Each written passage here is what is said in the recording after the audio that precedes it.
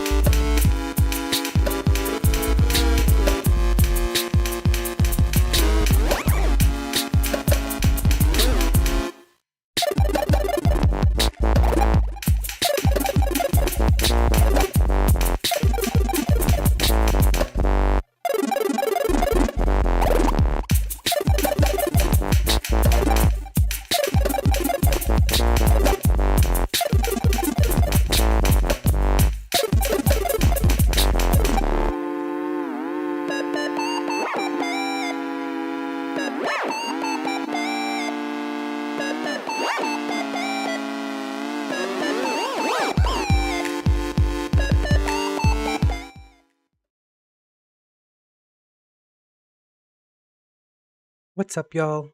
It's Brad. I didn't have anything to do today and was feeling pretty shitty, so I thought I'd do some crochet with y'all.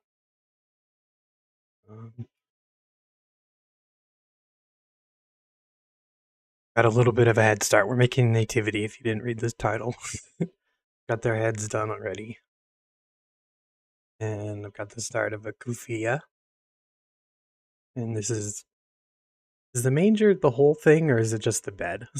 I don't know. This is like the little Jesus bed. And we'll just watch my videos while I do it. Sound good? Welcome in, everyone. Morty. The manger is the bed, okay. Good to know. Good to see you, Swampgoth. Spindle Spook, welcome in. Peacemaker. Yeah, let's get to it.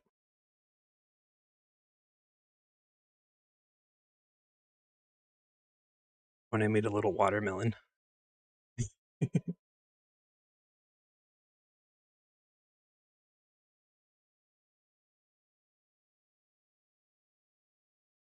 أصعب درس تعلمناه إنه إحنا ندبر نفسنا من ولا إشي. إن طلعنا من دورنا. كل شيء صعب هان، الصبر. يا رب. يعمل لقدام. وقديش هذا الوطن غالي والثمن اللي بدي ندفع فيه غالي. برضه في معاناة والله تعبنا كتير يعني إيش بصحى بالليل الساعة 1:30 عشان أغسل الغسيل على أساس ما يكونش في تكدس في الحمام لأنه المية بتخلص. دور الحمام لما بدي أروح أنا أقضي حاجتي في الحمام بدي ساعتين بالضبط قبل ما أقضي حاجتي. أعلم هضف ونطبخ ونعجن. Hey, congrats on affiliate, Morty. Any subs yet? يعني صواريخ ووسط الأبصر إيش؟ How's the audio? Can y'all hear me? خشب لأولادي إني أخبز لأولادي. القلانة اللي في إيديك وكش ممكن يتعبن. كمان 3 ساعات. 3 ساعات. الواحد Hey, Duckity, welcome. لقدام. بس. كيف يعني يعمل لقدام؟ يعني يعمل لخريطه، يعمل كويس ويكون معاه إشي يقدر يضب له قرشين لقدام. ليش؟ لأنه هي بتمر في ظروف ما كاش ولا شيء الأمرار، يعني طلعنا من بيوتنا ولا شيء. And as always, let me know if my cam is not pointed at my hands. أي ظرف نحطينا فيه. إنه ما طلعش يعمل لي قصف.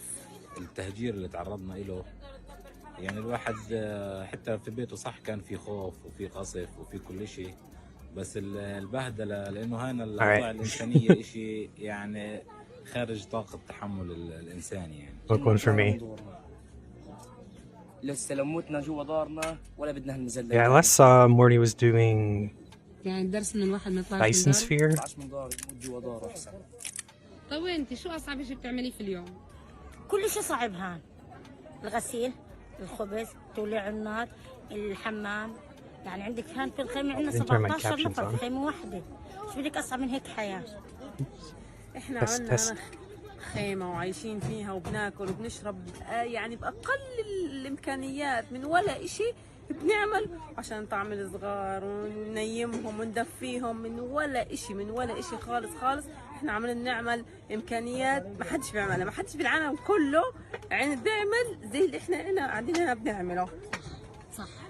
طب وانت عليكي لحالك شو اصعب اشي تعلمتيه؟ انا جوزي مسافر واحدة، انا هنا واولادي لحالي، انا قاعدة مع اخوي انا بالخيمة وانا معي 3 انفار. تخيلي انا بربي ال3 لحالي ويا دوب قادرة اسيطر عليهم واطعمي واشرب ونجيب منها وندفي ونودي ونجيب، يعني الاشي كتير كبير اعلى من طاقتنا. رغم ذلك متكيفين وبندافع ومصبرين وصامدين ونقول يا رب وان شاء الله خير. يا رب ضحكتك كثير حلو. شكرا. But it was just a city builder.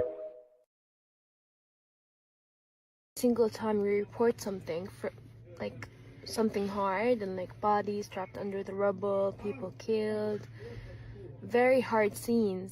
It takes us like half an hour to digest this and digest what we saw, and no one talks, and we feel like how harsh this world is on these Palestinians and on us, and how we are supposed to cover what's going on and what's happening. And it's very hard. I can't, and you have to hold your tears because the people lost their beloved ones. You don't want to I always do singles. Put more on them. More dense. And yeah, it's very hard. I like the texture better too. Imagine seeing like 4 bodies under the rubble, trapped, and you can't do anything, and no one can do anything, and there's no civil defense, and people don't have equipment to remove them, and you have to continue your life normally, very normally. So it's like Factorio. Assalamu alaikum wa rahmatullah. It's December the 23, live from Gaza, here in Khan Yunis. Despite the challenges and it being flu season, with 2.3 million other Palestinians, we continue to remain steadfast and striving towards freedom. With your support, we will do that, inshallah. I want to focus today about patience. Allah subhanahu wa ta'ala says in the Holy Quran, أعوذ بالله من الشيطان الرجيم ولنبلونكم بشيء من الخوف والجوع ونقص من الأموال والأنفس والثمرات وبشر الصابرين. That all you who believe, sounds interesting. We will test you in the loss of wealth, the loss of farmland, the loss of lives from your loved ones, the feeling of being fearsome. However, glad tidings for this life and the hereafter are for you if you are patient. If you are patient. And the Prophet ﷺ said, "Hey Orb, welcome in." That to achieve victory, Merry Reminisce to you all. You have to be patient for the last hour. So we believe we have already won. Even though it was yesterday. On different battlegrounds. And very soon, inshallah, the whole world will see that this 360 square kilometers of land with support from billions of freedom-loving people like Does Dyson Sphere have like a creative mode? Have changed the whole Candle game, nights? have made history. Yes, indeed. Inshallah, together we will make the world a better place days. And change this corrupt man-made Is that a new one? Political, economic and social systems that have ruined all of our lives and the lives of future generations. Allah subhanahu wa ta'ala loves us and He wants us to live a better life under divine law in order to be successful in this life and the hereafter. Please continue to demonstrate, continue to boycott, continue to create social media, 2K people. Continue to lobby your politicians. Yeah, if you didn't know, COVID's still happening. Continue to donate wisely. Make the intention, inshallah, of coming here to Gaza, to the Holy Land, Jerusalem, to spread light to the whole Everyone's world. a leftist until it's time to mask up and continue to learn more about Zionism, the Palestinians, genocide of the disabled Israeli community. conflict, and of course about Islam. جزاكم الله خير. السلام عليكم. We see you. We love you. Live here from Gaza.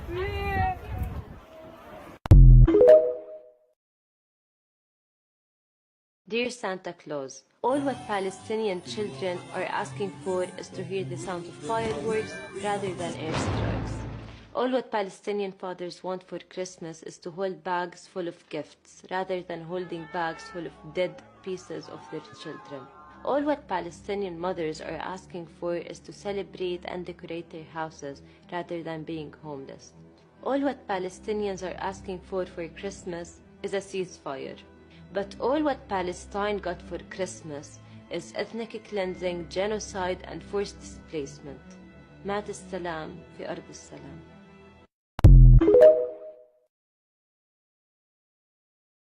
والله نطلعك يما، والله نطلعك. حاضر حاضر والله نطلعك. عجيب والله نطلعك. ولا يجي. تحتيهم رجل معاكم هدوا. دفاع المدني. يلا يلا. مد ايدك واسحبه، مد ايدك. لا بيجيش. بيجي بدنا شيل عليه. لا لا لا هيك غلط غلط. من الطرف من الطرف. من الطرف. تحت رجل امان، اسحبوا اسحبوا. مين؟ انتوا كيف؟ ايه؟ هذا واقع لو احنا اسحبوا الرضا من تحت الجيش. امان امان الله يسلمك. هذا يا ويني نايم. والله لنطلعك يا اختي، والله لنطلعك. It's a little boy trapped under the rubble, if you can't tell. قول يا رب بس، قول يا رب. I'm making... وين سعيد؟ سعيد. So it's gonna be a nativity, but it's gonna be very Palestinian. So baby Jesus is gonna have Reem's hair. That I'm not pointing at my crotch, I'm pointing. And Mary's gonna have Bison's hair, and I'm just debating giving her a press jacket. Maybe I won't write press on it, but it'll be blue. And I'm not sure what to do with Joseph, but I'm making Joseph's coat or robe right now. He's gonna have the kufiya on him.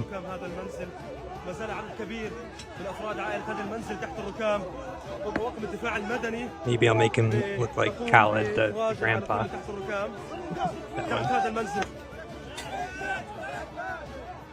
أطفال أحياء من تحت ركام المنازل. أطفال أحياء من تحت ركام هذه المنازل.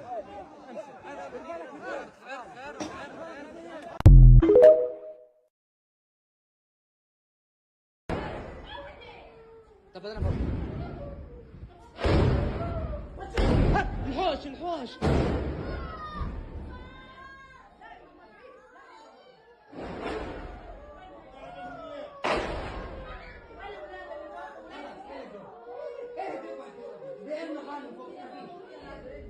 Nice. Godspeed with your sewing.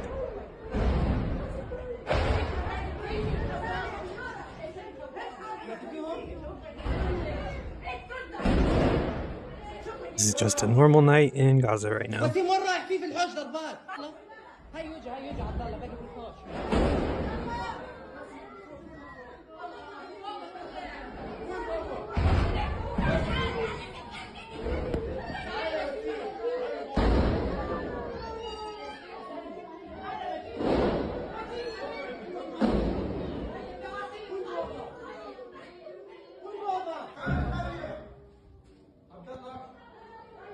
Hey, did y'all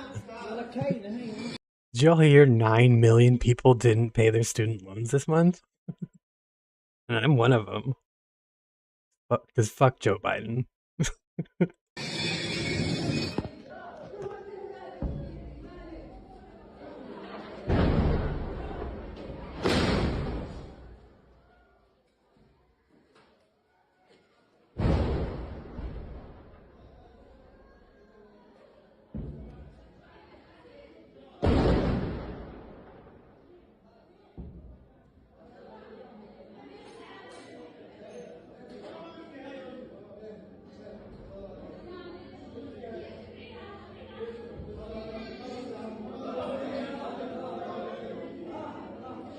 Nope. It's just an economic crisis. No one can pay. And others just don't want to.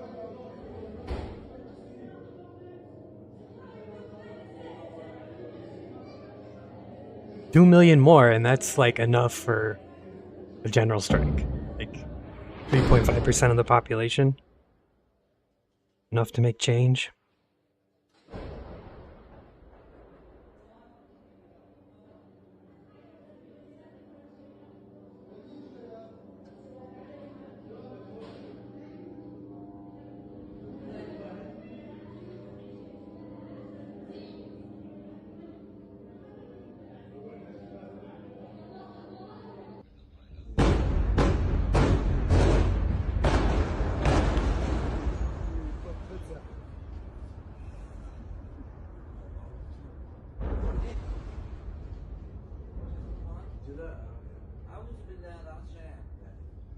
I think this is the last of the underground videos for this one.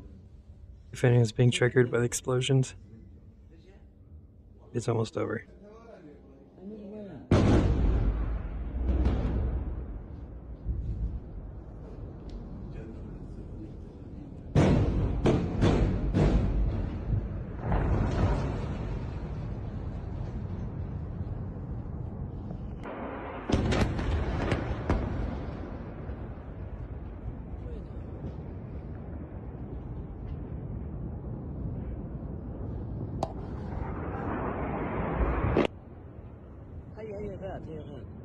هين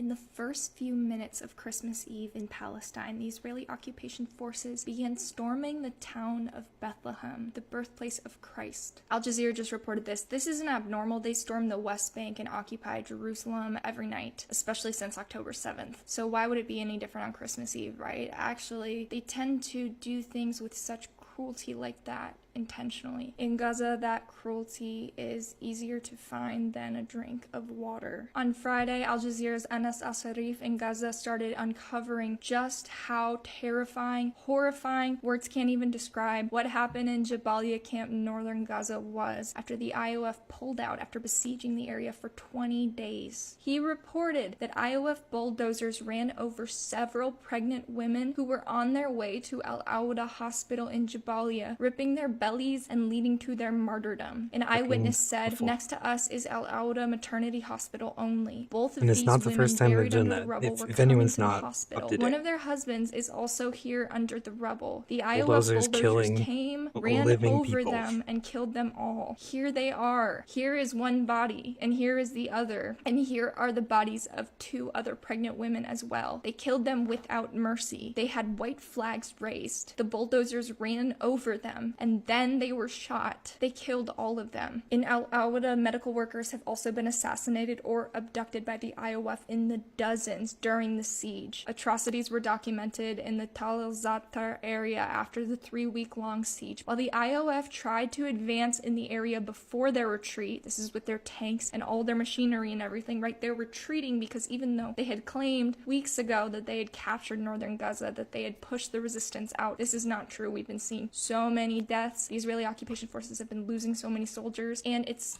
guerrilla warfare, so it's not a traditional symmetrical battle where you capture so much territory, especially when the resistance has tunnels that go under all of the city. Just earlier today, the Israeli occupation forces announced that Hamas's tunnels are 5 to 6 times longer than they first anticipated. And Hamas still has full operation over all of their tunnels. And you have to remember that Hamas already knew their tunnels, how they were laid out. They knew their city more than the Israelis, right? And the Israelis have bombed. There's all this rubble around. If you look up the Battle of Stalingrad in World War II, the USSR and the Nazis, and you see how the Nazis bombed the shit out of Stalingrad, thinking that that would give them the advantage. But what that did is it made the terrain even harder for the tanks that the Nazis had to navigate, for them to map out the city, whereas the resistance understood their own city, and they used the rubble and they used the ruins as cover and as a tactical advantage. and the resistance has been doing exactly that. We've seen that the Israeli army, I think over a month ago, they called the resistance fighters ghosts. They had a technique of ambushing Israeli soldiers by emerging from partially destroyed building columns. All that to say, the Israeli occupation forces, they don't have North Gaza. They haven't captured any territory. That's why they're pulling out of this area that they've besieged for 20 days. So while the IOF was trying still to advance before their retreat, they bulldozed the nearby Indonesian hospital. They bulldozed the Indonesian hospital and entire streets, leading to widespread destruction. Dozens of martyrs remain on the streets and in every location. Schools and buildings in the vicinity of the hospital. Doing these videos every day, I come across stories and I'm like, wait, that was from yesterday, or that was 2 days ago, right? And it's like, no, they just did it again in a different place. Hospital have been destroyed, making it virtually inhospitable. What has been documented by cameras is only a small part of the daily Zionist crimes being carried out against men, women, children, medical crews, journalists, and the Palestinian people. If you'd like more coverage on the resistance, I cover it on my Telegram. It is not censored. I'm able to go into depth. The URL is in my profile. I also have the video from Jabalia camp of the scene and the pregnant women martyrs. Viewer discretion, highly advised, but it is accessible there. It's in Arabic, but there's translations. Some updates for today. The death toll of journalists has risen to 99 in Gaza, the latest being Muhammad Khalifa. The IOF bombed his family's home in Nusayrat refugee camp. The IOF targeted and striked a home in Buraish refugee camp. 4 were martyred, including a child. Dozens of decomposing bodies were recovered in Beit Lahia. This is in the northern Gaza Strip. Another home in Buraish refugee camp was also targeted, resulting in 3 killed and 6 injured. Over 8 Palestinians were illegally detained overnight in the occupied West Bank. The IOF targeted and martyred 2 pregnant women who were waving a white flag as they were on their way to the Al-Auda hospital to give birth. Palestinians have been expressing 41 minutes and then we'll have the feel-good videos. If anyone needs to step out. Include a ceasefire. Jabalia refugee camp and Deir al-Bala continue to be targeted non-stop by IOF. Yeah, you're We evil. must continue applying pressure to our governments. Keep speaking up and keep spreading information. From the river to the sea, Palestine will be free. These are the Palestine updates for the day. In the past 24 hours, at least 201 Palestinians were killed. 368 Palestinians were injured. Brings the exact death toll up to 20,258 and 53,688 people injured. According to the UN Secretary General Guterres, You may have heard like conflicting death counts. Like the official one doesn't count people lost, like stuck under the rubble and they haven't found them yet. And that one is the lower one. I think like if you assume everyone missing is dead, it's up to like 25,000.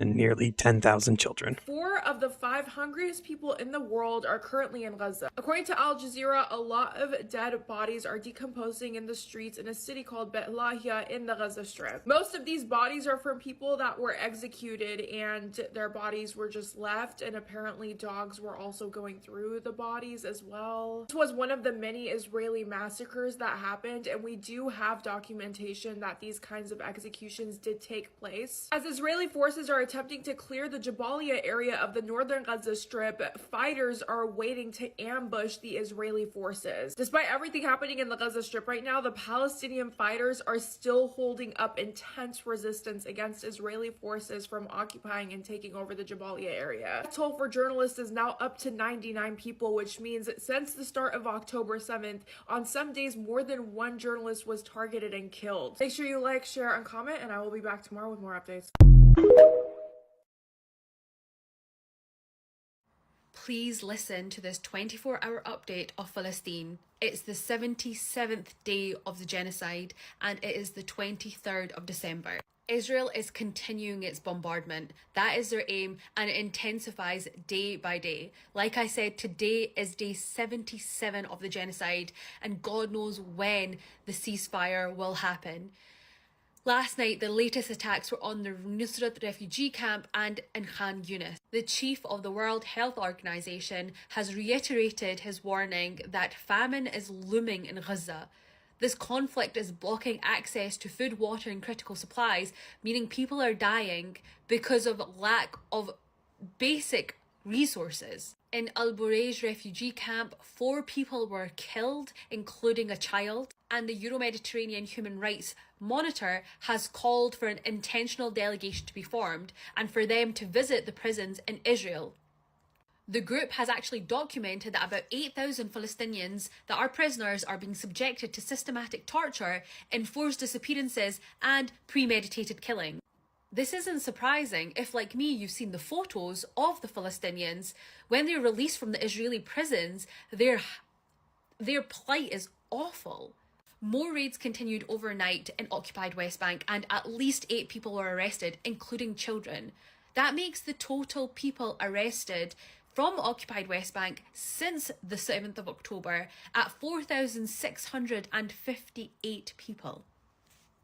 Not only the raids, but the bombing is continuing at Jabalia as well, and it killed dozens in the last 24 hours. And internationally, Iran is threatening the closure of the Mediterranean, but they haven't yet said how. Iran is closing the Mediterranean? Palestinians are not safe anywhere. This is That could be 21-year-old messy. Mohammed Barakat, who is a Jordanian Palestinian that was shot and killed in Germany. He was shot and killed hours after a Facebook post showing solidarity with the people of Gaza. He was shot in the head twice, and it's believed that he was shot and killed by another university student. And his family has said that the German police are being highly uncooperative throughout this entire thing. They are still holding on to his body. They are refusing to do like a thorough investigation into it, that it could be a possible hate crime. And there has been little to no news in Germany about Mohammed's death. The family also said that he was receiving many threats for being very outspoken about Palestine. Germany has become a fascist state once again. And there needs to be justice for the death and murder of Mohammed Barakat. We honor all our martyrs, those in and out of Palestine. The anti-Palestinian rhetoric that we are seeing all over the West, coming from news organizations, coming from state officials, directly impacts the fact that Palestinians now in the West are being targeted and killed for being Palestinian. He and every other Palestinian deserves justice. Israel is losing the war and the US is losing the world. As of today, the day 77 of the genocide in Gaza, Israel hasn't been able to accomplish any of its goals, any of the announced goals before the genocide in Gaza started. Israel wasn't able to destroy the H group. In fact, the H group is still fighting back. They still have equipment and they are still attacking and facing the Israeli army on the ground. Israel wasn't able to get any of the hostages back. In fact, they got unalived due to the dumb decisions that the Israeli occupation forces are taking on the ground. Israel is losing so many soldiers and so many equipment in the ground invasions, and some withdrew from Gaza. And inside Tel Aviv, there is separation in the general opinion of the people. Some people are calling for a ceasefire because they see the failure of their government in the ground invasion. And some people are just very extreme and they just want to continue the attacks in Gaza. Israel also lost so much money and so much support from different countries that were supporting them in the beginning of this genocide, including Britain and France. Now we go to the US. The US is losing the world. The countries, they don't trust the US anymore. The US yesterday called for attacking Yemen, and no country stood by that decision because Biden's administration has failed so many times. Netanyahu and Biden are in disagreements due to the dumb decisions that Netanyahu has been taken that is embarrassing the US in front of the world. The American citizens are on the ground in the US protesting every day against the government, and the people have known so much about Palestine and they don't trust Biden and his administration anymore. And people are actually speaking up and connecting all the dumb decisions that the US has been taken from the Iraq invasion, Vietnam, Afghanistan, all the decisions that the US have taken, and they lost all of them before, and they just resulted in unaliving so many civilians without gaining any benefits. And there are loud noises and separation of opinions inside Biden's administration, and a lot of the people inside Biden's administration are calling for a ceasefire, and these people have gotten louder and louder. A lot of pressure in the US on Biden to abandon Israel. The country started to disrespect the United States. As of yesterday, Algeria stopped a plane that was trying to reach Israel with military aid and didn't allow it to fly over Algeria to get through to Israel. And that is how Israel is losing the war and how the US is losing the world. The Biden administration is scrambling to get Hey, Mari, Switzerland welcome to in. reject a proposal by Palestine and its supporters around the world on violations Or Ita. of the Geneva What do you Convention, prefer? which means that the Geneva Convention will look into the actions of Israel and if it was illegal or legal in their genocide rampage against the people of Gaza. And if they're found illegal, they will be held, there will be an international accountability onto them. And also the U.S., because they're the ones that are supporting financially the Israel. So the U.S. is scared that they would also be found guilty in this situation. So they're trying to make sure Switzerland rejects the proposal and there will be no conference held. Yeah, that's what they're trying to do. The Geneva Conventions are the fundamental principles of international humanitarian law. Not a lot of people which are, so that's why I make these. What actions are legal during a war? Every Save UN people member time. state is party to some aspect of them, including the US and Israel. Formal determinations that Israel has violated the conventions in its US-backed offensive in Gaza against Hamas would represent a serious global condemnation of You're both making winter gear? countries. I am And making corroborates the a claims of human rights groups who Palestinian have gathered manger, evidence, nativity, they whatever. call proof of such violations. Here's the little, They are in serious trouble right Jesus. now because It's just people are the head, trying to gather yeah, we're working on it. international evidence I made against a little them. watermelon. And yeah, the U.S., they are And sending all their big this is dogs gonna be a to try kufiyah to shut on down this proposal. Joseph's That's what's happening right now. shoulders. Israel's chief foreign ally says because America It's a is work in supporting progress. the And this Israeli is campaign, like it a will be robe. affected by anything that charges Israel with crimes or demands that Israel adhere to something. Yeah, Thank you. the U.S., they're finally realizing that Israel has gone overboard and they have Welcome in. unalived more than 20,000 people, mostly children, and that is a I don't know huge how to pronounce that. international Welcome crime. in. And Israel is going to be held accountable, and so will they, because they supported Israel, and they are scared for their lives, and they're trying to shut down this whole situation. And I hope they don't win. I hope the supporters of Palestine and other international people come together to make sure this conference happens, and America and Israel is held accountable. It's about time. Here we are thinking that Netanyahu is looking for his hostages, pressuring Hamas to release all of the hostages. Cutting That's fucking number ribbons one priority. in northern No, Gaza. you know where he is? He's in northern Gaza with his people. Fucking asshole. He laid down the first rock that is going to restore the settlements, expand the settlements, and add more settlements, you know, in northern Gaza after they flatten it. Yeah, that's what he's doing. This is what Netanyahu is doing. They're finally looking into the land that they have destroyed to see how they're going to start rebuilding for their own people. I thought that was not the intention. I thought the intention was to look for the hostages. I thought the hostages was the prime agenda. What are you doing? This is what they're doing. And the world turns a blind eye and say and shout in our faces that Israelis are is their hostages and that Hamas is the problem. Why are you trying to build settlements? Why are you so eager? The bodies of the Palestinians you have unalived is not even cold yet, and you're putting the first rock for your settlements, for your new utopia. On the land you have stolen, on the land you have leveled, on the land you have I wish we could help too. bombarded with its original people. This is the reality. Crazy, huh?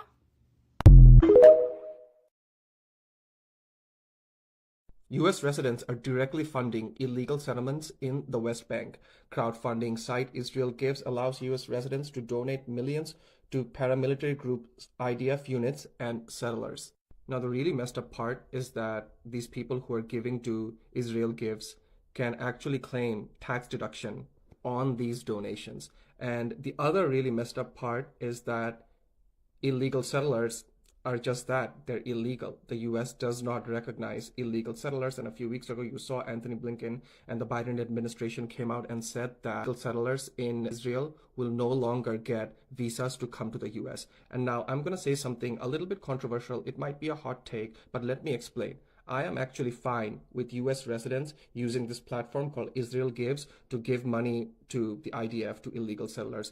Obviously, I don't agree with it. I mean, you know, they're hurting my people, fellow Muslims, right? But I understand that citizens in the United States should be able to give their money wherever they want. And so in another world, what if there was a Hamas fund? I'm just using it as an example, right? And U.S. citizens were known to give money directly to a crowdfunding site called Hamas Funds. How would the news media look into that? The news media would be horrified. They would call these people terrorist sympathizers. However, my point of view is that if you allow U.S. citizens to give to Israel Gives and fund illegal settlements in the West Bank, it should also be equal for us to fund certain militia groups or whatever cause we want to give money to. Why can't we give money directly to the Yemeni people? Why can't we give money to paramilitary groups that are funding Gaza? If there is a law, it should be applied equally.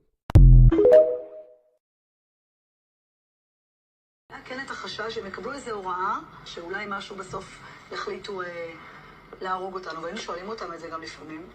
הם אומרים לנו, אנחנו נמות לפני שאתם נמות ביחד. נורא מרגיע, נכון? אנחנו נמות. אם נמות, נמות ביחד, כי אנחנו צמודים אליכם, אנחנו איתכם. היינו בסופרמרקט, עלינו אותנו לילה בסופרמרקט, הביאו מזרונים למחסן, כאילו למאחורי הסופרמרקט, ואז למחרת, היה ירי לרחוב.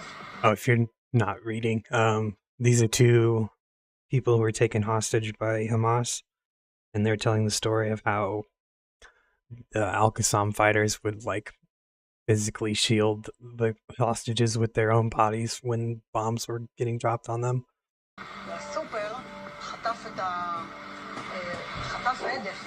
Protect them from shrapnel and shit.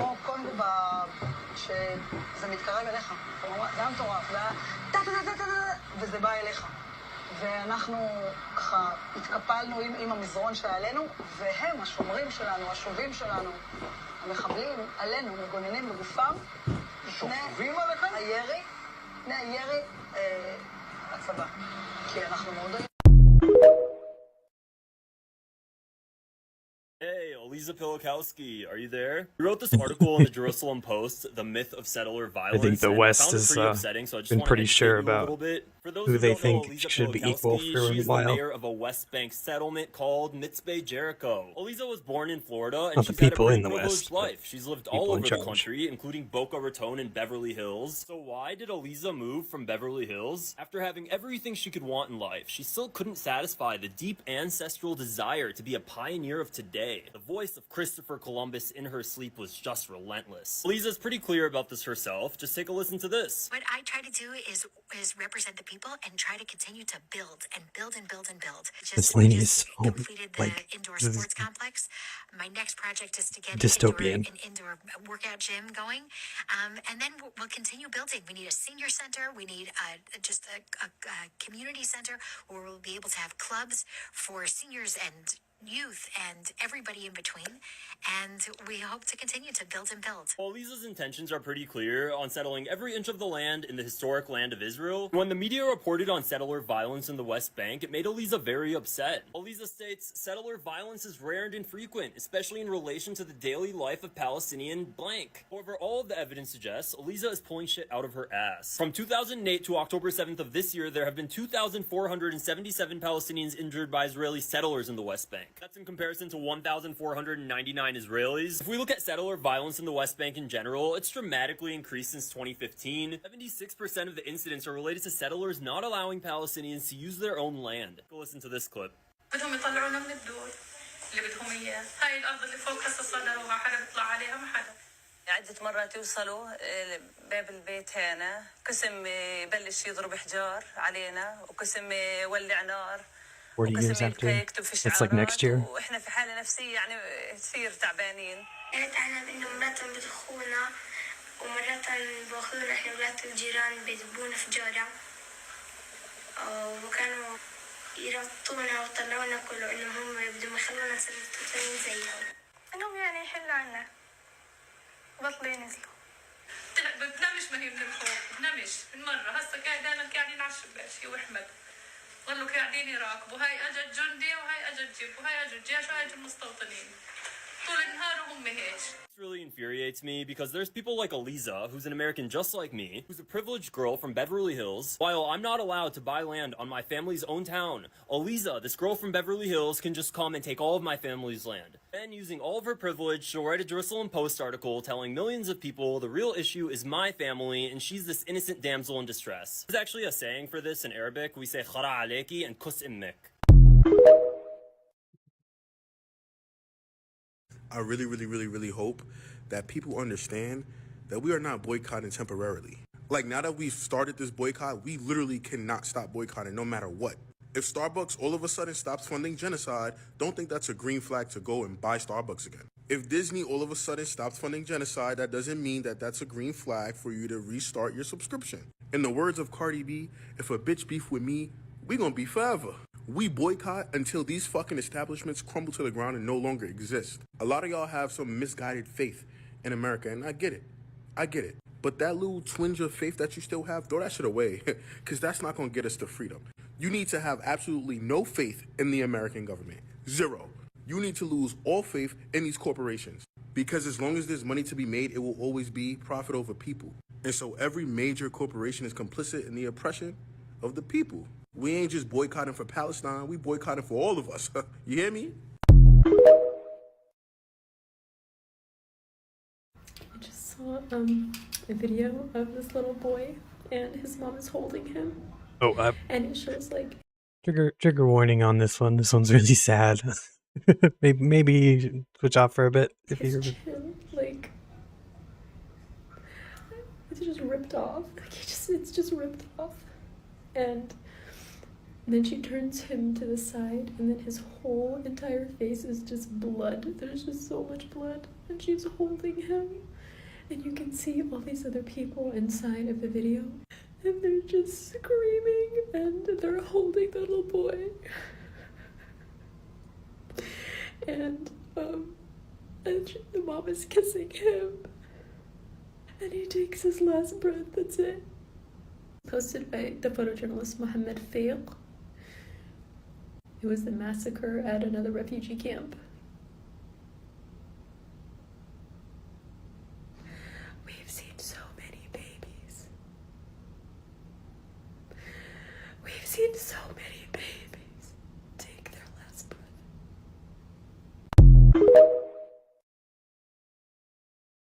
You know when you watch something and it makes you feel icky inside and you clock it and you're like, this person's a psycho? This is that video for me. And your reaction to 20,000 dead in Gaza, that death toll reached today? It was tragic. He's sick.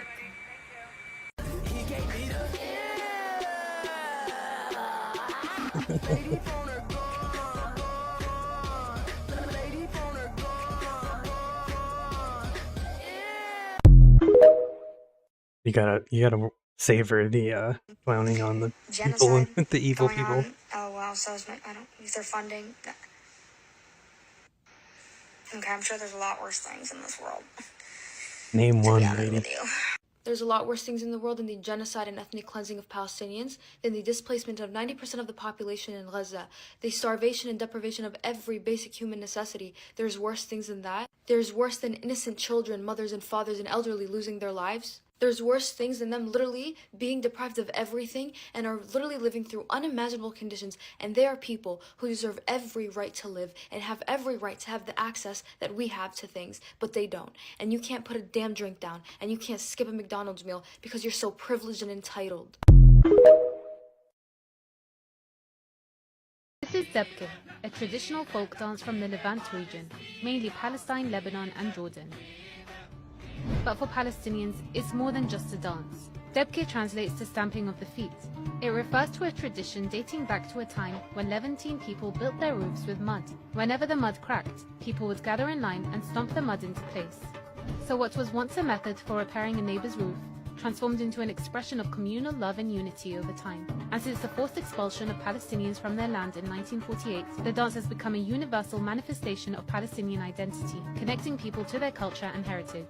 Expressing belonging and togetherness, Debke is often performed at weddings and other celebratory events.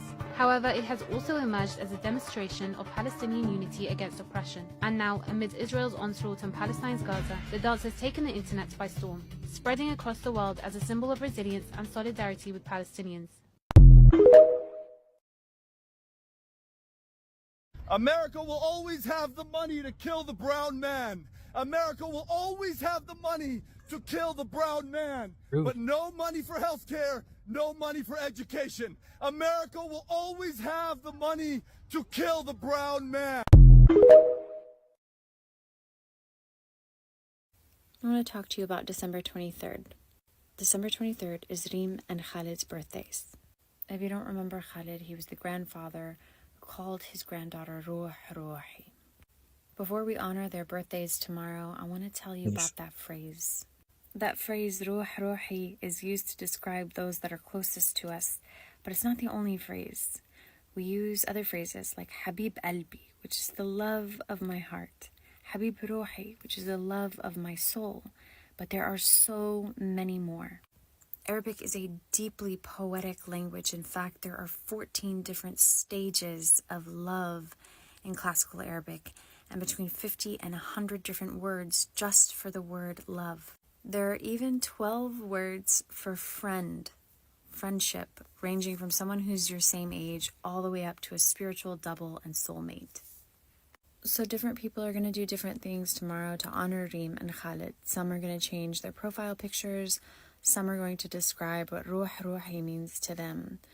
Whatever you do, just know that Ruh Ruhi is meant to describe a love that is far greater than a love you could ever have for yourself. So do something for someone else that you would never do for yourself. Love that deeply. Remember Reem and Khalid tomorrow, and keep talking about Palestine. Keep calling, keep petitioning. Let's not give up. That would be cool. The Palestinian people is the spearhead for dismantling global oppression. So that thought reminded me of someone who had reached out to me for a quote because they were trying to write an article on Palestine. I don't know if they actually did write that article, but I'm going to read to you the question that they sent to me, and I'm going to read to you the response that I sent back.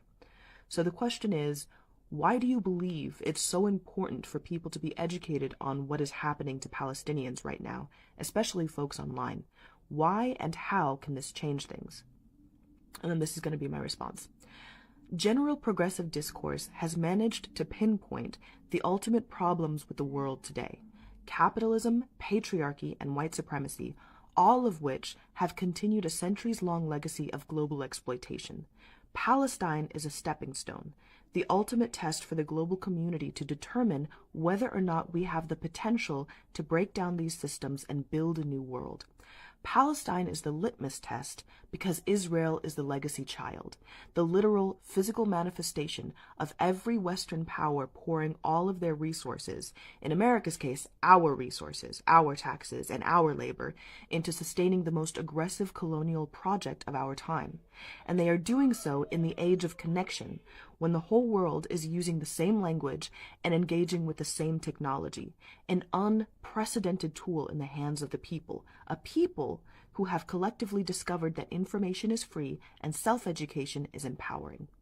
The combination of information being available for everyone to access, direct connection to the people living through a genocide, and an online community of people who feel morally compelled to share the information they have learned to guide everyone to the same truth, despite the aggressive tactics of propaganda, censorship, and misinformation being used by the mainstream and their governments, is potentially the greatest chance we will ever get to ultimately achieve liberation for all. If we can achieve freedom for the Palestinians, we can achieve freedom for anyone. If we fail the Palestinians and Israel completes its colonial plan that will lead to the total annihilation of Palestine and its people, then the upholders of these exploitative systems will have achieved the ultimate success, because at that point they will have learned that no matter how many people stand up and unite, no matter how many people use their voices to combat oppression, they are stronger and can do whatever they want to us because of it. Yeah. And let that happen. Oh my god, I'm so embarrassed. My car Sounds just good. broke down in the Starbucks drive-thru. Yeah, I went right up to the window and went to go place my order, and all of a sudden my car shut off. And it was so weird because there's this long line behind me, and I'm like, oh my gosh, I'm so embarrassed. The person at the window's like, hey, can I take your order? And I'm like, oh my gosh, my car won't start. And they're like, oh no, like that really sucks. Anyways, long story short, I sat there for an hour in the drive-thru line, and I felt so ridiculous because that means the employees were in there for a solid hour, like on the clock, making money to do absolutely nothing. And it just really sucks, and I felt like such a silly little goose, like, oh my gosh, my car, like what's going on? I have no idea. And so then I'm like, maybe I should get like a tow truck or something to come. And then the tow truck comes, and then guess what? My car starts. That's so crazy. And I'm just like, oh my God, I'm so sorry that you just got paid to do absolutely nothing. And then like an hour of drive-through, of cars going through the drive-through, Starbucks missed out on profits. That's horrible. So anyways, it looks like I need to go to just some local coffee shop and support a small business. But anyways, yeah, hope that doesn't happen to anybody else. Cause that was embarrassing. That was embarrassing. But thank goodness my car is good to go now. And yeah, but embarrassing. I am from the hills of Western Kentucky, and I support a free Palestine. I grew up Southern Baptist, where I learned a lot of the things that I've had to unlearn, but I learned that breaking bread is the holiest of what we have. I learned that community will always triumph over empire, that fellowship will always triumph over faculty, that we are all we've got, and if we're going to fight for anything, it should be each other. I am white, and I was born in line to benefit from the colonial empires of the United States and by extension the state of Israel. I also know that that power is temporary, is exclusive, is extractive, is not really mine or any of ours. I also know that the power of the people, of community, it is ours with every passing second, every breath in and out. As I've gotten older and I've studied and organized, I have learned how our liberation is tied. As queer folk, country folk, working folk, as beings who are living and connected in every breath in and out. This is to say that I cannot convey the enormous grief I feel over people violently removed from their home, from this life in the name of empire. This is to say that I baked a cake today because I had to do something with my hands. I don't know how to live in this body and this life when so much is happening to the rest of us. This is to say that we are creating a new world every day with every breath in and out. This is to say, come on over and I'll cut you a piece. We've got a new world to create with every breath in and out.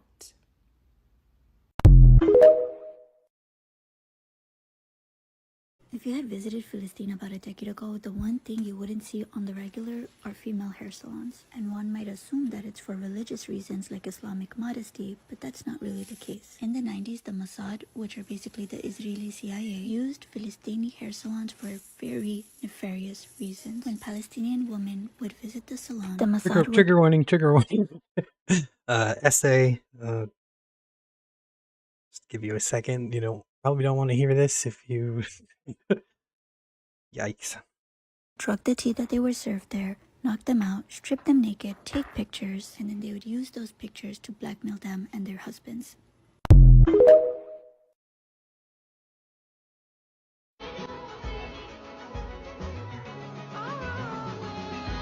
Okay, so the website that she's using is called BD Nash, and it's a platform promoting conscientious consumerism. Basically, it's a website where you can go in, put the name of a brand, and it will tell you whether it's supporting occupation, etc., etc.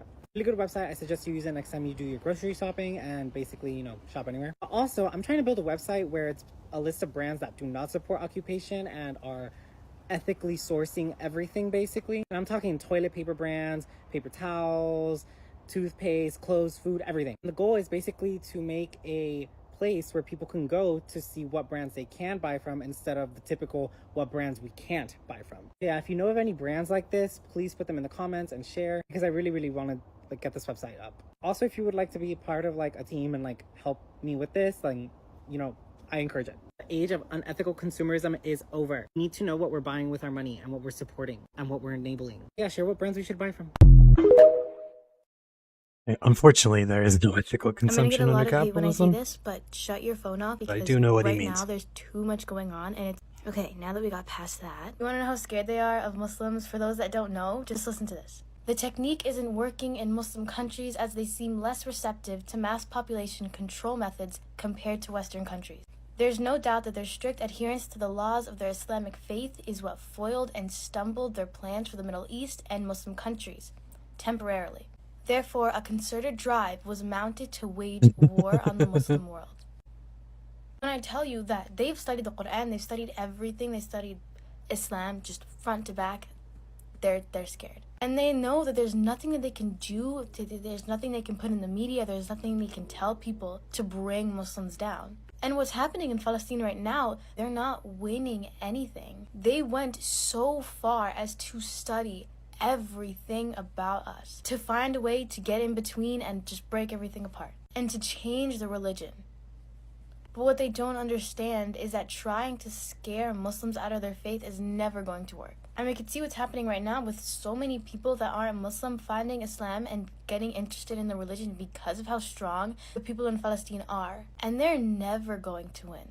Just to put that out there, they're not going to win. From Standing Rock, as far as like a boycott? And this is just for the people that didn't know, like, what they've been trying to do, I guess, but yeah.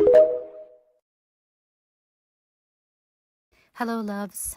I think by now everyone should know Reem. Allah yarham her beautiful soul, and her grandfather Khalid. Her grandfather loved Reem very, very much. But she was murdered by It's Not Real, and there was a video of him holding her lifeless body. And he kept kissing her face and opening up her eyes. When it was time to put her down in the shroud, he started to fix her hair because he said Reem likes her hair in 2 little pigtails, where they look like puffballs on the side, with bows. And as he was cleaning her face, he noticed that she was missing an earring. So he took the other earring that she had and he put it on his pocket. And he said he will forever wear this. Today, December 23, was a special day for them. They both shared a birthday. And he said he will never be able to celebrate this day again. This day will be a day of remembrance for Reem and all the kids who have lost their lives. And I made a cake to dedicate to this day. I put Reem with her pigtails. I made the keffiyeh turban that her grandfather wears. I wrote down the soul of my soul. And I put the little earring on the side like he has in his pocket. So this day is for you, Reem, and all the innocent kids who have lost their lives.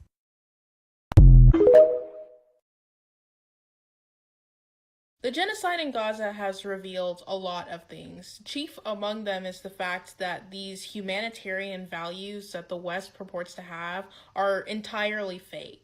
And that the institutions that the West purports to run on, such as the media or democracy, are also entirely fake. But more than that, the conflict spillover that's happening in the Middle East right now reveals that the West, particularly the United States and its settler colony, are not actually the military giants that they purport to be. For over 50 years now, the United States has been going through some pretty embarrassing military defeats.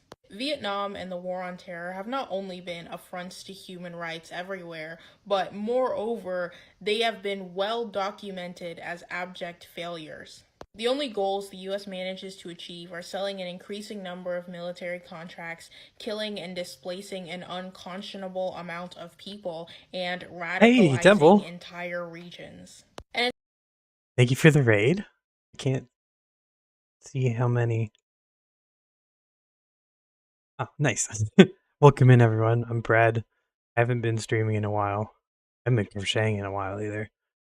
Devil, Hildy, welcome in. We are making a Palestinian nativity scene. These are their heads so far. And I got a little manger. And Kufia. It's a work in progress. This is going to be Joseph's robe. And we're watching my latest video. It's almost over though. And then we'll watch yesterday's. So I hope y'all have fun. Yeah, get some sleep, Devil. Everyone go follow Devil. One of, he's a... Are you still an ambulance? I know you, like last I heard you were not enjoying your job, but yeah, paramedic, go support a Devil. And Hildy too. It's not a surprise that its settler colony, Israel, can only ever do the exact same thing. And that's ultimately going to be the death of this empire. The US as a empire can't survive if it's just a couple hundred military contractors in a trench coat. Which is why US-led military operations like the one that was meant to go out into the Red Sea and stop Yemen from enforcing a blockade on Israel are going to collapse. Because other countries that don't entirely run on military contractors are uninterested in throwing resources I haven't at this modded you yet, have obviously I? doomed venture. Alright, maybe The it didn't. US and the Did I? Western world aren't moral, they're barely functional, they're not democratic or justice-based, and even barring all those, they're not even as strong as they purport to be. And ultimately, their stranglehold on the world that do order it? is bound to collapse. Maybe I have to do it here. These are the only pieces of Doesn't pay Christmas enough. Yeah, I decorations feel that that. I'll be hanging for Christmas this year. And the reason for that is that they were made in Gaza by people from the deaf and hard of hearing community. The place Would that I bought recognize them from is it was slash called shoutout? Atfaluna, and it has been bombed by the Israelis. I keep wondering every time I Thanks look for at the follow. these, as well as other embroidered stuff that I have from Gaza, I keep wondering if the hands that made these goods, Welcome in, are Shakespeare. they still Is alive? it Shakespeare Are or they Shakespeare? starving? Are they sheltering somewhere in a tent? What is their condition like? Who from them is still here with us and who isn't? And as everyone celebrates Christmas this year, I want you to just take some time to think about people in Gaza who are from that community, as well as people with disabilities in general, because although the genocide is extremely difficult on everyone and it impacts everyone in a very challenging way, there's even an added layer when it comes to people from those communities. This is video number 2 of my Christmas series, so stay tuned for the rest of them. Listen up very carefully. Care. If Israel wipes out everyone in Gaza, This I guy's a don't fucking monster. care. You can call it ethnic cleansing. You can call it a genocide. You can call it whatever the fuck you want, because I don't care. If Israel You hear plows right. that You shit hear into a right. beachfront parking lot, I will one day hope to park there. That's how little I care. Well, first of all, I'm truly sorry you had to hear this crap coming out from his mouth. Now imagine this scenario with me. A pro-Palestinian person go out and make a similar statement. What will happen? Imagine that in the United States, a kid got suspended from school just because his mother posted something on social media supporting her people. And this guy can just go out loud and make a statement like this, calling for the elimination of all the people of Palestine. And there are 600 comments on his video supporting the elimination of the people. Kids, women, children, elderly, all of the Palestinians. That's it. I can't Now tell. let me know what you Yeah, think in my the shadow comments. worked. One for Hildy. Just because a population is a majority does not mean that the state itself is not a white supremacist state. Let me explain. This is from the Jewish Virtual Library, and since the establishment of Israel, up until now, every single prime minister has been of European descent. All of these prime ministers, and these up to our favorite right here, are all of European descent. If your highest ranking official is of European descent, then they can enforce these ideologies. This is from another Jewish website. This describes that the Mizrahim were victims of systematic discrimination by the European Jews. This will be in tonight's video if I have the energy to make it.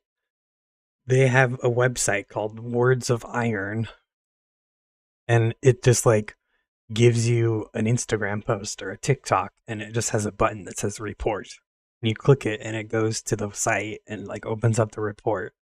So like all these fucking chuds are just sitting there reporting videos and refresh the page and then report the new video. Just fucking, and like the worst part, it's called Words of Iron, and the name Israel has given this genocide is Swords of Iron, which is like extremely fascist name for a thing.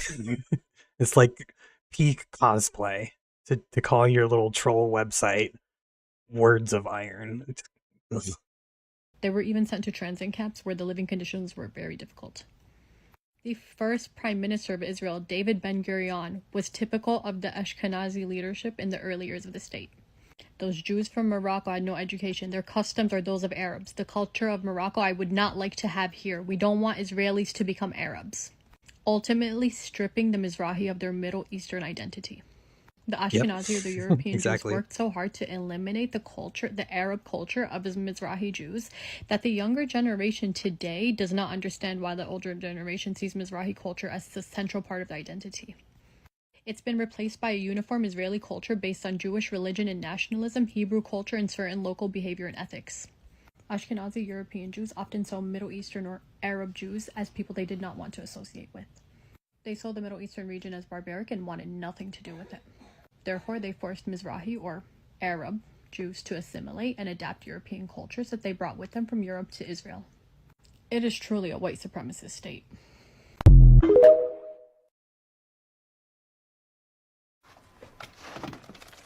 Put your hands up. No. What? I said no. Why not? I don't want to. But I've got a gun. I don't care. Doesn't make any sense. Oh, absolutely. This has to be our new thing. Like, I'm torn between this one is Free good. Palestine from the windows to the wall, or from the windows to the wall, Palestine will not fall. Or we can just do both.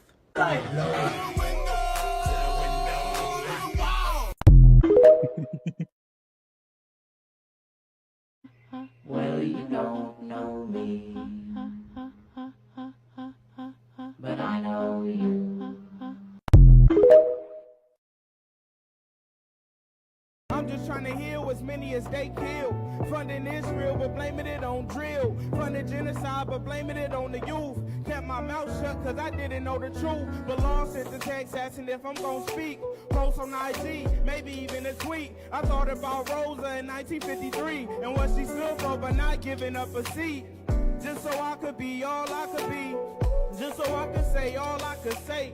They say the bomb is getting worse by the day. I deeply empathize from my crib in the bay. I don't want to be another black box online. Fake fighting for their lives while I'm enjoying your mind. I thought about it deeply and I think it's finally time. Free all my niggas and free Palestine. I question what words could really do for them. If I won't board a plane and go and shoot for them. Window. See the protests and try to root for them. Hoping that this war is not a boot for them.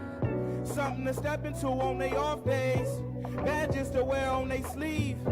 Something to claim while niggas breathe. A freedom that we never may achieve. Look at my niggas that's still in chains. Look at my niggas that's still enslaved. Look at my niggas that's in the grave. All the roads revolution paved. The president invested in the war. They ran out of bombs, we gave them more. The ammo was low, we gave them more. Now hard to guess what it's all for. Mercy is all we implore. Scrolling my explore, I see bodies on the floor. Bombed the hospital, man, they even bombed the mall. I'm just asking what it's all for. Pray for Palestine. And all my niggas in the Congo. And all my niggas been oppressed in the West. It's hard to keep faith not knowing what's next. Pray for Palestine.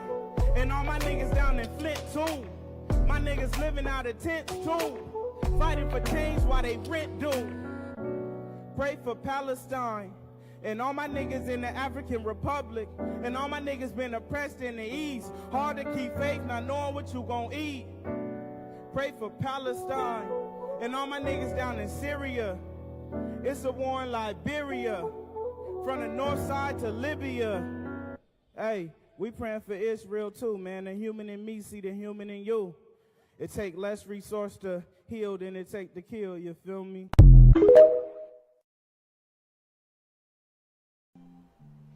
I feel weird celebrating the holidays knowing my tax dollars are going to kill civilians in Palestine. I should pester my representatives again because nothing has really changed in Palestine and it's gotten worse. This whole year has been. Make sure posting actually leads to public pressure.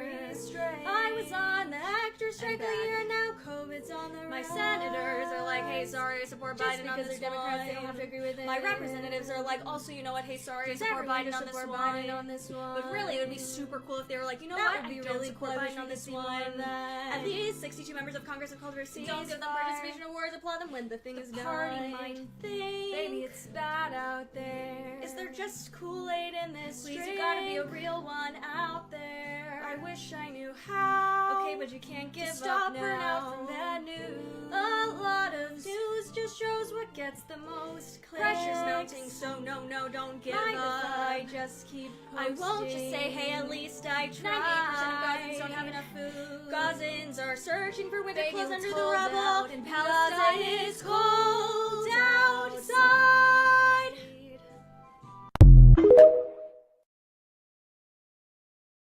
Y'all, I've had to have a variety of difficult conversations with so many different people.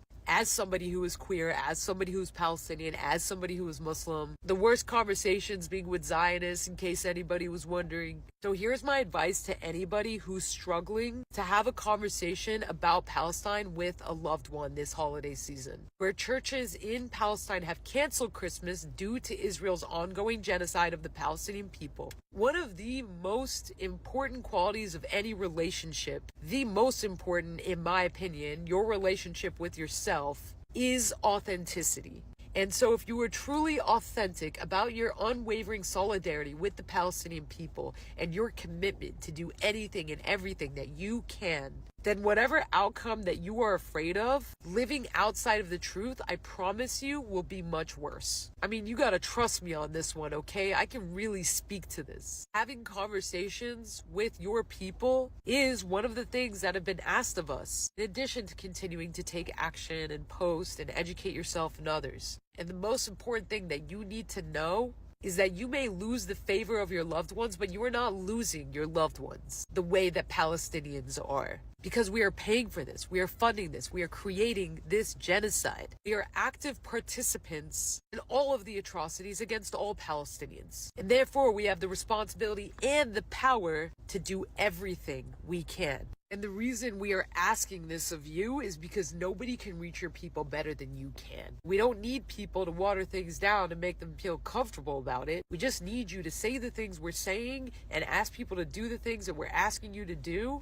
This genocide will end and Palestine will be free. So you gotta ask yourself, can you live with feeling like you didn't do everything you could? And if the answer is yes, I can, I'm gonna need you to go back to the drawing board and figure out what solidarity and commitment even mean to you at all. Don't forget that it's not just about free Palestine, but the Palestine that's freeing us along the way. Oh yeah. All right. I'll start yesterday's video, but I need to take a finger break and have a cigarette. So I'll be back in like 5 to 10 minutes.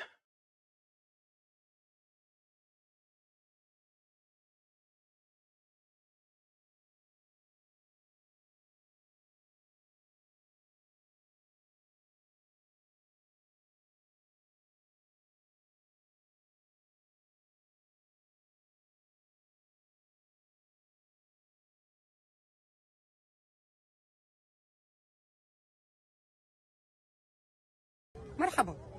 أهل غزة بيحتفلوا بالسنة الجديدة في المخيمات، حرفيا في الخيام مكان ما احنا موجودين. خيام فيها مئات الآلاف من النازحين اللي بيعيشوا في أسوأ الظروف. أنا براهنكم إنه ناس كثير لما نسألها شو التاريخ اليوم مش هيكونوا عارفين. فتعالوا نسألهم شو التاريخ اليوم وشو شعورهم ناحية إنه السنة هي قاعدة بتخلص والسنة الجديدة رح تبدأ وهم برا بيوتهم وتحت القتل. تعالوا نسألهم كمان شو أمنياتهم للسنة الجديدة. يلا. اليوم اليوم الاثنين. طب التاريخ 12/8. 12/8 اه 12 ايه 8/12 شو تاريخ اليوم؟ بعرفش لانه يوم الاثنين. قربت السنة تخلص، كل الأيام زي بعضها أنا بعرفش. بعرفش. تعرفيش التاريخ؟ والله ما أعرف شو التاريخ اليوم. ايش امنياتك للسنه الجديده؟ تخلص الحرب. اول اشي تخلص الحرب واشوف اخوي المصاب بس يرجع لي اخوي بس. طيب الناس كلها قاعده تحتفل برا والاطفال بيستنوا الهدايا، شو احساسك ناحيه الموضوع؟ عادي كثير بسيط، بس يرجع لي اخوي حبيبي وخلصنا، بديش هدايا. أمنيتي إني أتخلص الحرب وأرجع لداري. نياتي بالسنة الجديدة أول شيء أحكي لك مبدئيا على اللي أنا زعلانة عليه. أنا واحدة إلى فرض وطلب يا ساتر. الآن نحن في جنوب قطاع غزة مثلا وهذا الفصل قريب من مجد. في خلينا ناس كلما كنا عن قرب قادرين على طلب وقف إطلاق النار والهدنة في قطاع غزة.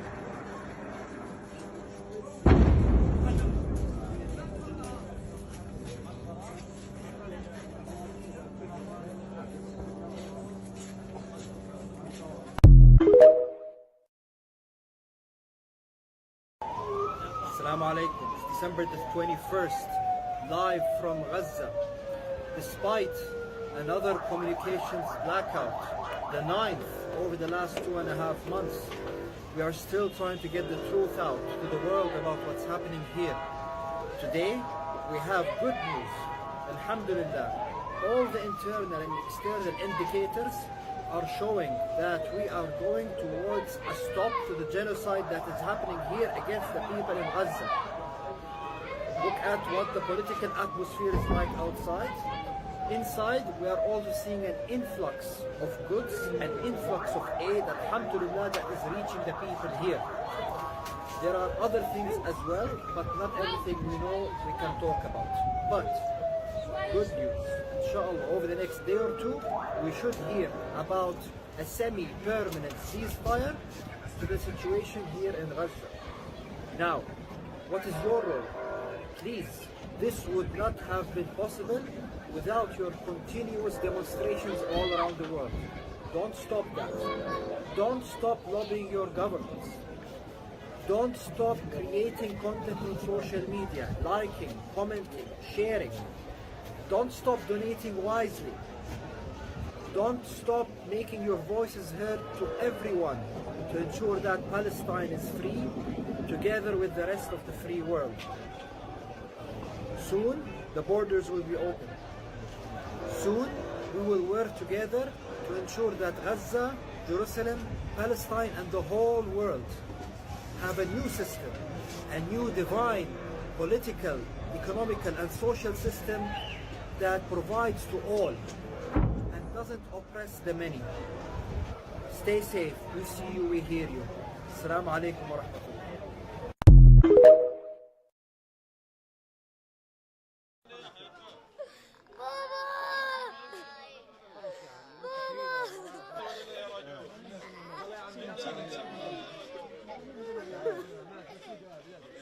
بابا ليه بدهم تسيبنا؟ ليش بدهم تسيبنا يا بابا؟ ليش؟ كان بيصلي في الجامع وهو طالع سير الضربة واستشهد الله يرحمه. كانت أختي برضه في نفس المكان، زوجها وابنها كانوا متضررين كثير، بس يعني شو ما توفى جوزها الله يرحمه. ما شفت من هلا كل خير. الله يرحمه.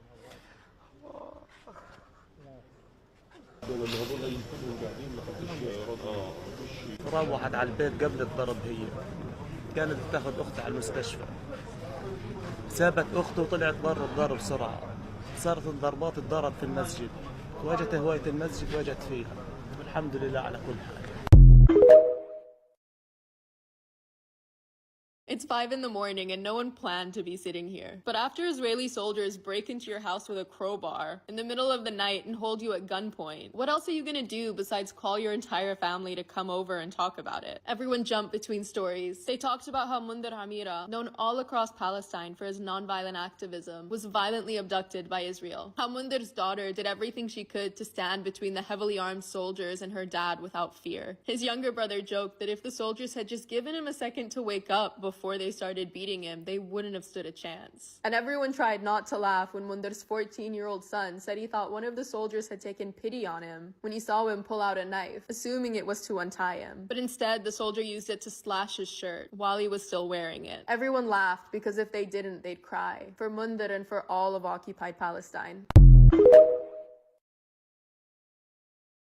This is news from Gaza. On Thursday night, Dr. Munir El-Barsh, the Director General of Health in all of Gaza, and his entire family were targeted in an Israeli airstrike. 2 hours ago, journalist Anas Al-Sharif reported that Munir's entire family is injured, including himself, and his daughter, 13-year-old Jenna, was martyred. Resistance News Network on Telegram reports that Dr. Munir has been painstakingly yet calmly transmitting the news of the IOF's crimes to the world for 76 days now. Dr. Munir has been deliberately targeted by the IOF for his exposure of the truth throughout the war. Whether besieged in Al-Shifa hospital during its brutal invasion of November 14th, besieged in the destroyed and evacuated Indonesian hospital at the end of November, or facing US-funded IOF bullets while giving a press conference just last week. This was outside of Kamal Adwan Hospital. I've shared that video on my Telegram if you've seen it. Dr. Munir is an emblem of steadfastness, patience, and resilience. Dr. Munir refuses but to carry out his duty in service of his people. When Al-Shifa Hospital was stormed, he told the IOF, "I work as a doctor and am performing my duty. I do not cooperate with the occupation." Swamp Goth, you might get a kick out of this, said Mari. Sorry if this is TMI. Had a kerfuffle with my ex over Christmas again. She like never communicated about Christmas plans to me, so I reached out a couple days ago and I'm like, I haven't heard about any Christmas, like, I think since I didn't get to see her Christmas Day last year. I think a 10 to 7 is perfectly fair. And then she's like, this is way too last minute. I already have plans, blah, blah, blah, blah, blah. And like, ugh. And I got upset and I said some things I probably shouldn't have. And then she like started gaslighting me about how, I won't get into it, but. And then she ended her message with Emmanuel, which I had to look up, and it means like God is with us or some shit like that. And like, this is out of nowhere. I guess it's just because it's Christmas. So with my mom's help, I like crafted a response to all that in a calm way. And then I ended it with Assalamu alaikum. It's like as a fuck you. I thought that was pretty funny. Yeah, I know.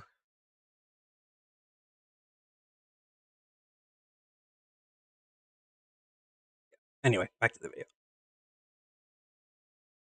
And told reporters, if we remain alive, we will stay Emmanuel in is a touch, porn and if to we are me. martyred, we shall meet in paradise, God willing. Al-Aqsa Voice reports that it was his sister's house that was targeted, where he and the rest of his family had fled to in Jabalia camp, northern Gaza. In video from Al Jazeera, I posted this on my Telegram, URLs in my profile. If you would like to see it, I can't show it on here because it would get censored, but it's Munir. He's lying injured on a stretcher.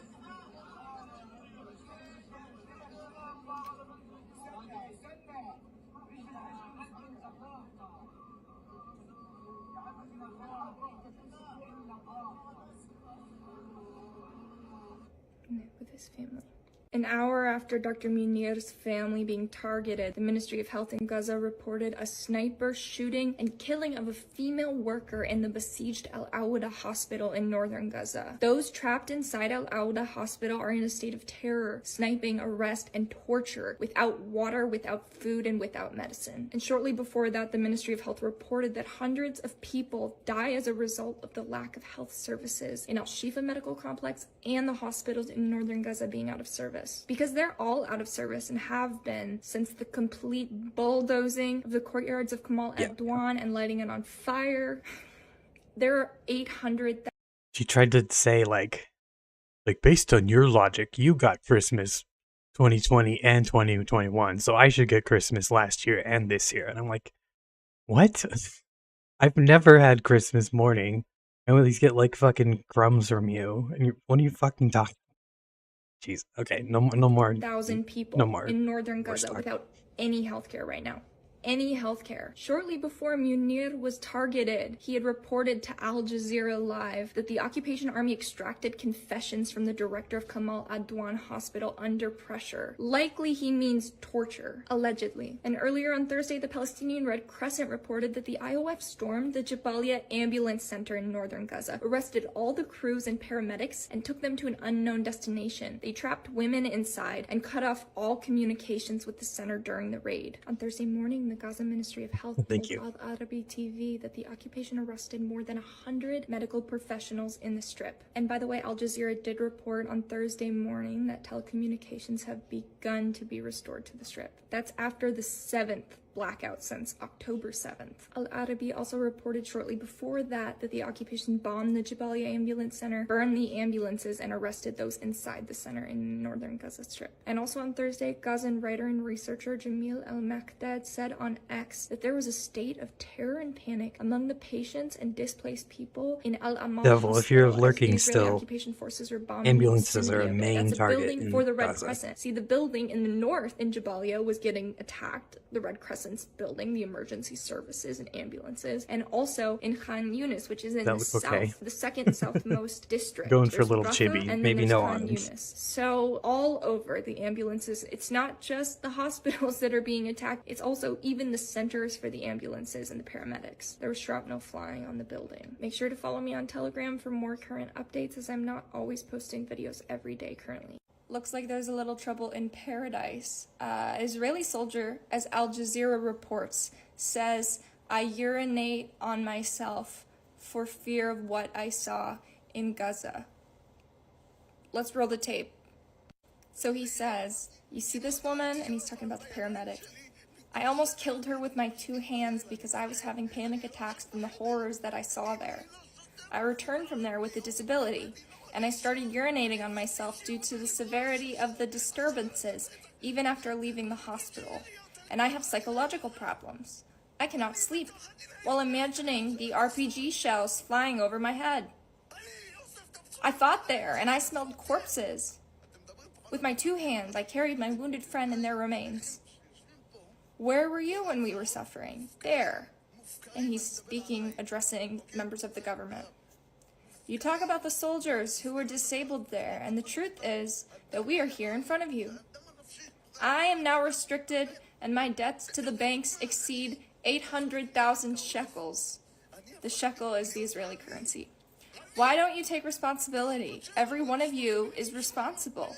Get us out of the garbage you put us in," he's talking about Gaza, the ground invasion, "and get my friends out of there."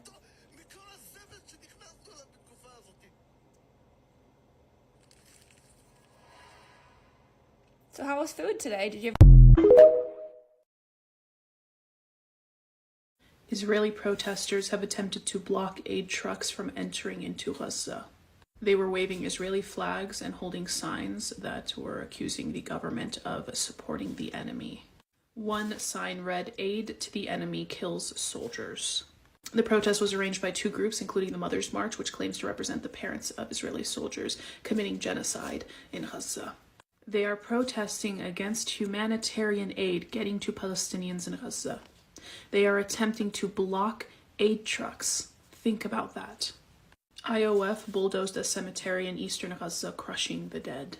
They have completely destroyed the Sheikh Shaban cemetery in eastern Gaza. They have exhumed the dead bodies and completely crushed them and demolished everything with the bulldozers. The IOF continue to besiege the Palestinian Red Crescent Ambulance Center. That was another thing that was like, wait, I've heard this before. Is this just a repeat? No, they've done that to like 6 or 7 cemeteries. Just like stirring up the dirt, crushing all the coffins. It's just fucking awful. Which is located in the Jabalia refugee camp. Only 9 out of the 36 health facilities are still partially functioning in Gaza. About 20 healthcare workers of Al Ahli Arab Hospital were illegally detained by Israeli forces. 6 of them were released and allowed to go south. The whereabouts and conditions of the remaining 14 are unknown. The UN Human Rights Office has received allegations that the IOF took 11 unarmed Palestinian men in Gaza and executed them in front of their families. And they didn't just kill the men, they also took the women and children, and here is a account from one of the women. Before that, they stormed our house and opened fire. I was hit with a bullet in my hand, my daughter in her head. My younger daughter was killed and my son is blind.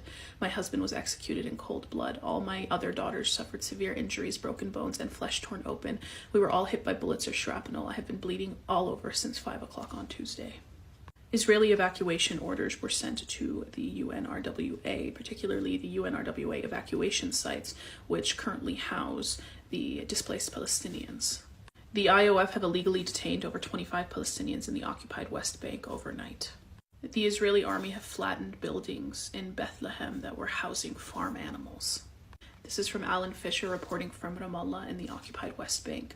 Some damage has been inflicted on the agricultural industry in an area called Kirbet at-Tawil, which is very close to Bethlehem. Earlier on Thursday, 2 buildings were destroyed. Israeli army bulldozers moved in and essentially flattened them to the ground. A couple of Palestinian families were using those buildings to raise and house animals. In the last hour or so, we've heard that 14 buildings in the same place, not far from where this incident happened, have also been demolished. The Israeli army is saying that the reason they did that was that there were no permits for the buildings. We also heard a report that settlers had gone into a building where farm equipment was being held and it was either stolen or it was destroyed. Keep in mind that this is in the occupied West Bank, not in Gaza. They are demolishing everything everywhere. The IOF are flattening everything. And the Israeli settlers are aiding them in terrorizing Palestinians. I have received comments from some of you saying that you try to look for the best in people and that you don't want to be quick to judge the Israeli people or the Israeli settlers, but it's very clear you're very new to this, because for the past 75 years, they have also been inflicting terror onto the Palestinian people. Their actions tell me everything that I need to know. Continue sharing information and keep your eyes on everything that is happening. From the river to the sea, Palestine will be free. In December, at least 26,612 people have been killed in Gaza. Remember, when they say settlers, they mean civilians with guns that have been given to them. This is the increase in the by the government. Of people killed by Israel in Gaza. And then they have soldiers there to protect the settlers. This is all according to European Human Rights Monitor. In 2 days, around 1,000 people have been killed in Gaza. This is so clearly the intention of Israel to murder innocent Palestinian civilians. It is so clearly the intention. Yet some of you will still defend this? 1,000 people killed in 2 days, and you're okay with that? This is the updated list in 2 days. State of I, looking to recruit now Ugandans and Tanzanians. God forbid, as a Tanzanian, can you just leave us alone? Can they leave us alone? Imagine, please watch this creator's video. Israel has taken workers from Kenya and Malawi, and in a similar trend to these Thai workers, is probably going to end up giving them debt and forcing them to stay there. And they want to take my people too? God forbid. If you're wondering what the sadistic criminal Israelis did today, then look no more than this video. Just a few minutes ago, the Israelis decided to bomb an entire block in Al Rimal, which is in Gaza City. They were staying at a mosque called Palestine Mosque for a whole month. And on their way out, they decided to bomb the mosque and everything in its vicinity, so an entire residential square. This mosque is a few hundred meters away from my house. I remember that my dad and brother always used to go there for Friday prayers. They would just walk and they'd be there, so it's literally my neighborhood. And if you want to visualize it, imagine Covent Garden in London just destroyed, like the whole square, or even think of Washington Square in New York City. That's how much destruction this is.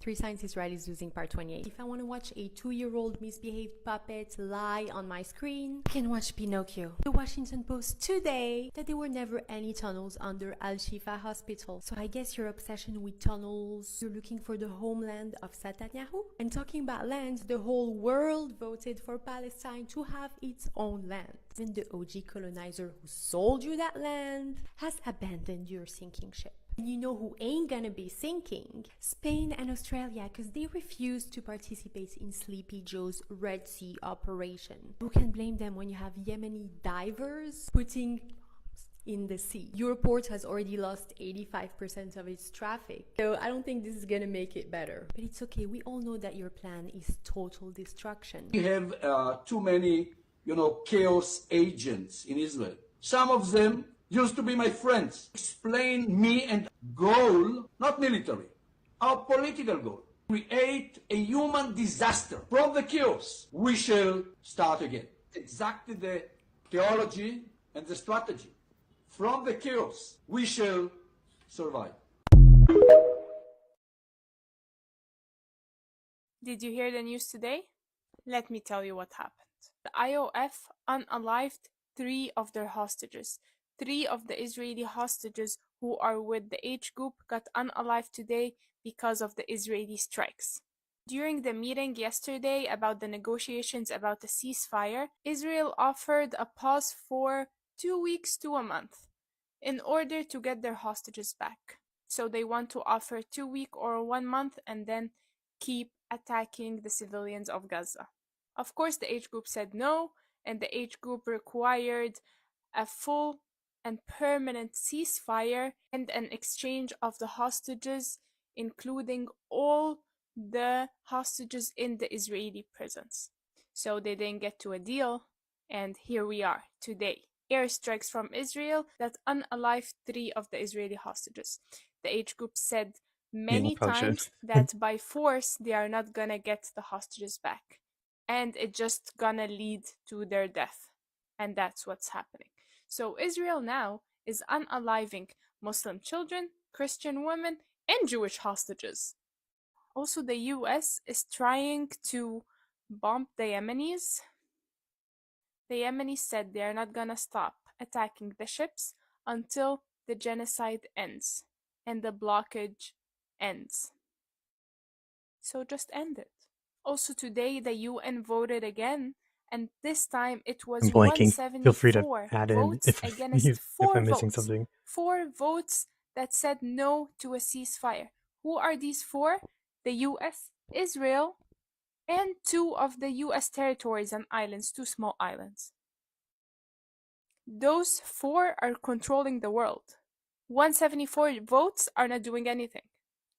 What is the use of the UN? The people of Israel continue to be cartoonishly evil. This time they're protesting aid trucks from getting inside Gaza. This was reported by the Times of Israel today. The army is attempting to quash a planned protest where activists hope to block trucks of humanitarian aid going into Gaza. Protesters wave Israeli flags and hold signs accusing the government of helping the enemy and harming troops. Aid to the enemy kills soldiers. Look at this. The small demonstration is organized by groups called Torat IDF, which says it aims to keep the army Jewish, and the Mother's March, which says it represents the parents of soldiers fighting in Gaza. Unbelievable. We send our soldiers to fight, and the general of the Southern Command decides to protect the Hamas trucks. Mother's March head Seema Hassan fumes in a social media post. Yeah, guys, we need to listen to Mother's March head Seema. And speaking of cartoonishly evil headlines, soundtrack, the genocide. Inside Israel's military pop complex. Described by American music critic Anthony Fantano as tacky, militaristic cringe, the Israeli drill track, viewed more than 9.3 million times on YouTube, asks soldiers to write their grandparents' name on warheads for Gaza's children. Jesus Christ. Threatens to rain down a storm of you, Gaza, you effers, and incites Israeli units to shoot in the chorus. While survivors in Gaza do not know where their next meal will come from, Israelis are using Jarbu Darbu to soundtrack TikToks of them making sushi. Are you fucking kidding me?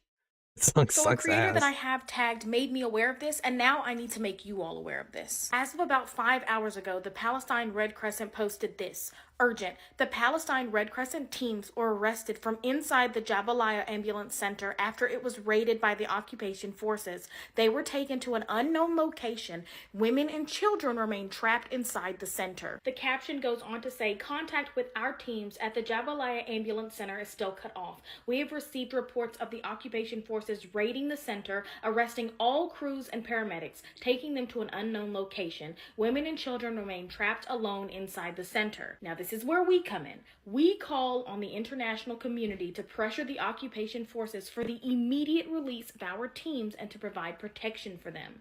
We also demand the protection and safe evacuation of women and children who are still trapped inside the center. Not only do I need your all's help in spreading this around, but we also need to immediately start pressuring our officials. We need to start calling, texting, emailing, etc., and demand the release of the Palestine Red Crescent teams, as well as their protection, and the protection and evacuation of the women and children still trapped inside the center. Genocide Joe and the US government are trying to label the Houthis as a terrorist organization. They have done this before. When Trump was president, in his last days of presidency, he labeled designated the Houthis as a FTO, which means foreign, I don't know if anyone supports terrorist Cenk, but he's a transphobe, and I will never huge vote for him. blow to the Yemenis as a whole. Also, when Biden became president, he reversed that decision, and the Houthis were no longer a terrorist organization. However, because the Houthis are defending Palestine and shooting down, their missiles, and also protecting the Red Sea, not allowing ships to go in, standing on business. Now they're trying to, again, reverse it back to them being a terrorist organization. Now, let me tell you what that means. It means that the whole of Yemen, even the regular civilians, the innocent people, will be affected badly with this decision, because no one will come to help Yemen at all. So the Yemenis in the diaspora, which are in America and all over the world, even if they want to send money to their families in Yemen, they will not be able to. No one will be able to, deal with any Yemeni in Yemen, because it will be labeled as, That's what I dealing heard. with the terrorist, which is bad for everybody, right? Also, the UN or any organization, aid organization that wants to help the Yemeni people will not be able to. So it will be, basically, they'll be sanctioned and left alone, and that is bad. It's another thing I've run into in this, I'll see, I don't know if you saw that interview with Piers Morgan and Andrew Tate, where Andrew Tate was saying free Palestine. And everyone's like, yeah, he's speaking the truth. And I'm like, yeah, he is, but he's also a sex trafficker and a rapist. So maybe we should not celebrate him. And then people put a clip of Cenk saying something, or what's her name? Anna. I'm just like, yeah, these people they're saying the right thing, but they're monsters. I don't want to distract from the real topic, but hey, let's not celebrate these people. Bad for any nation to go through, especially Yemenis who need extreme help right now, right? So that's what they're trying to do. And my Yemeni friend also educated me more on what's going on. And she also has sent me resources that I'm going to tell you guys more about. This Instagram live is going on tomorrow at 12 p.m. And Jihan and Dr. Aisha, they are highly educated on what's going on in Yemen, and the whole conflict, and what would happen if Genocide Joe was to pass this decision again in labeling the Houthis as a terrorist organization, and how all of Yemen will be affected, and how they're trying to stop it. You guys go and join the live tomorrow at 12 if you can. Yeah, there's a lot of information. Also, there's a lot of misinformation going on about what's going to happen in Yemen and all of that. So it would be really good to listen to their live tomorrow. And lastly, there's a lot of organizations that want to, fake that you can help Yemen by donating to them. Don't listen to them. Aid going into Yemen is a very tricky thing, again, because they're trying to sanction them. They're trying to cut off any type of aid to Yemen. So don't just donate to any Yemeni organization to donate. This is the only trusted one that my friend recommended, and the link is in my bio if you guys want to donate and help out as much as you can. But yeah, You this can't is stand them the nice. the organization. I linked it on my bio. It's the only link on my bio. If you can donate anything, that would be very appreciated. But yeah, this is the information I have on Yemen. They are doing an amazing job, and may Allah bless them and increase them. However, they're doing it at the risk of them also being targeted, and not just the While we're Houthis, talking but about Yemen as a whole. These little kids. the election, Claudia, 2024, there is no other option in my mind. Everybody's going to be affected, you know, for the consequences of them standing on business, even though we greatly appreciate it. And they're the only ones doing something about this conflict. So, yeah. In my opinion, Joe Biden and his administration are despicable human beings. The UN Security Council has delayed its vote on the resolution again, but guess what? America is happy with the new changes. What are the new changes? There are 3 new changes that are significant. Remember, the Security Council wanted a cessation in hostilities, so a complete ceasefire. America wasn't okay with that. They wanted a suspension of hostilities. Now, according to the new wording, they're calling now for creating the conditions for the cessation of hostilities. What does that even mean? The second one, in the original draft, it called for the UN monitoring mechanism, monitoring all the aid coming into Gaza. That has been taken out. Now they are just calling for a senior coordinator to be appointed by the UN Secretary General to oversee the aid coming in. Why is that such a problem? Why would you not want the UN to monitor the aid going in? As of now, the aid that has been going in has been monitored by Is Not Real. And America is having a problem with the UN monitoring it. They just want one person from the UN to oversee all that aid. Y'all, this is the third part. Yes, This is that's what true. America's okay with. There was another part of the original draft resolution that condemned the indiscriminate attacks against civilians that has been completely struck from a new draft, and they believe it's being discussed now. That's crazy. Why would you want that taken out? Because you know you're aiding Is Not Real in indiscriminately attacking civilians. That makes sense. I've just never heard the word Similarly, before. they don't want Switzerland to investigate these WAR crimes. This is one of the main arguments I keep seeing people try to use in order to justify the current onslaught by the Blue and White Devils by claiming it was all fine and dandy up until Hamas decided to break that ceasefire on October the 7th. But let me be here to tell you that there was also a ceasefire in 2008. There was a ceasefire in 2011. There was a ceasefire in 2012.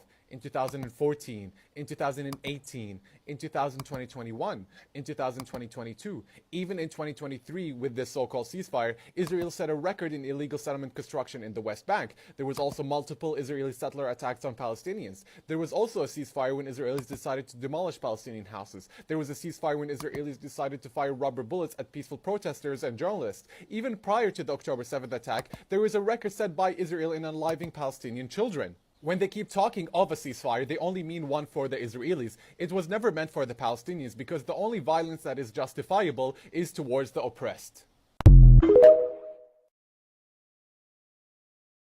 Given that Yemen, a country that is one of the poorest in the world and is currently undergoing a civil war, is materially doing by far the most to help the people of Gaza and the people of Palestine, I think it's actually important to analyze what role capitalism plays in this entire conflict. Because you can see capitalism's moral bankruptcy when you just compare the speed of the responses to the genocide of millions of people versus a naval blockade. Because for upwards of 3 months, the people of Palestine have been experiencing the world's most televised genocide. The nations of the world are currently tied up with their own international law that is being used against them to prevent the prevention of a genocide. Because one country and its settler colony have decided that human rights don't apply to Palestine.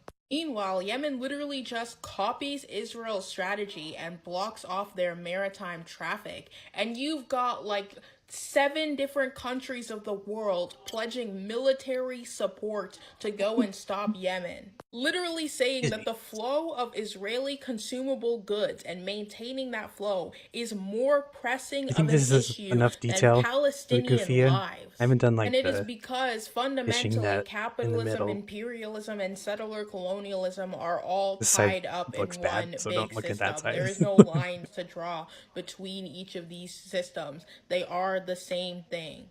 But just because these systems are grandiose and have these powerful actors at the head of them does not mean that they're invulnerable. In fact, capitalism, imperialism, and settler colonialism are incredibly vulnerable. Palestinians and the Yemeni showcase every day that even though these big powers might call themselves the most militarily strong,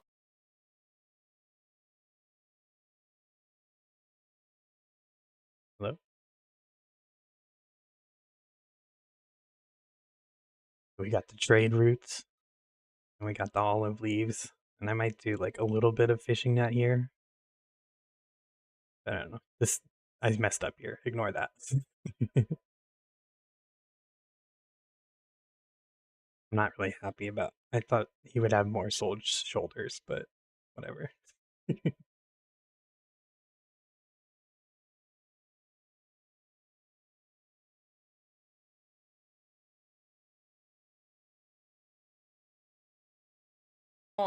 they are actually some of the weakest and most cowardly forces on this planet. I just want to remind you that the footage that you're seeing out of Gaza is not even the worst of it. The footage that you're seeing is from the south. Israel knows very well that there's documentations of things that are happening in the south. The things that we're hearing from the north are 10 times worse. There's reports of people literally bleeding to death in the streets. Reports of people putting their clothes in bread bags. And guess what? The bread bags don't have bread because the people there are starving. They are starving. It's very hard to access these people. They have their clothes in bread bags, walking around, shifting from area to area with bread bags. And a lot of these people, they don't want to leave their homes because they're saying, this is our home. We are not going to allow an occupation to bully us, to torture us into leaving our homes. So, you know, all the footage that you're seeing online of houses getting destroyed, people literally being bombed. The north is 10 times worse. And I want to remind you of this because, you know, I feel like we're losing momentum, and this is your reminder that we need to advocate for a ceasefire, not only for the sake of the people in the south who are already there's not suffering, much room but for also it, the so it people wouldn't in take the very north, long. who majority of people have no idea about. There's zero documentation of those people, and it's horrible, it's horrific, it's beyond unimaginable.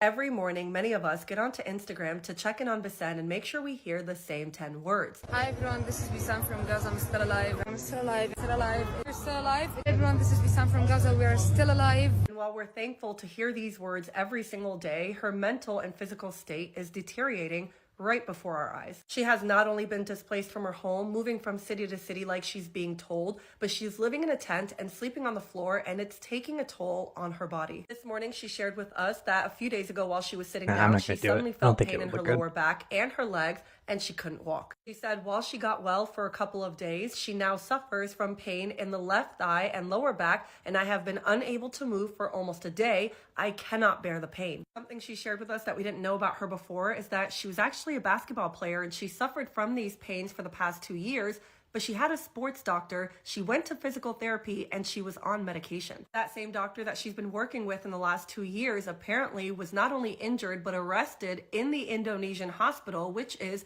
in the northern area of Gaza. Because of everything going on, she says, I don't have any access to the medicines and physical therapy because of the war. She has seen a doctor, and all they could say was that this is due to the cold and because she's been sleeping on the ground, and that she should take painkillers. They also told her because she's not actually injured, they can't treat her because hospitals are being bombarded with hundreds of Palestinians who are injured and in severe condition. For the painkiller they told her to take, she can't even find that at any pharmacy. And she says she can't even sit, walk, or stand, and every day the pain is increasing. I share her story to remind people that Basan is one of over 1 million Palestinians who have been displaced and probably going through this same exact pain. Let this motivate you to continue calling and emailing your reps, and if you don't know what to say, every single morning I put a link on my Instagram stories where all you have to do is click it, put your state, put your zip code, and an email template pops up, and you just hit send, and it emails your reps for you. Here's a list of things Israel has banned from entering Gaza from 2010, final part. Soda, juices, spices, shaving cream, cookies, candies, chips, tubs of margarine, instant coffee, and sesame paste. Israeli authorities refuse to share a comprehensive list of everything that's banned, and it changes according to their whims. Anywhere that there's oppression, one must also expect resistance. You cannot oppress people for 75 years and then claim self-defense.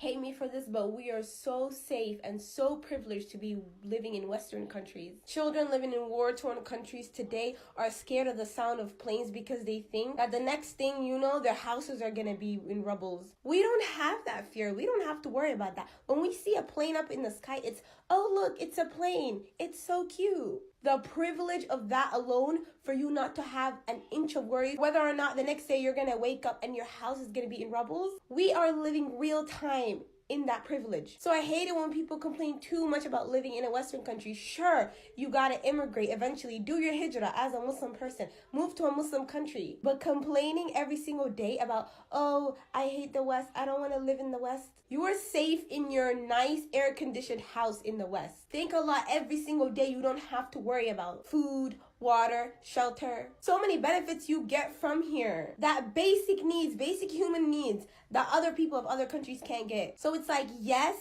Western culture and Western values don't correlate with Islam. Yes, we must eventually do our hijrah. Yes to all of the above. But let's be more grateful, okay? Let's be more grateful. I just wanted to share this clip by The Economist, which, by the way, has been like staunchly pro-Israel in all of its posts, and it's just like, ugh. But it says that in these 2 months, only 1 hostage has been safely recovered as a result of an Israeli raid. That means that 20,000 Palestinians that have been murdered, plus, were done to save 1 person. And in that process of these raids, they killed some of their own. So I would say they saved negative amount of Israelis at this point. What can you possibly say to justify what they are doing at this point? Because it's not working. It's clearly not working. Because plot twist, it was never about saving the hostages. It never was. It never was. They just want the land because they're Zionists and that's part of their ideology. And they want the Arabs gone. They want the Palestinians gone for purely selfish reasons. I just watched a video on BBC and I wanted to share with you the story and also how I feel. To give you a summary, this beautiful family was able to escape to Canada from Gaza. كنت بغزة عايشة وكنت كتير مبسوطة بعدين اجت حرب.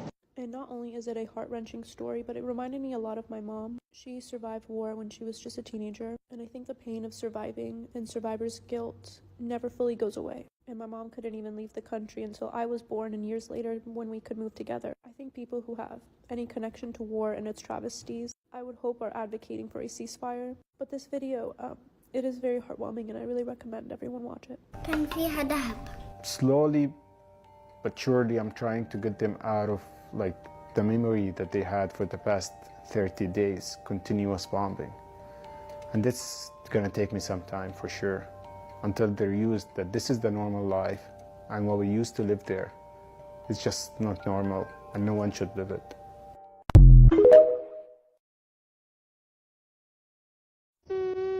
Okay. If The whole We grab point is some wool. against Be you. right Maybe, back. just maybe there's a reason for that. And do you know how crazy it is that you post a video like this and then 2 videos later you have what? An unboxing? Like, just imagine Bisan, Plesty, or Motaz posting videos like this.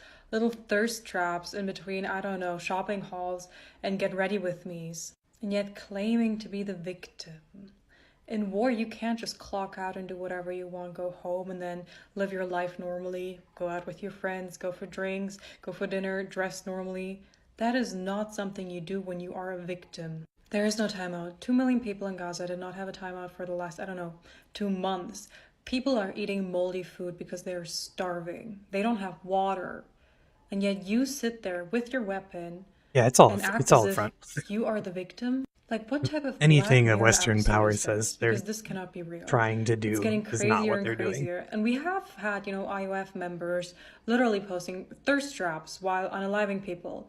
Or even, vlogging unaliving people. And yet, do you see any type of Western media outlet or any big media outlet in general talking about this? No, they ignore them. Like, they ignore everything Israel has done for the last 70 plus years. Also, in your caption, you say, oh, we don't need you guys that much anyways. What would you do if the US would stop funding you? Just saying, those millions and millions and millions of US dollars. What would you do without that? We don't need you guys. Come on now. Come on. You're being funded by other powers. On the one side, you have reporters being unalived because they risk their lives to tell you what is actually going on. People losing their entire family and still standing up and filming and talking and spreading, the word. You have people who are as old as me or even younger sometimes getting gray hair because they're so stressed and they have to go through so much. And on the other side, you have people posting thirst traps with their weapons saying, oh, we don't need you guys. We don't care if the entire world is against us. We are right. Palestinian reporters get scrutinized at everything they do. Even if their voice is a bit too happy for their liking of everybody else, they're like, oh, so they aren't under that much stress. They smile from time to time. Here, they're not sobbing, they're not crying. Imagine them doing something like this. People would feast on them, and not in a good way. It is so ridiculous that you would think that people would get how bad this is, but as always, let's ignore the atrocities.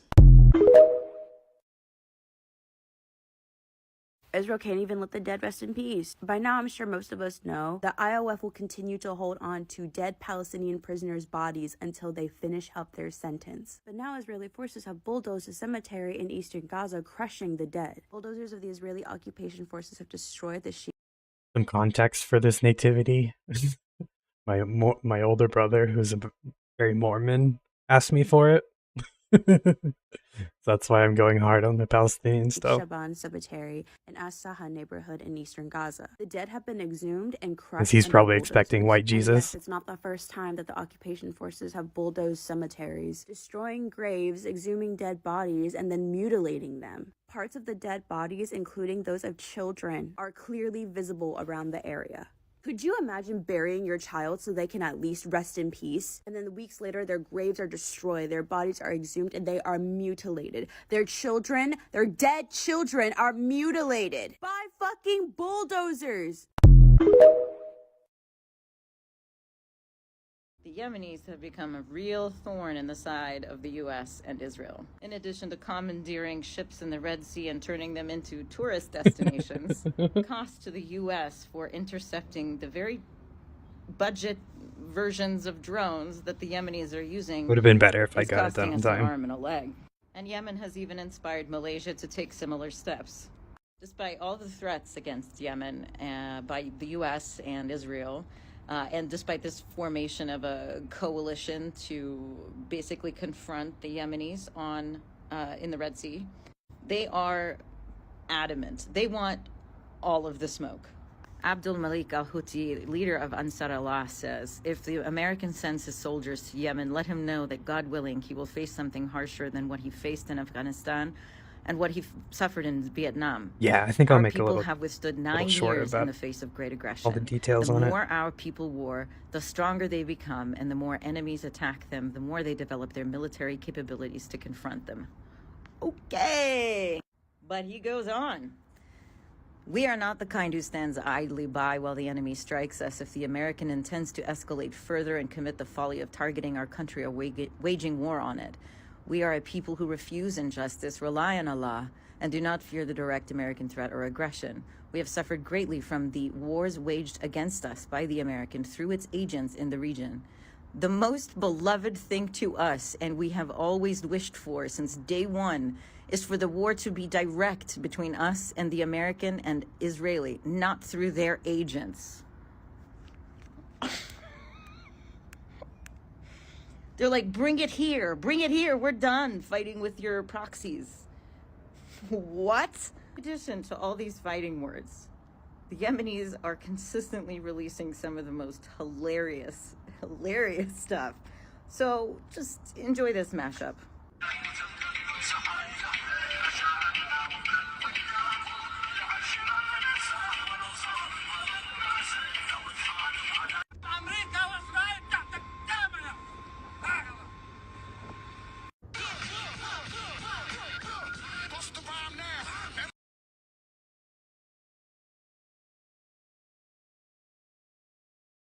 I had to mute the audio in this segment. YouTube's garbage. This is Kenny Loggins' Into the Danger Zone. Gonna take it ready to the... A good channel for Mormon stuff? It's extremely fucked up.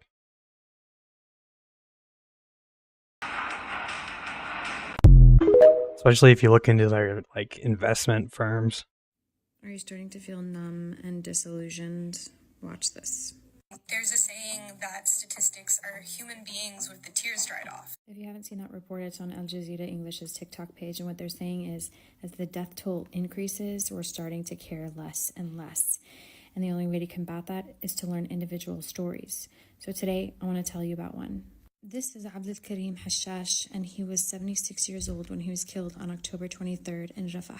He was a writer, professor, collector, and he wrote extensively on Palestinian folklore and heritage. He also kept a library of dozens of rare books.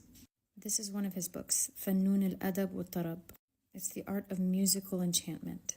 One of the goals of ethnic cleansing is not just No, to my kill mom did, individuals, but to kill the and she cultural got heritage that they once pregnant stood out of for. wedlock when So she was killing someone 16. like Abdul Karim Hashash is not only about killing him. Her mom as didn't an kick her out of the individual, it's house, about but she was killing not allowed in the all church of anymore. knowledge that he carried with him about our folklore, about our heritage, our customs, and who we were.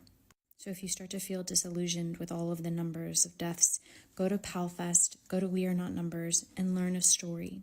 Every day, try to learn about one Palestinian who has been martyred, and try to learn about those who are still alive. I also want to add, there's a lot of emphasis placed on the women and children that are lost, which is so tragic, but our men are also incredible. They are some of the most amazing fathers, brothers, and community members you will ever know. So try to learn their stories as well. The genocide in Gaza has changed so many aspects of life, daily life, not just for me, not just for you, but on an international scale. But one thing that I was thinking today is journalism. How Motaz, Bisan, Rahma, Ghazan Girl, them documenting their own genocide, the genocide of their land, of their people, has completely changed traditional media. And I can't imagine that once this genocide is hopefully over, that we will go back to consuming our news from BBC, from Sky News, from CNN, wherever it may be, because we've seen the extent of the propaganda, the bias. It has been so obvious that people have had to post on social media, get their information from people on the ground. And I think that's absolutely mind-blowing. For example, Google right now is working on an AI-generated news tool called Genesis. And in their mind, that would be the future. You know, AI generates the data and the nitty-gritty, boring stuff of news, and the journalist or the author gets to write the exciting scoops, whatever. But I already was cynical about that, and now I'm even more cynical. I want my news from people who are living it. I want my news from people who have researched it where there's not bias, where I can see that they've done their homework on Instead both of sides like and they're not people just pushing an steeped in white agenda supremacy, we'll just have a because computer they're designed to do it. freelance or they're not powered by huge corporations and money. But yeah, just random thoughts. But I'm really intrigued to see what the future of journalism is going to look like. Systematic white supremacy. Because if anything, during this Automatic white genocide, supremacy. seeing everybody posting on social media, seeing all the journalists on the ground has given me hope. I've had more informed choice. I've had more information about the atrocities, the war crimes that the UK, US, Israel are committing than I've ever had before in wars such as Iraq, Afghanistan, Libya. And I hope that this continues. I hope that they're not allowed to do this indiscriminately again and again, because now we actually see them for what they are, which is war criminals. Israel is intentionally making the people in Gaza suffer. Israel is intentionally making them starve. Israel is intentionally depriving them of every basic human necessity. They are controlling the aid that's entering Gaza. They are controlling the water in Gaza. Everything is controlled and by design to make them suffer. The warplanes and drones over their head, buzzing over them 24/7. The struggle to find feminine hygiene products, to find food, to find water, to find anything, medicine at this point. Targeting hospitals to make them not seek medical treatment. They even deprive them of having a proper burial. They deprive them of even having cellular connection to the point where they have to go to high dangerous areas to get some connection to be able to contact their loved ones and to be able to deliver the message to the rest of the world. The starvation of a civilian population is a war crime. So not only is Israel committing crime after crime, the United States is in full support of it. Did you know there's a village in the U.S. called Palestine? A small village in Illinois is named after the historical lands of Palestine in the Middle East. It is home to just 1,233 people who say they feel safe enough to leave their doors unlocked at night. Apparently, French explorer John Lamotte named the village Palestine in 1678 because it reminded him of the land of milk and honey, an expression used to describe the abundance, prosperity, and fertility of historical Palestine. But today, America's Palestine is a far cry from its namesake, which has endured decades of Israeli aggression and occupation since 1948. But despite stark differences between the two, many see the existence of a centuries-old village named Palestine in the U.S. as evidence of the existence of Palestinian lands and people long before Israel emerged and changed the map.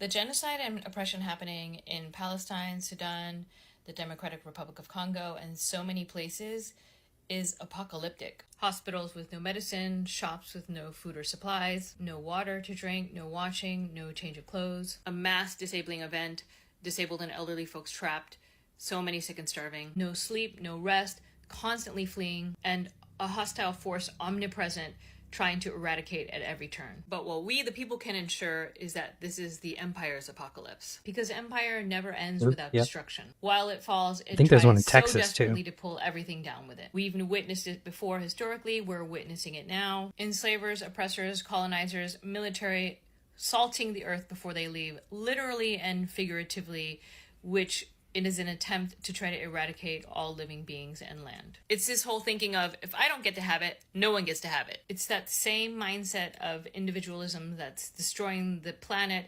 It's that same consumption capitalism. But now, because so many are willing to recognize finally empire for what it is, we, the people, can be vigilant, aware of each other, and unified as one. The sheer volume and speed with which Palestinians, Sudanese people in the DRC are getting images, messages, video out to everyone else in the world about what's happening on the ground is how we stay aware, how we bear witness, how we continue to humanize those who empire is trying to dehumanize, and how we take action. This is why it's so important to keep going. Our endurance cannot waver because we are the wave that flows together to keep going. Interdependent, interwoven. So we keep going, not only just until a ceasefire, but until we topple empire. We want to make sure that its apocalypse becomes our liberation.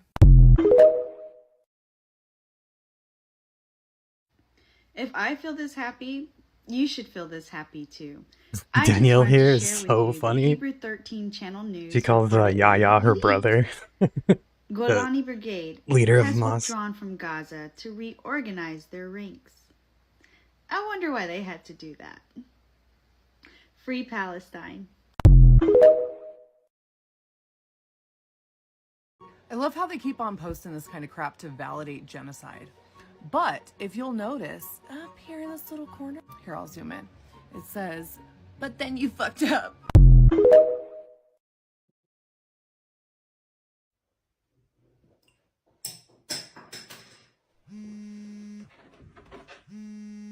Oh, dude, this German media. Oh, you're gonna do that new one, right? Tell me you're gonna do it, man. I will.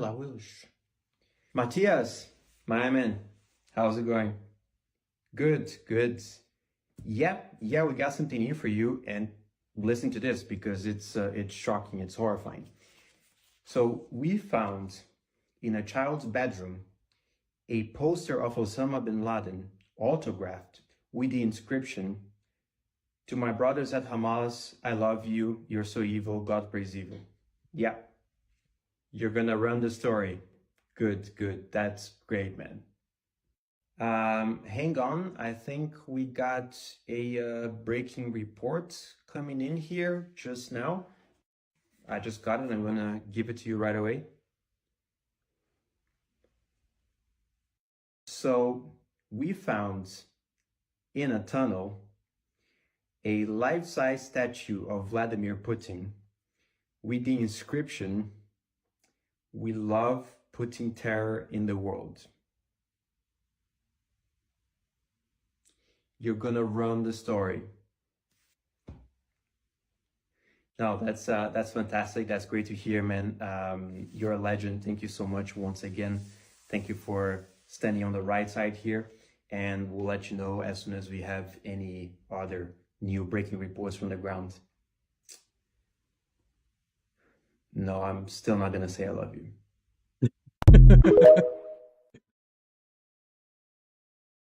How to react when you see a Zionist. You smile at them and hope that they give a smile back. New But when media they is don't, hilarious. you ignore them.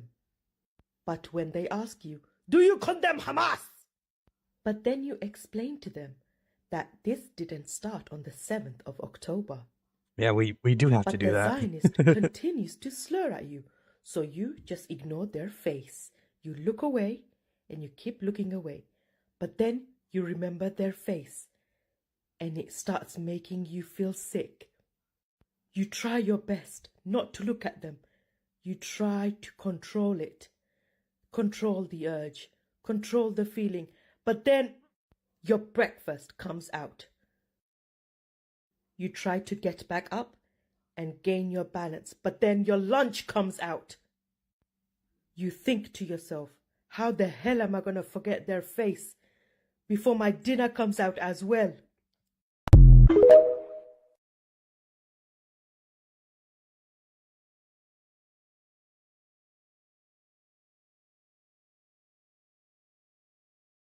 This one got muted too? Damn it. Oh, this is the Lana Del Rey one. Intellectual property is violence. احنا يا جماعة مع أولاد وأطفال حلوين نزحوا من تل الهوى ومن وين؟ ومن مغراقة. ومن وين أنت؟ أنا من تل الهوى. ومن تل الهوى. يلا أحلى باي للكاميرا. يلا في باي للكاميرا. أيوة. طيب بدي أسأل أسألك سؤال. مين أحسن لك؟ تسافر ولا ترجع على غزة؟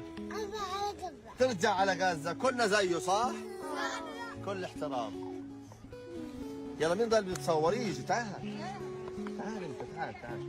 طلع محلات. طلع محلات. طلع يا عيني. احنا رحنا نغير جو قال على البحر، لقينا الحلوين هذول. ايش بدنا احنا من هيك يا جماعة؟ يلا كل احترام لك. انت احلى واحد في العالم.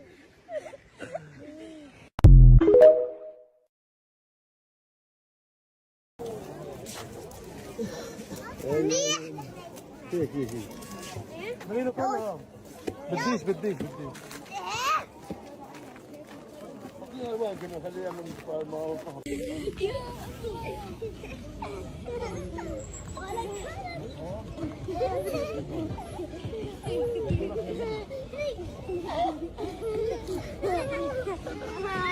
انبسطت؟ عملت الله؟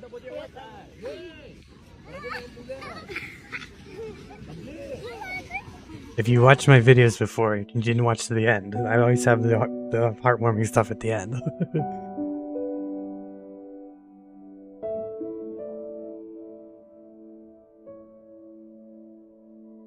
عندنا ضيف في الخيمة. أحلى ضيف يجي علينا من بداية الحرب. والله يا هلا يا هلا يا هلا بالضيوف. تتعلم على التصوير؟ تتعلم على الكاميرا؟ هذا بنحطه على رقبتك، حط ايدك هان، احمل الكاميرا من هان. اسمع كلي مش الاكل. هات ايدك هان، يلا طلع عمو صالح. تعالي صوريني يلا صوريني. حط عينك حط عينك ايوه. حط عينك حط عينك الكاميرا ايوه. اوه هاي الزر. يلا طخ على عمو صالح، طخ عليه. يلا طخي. يا سلام يا سلام. لك احلى من يوسف الكاميرا. حلوه الصوره؟ هان على الزر هذا. احلى من يوسف الكاميرا. يلا طلع على الكهان افتح لك العدسه. Yeah, Sela's great.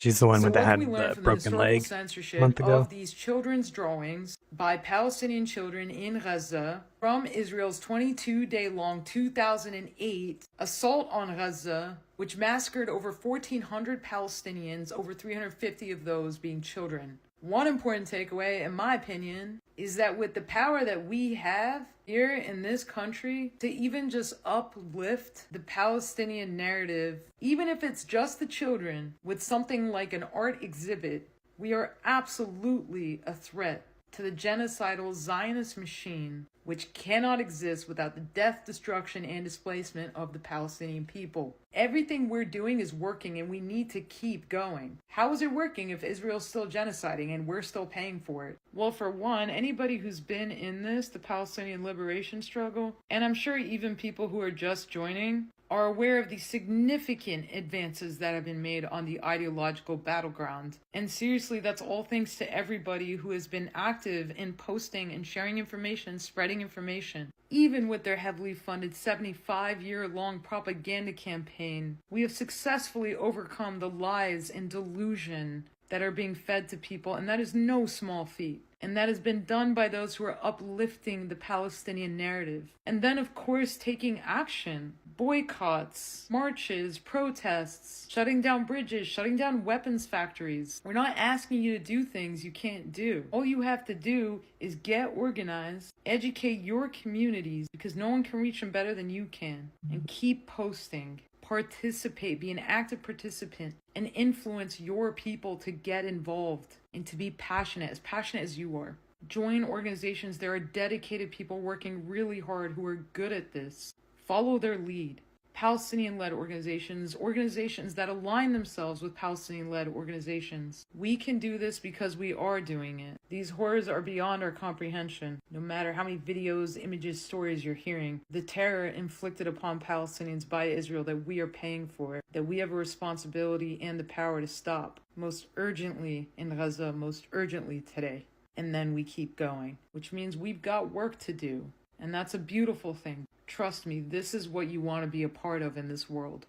Don't forget that it's not just about free Palestine, but the Palestine that's freeing us along the way.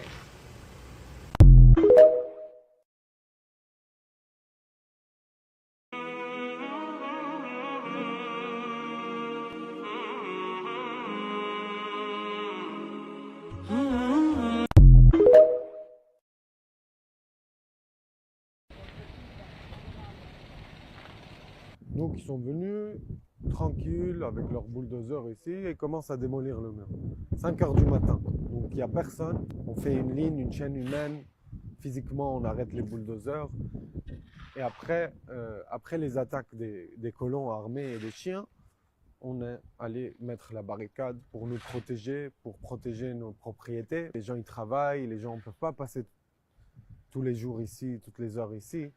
Donc on voulait arrêter les bulldozers avant qu'ils arrivent au mur, avant qu'ils qui fasse des dégâts.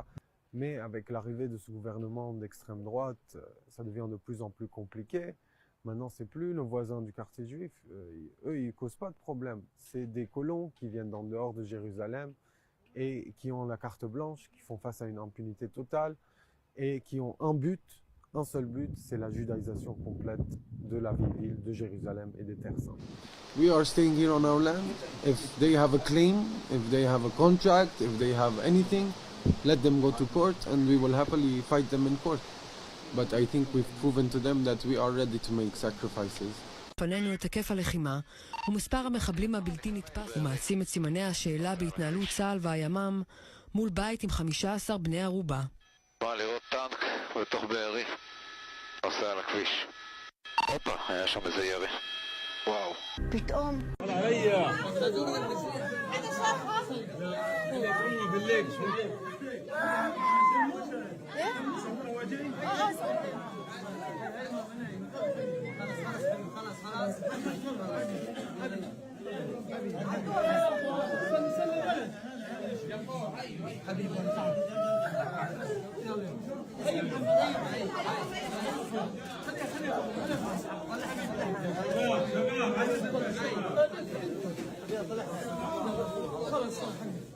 حبيبي يا عمران حبيبي الحمد لله سلامتك ما اقدرش اقول صراحه 7 minutes if you want to not watch while we have all the sad on the ground videos. 7 minutes, come back. ما اقدرش اقول صراحه.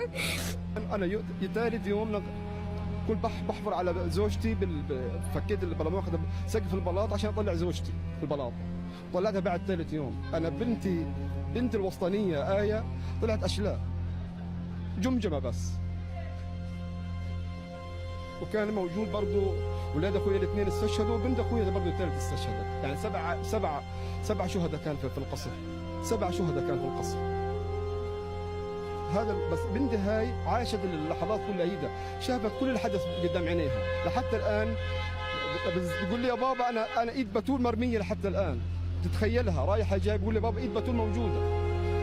هي هذه عمرها الان هي صف اول بتول. طبعا استشهدت على الفور.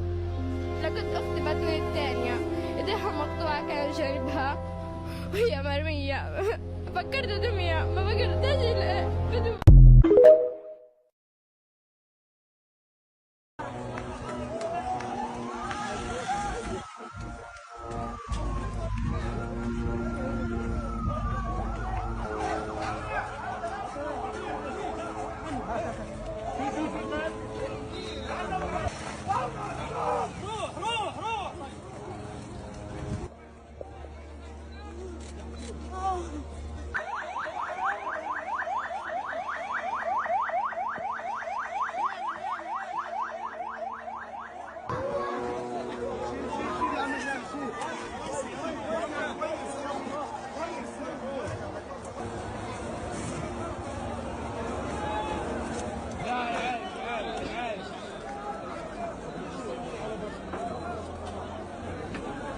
يا الله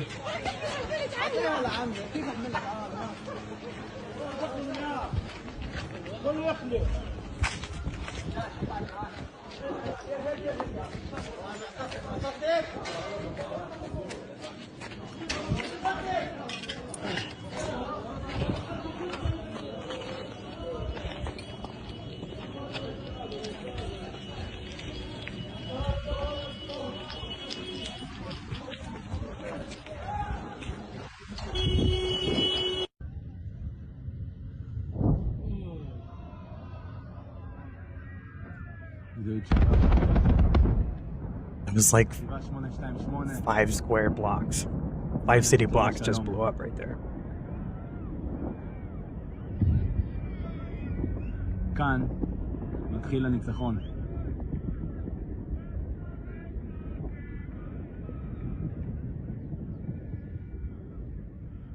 עם ישראל חי.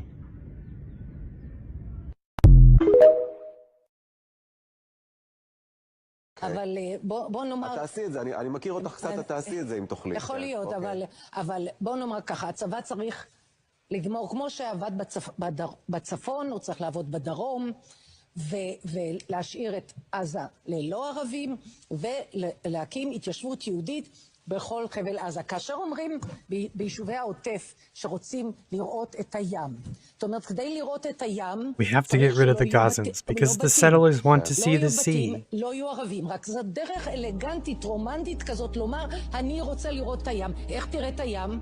Don't you want them to see the sea? תראה את הים. Won't somebody think of the... Hey DJ Che, welcome. Yeah, thank you. It's a lot of work.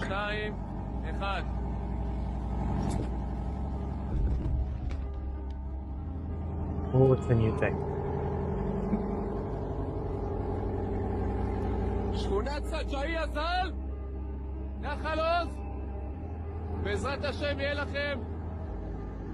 איזה יופי, נוף לים. מדהים. 30 בתים, גדוד 749. איזה יופי. מנתקים אגם משכונת סג'עיה. That was blowing up a different neighborhood. That just happens all the time over there. كنا نايمين فصحينا وتعبنا وكلنا صرنا نصوت وتقريبا نص الأطفال صاروا يعيطوا. فبس يعني الله يحمينا إن شاء الله من هذا القصف ونطلع من هذا الحرب سالمين إن شاء الله. كثير بتسمعي قصف في الليل؟ كثير بسمع وبصحى كمان من هذا الصوت. خايف ولا بتخافي؟ لا بخاف. شو بتعملي أول حاجة؟ أول إشي بحاول إني أهدي حالي، بعدين بحاول إني خلص أرجع أنام وأكون يعني كويسة وأضلني نايم. Oh, if y'all don't watch, or if y'all don't follow DJ, you should. They stream a lot recently. عادي بهديهم، بخليهم يعني يحاولوا إنهم يناموا عشان ما يخافوا. بس. يابا أماني يابا. يابا أماني يابا تقف شوية. أماني تقف يابا. يابا مش قادر أنا. يابا ما عرفت شو أقول الليل يابا.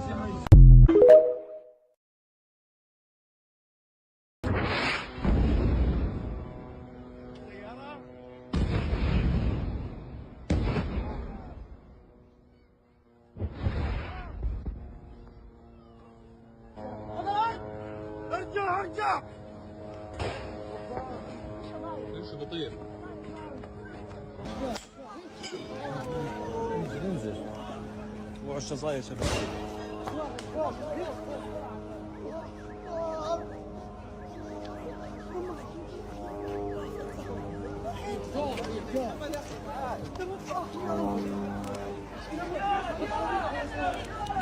حسبي الله ونعم الوكيل. الآن قصف عنيف جدا في رفح بجوار المستشفى الكويتي. أعداد كبيرة الآن من الإصابات والشهداء.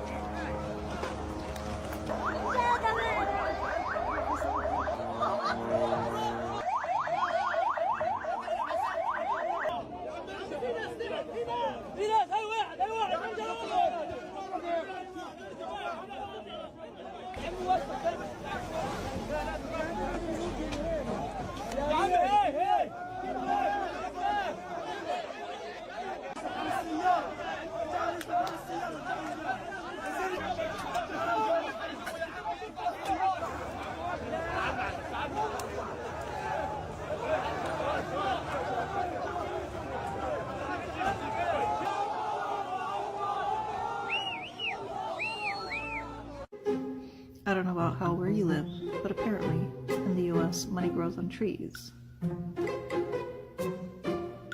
So we can send it to these idiots.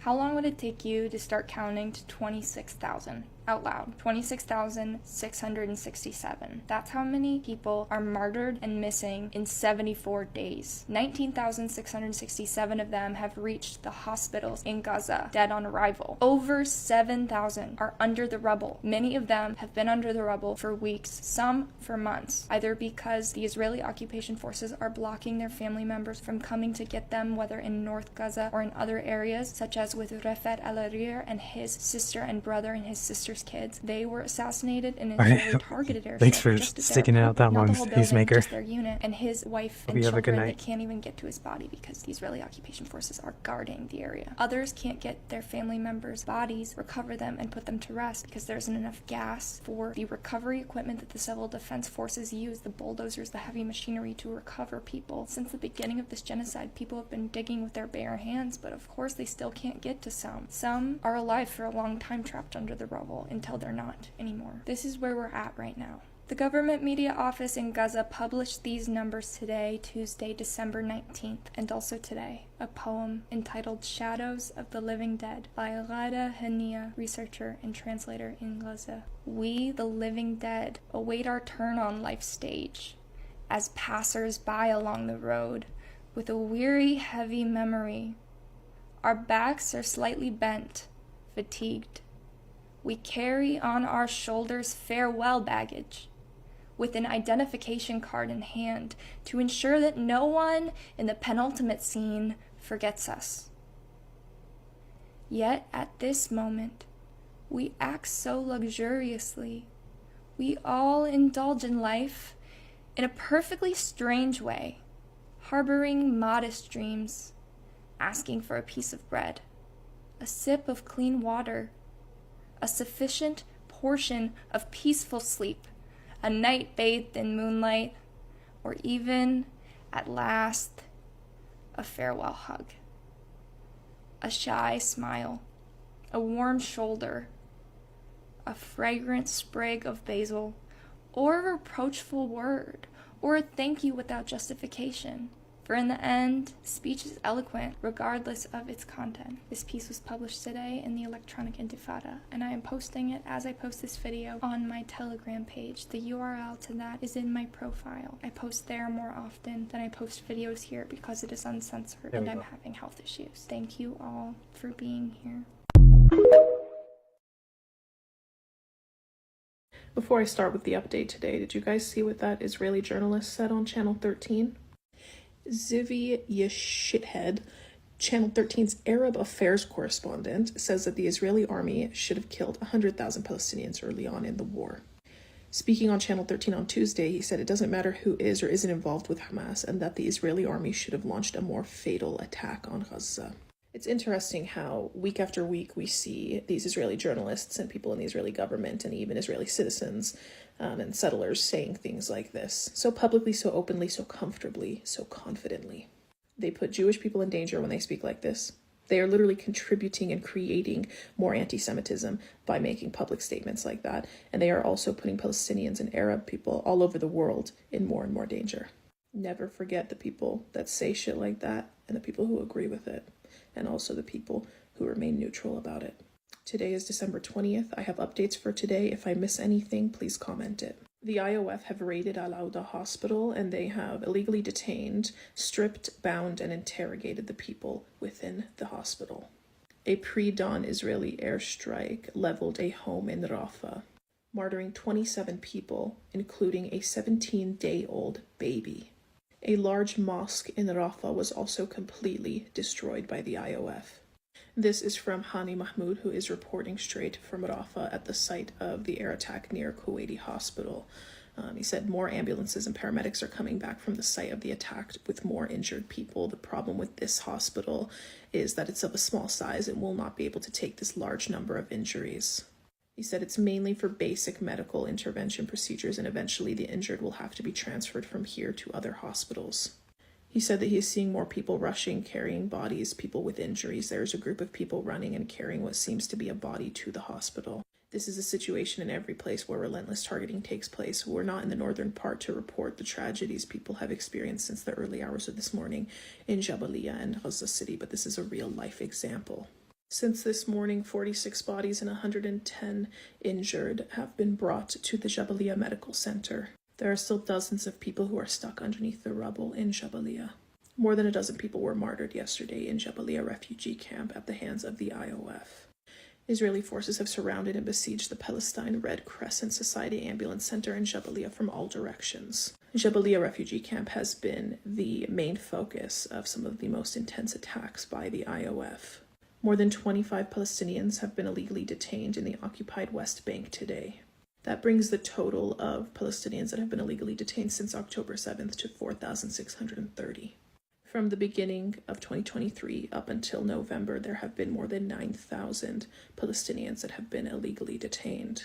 And thousands of those Palestinians are being held without charge or trial. A 28-year-old man was shot dead in Beit Ainun by the Israeli army as he drove towards their checkpoint. People on the ground say the man, a medical pharmaceutical representative, didn't understand the road was closed on October 7th. He made a left turn by mistake, and it was too late before he realized.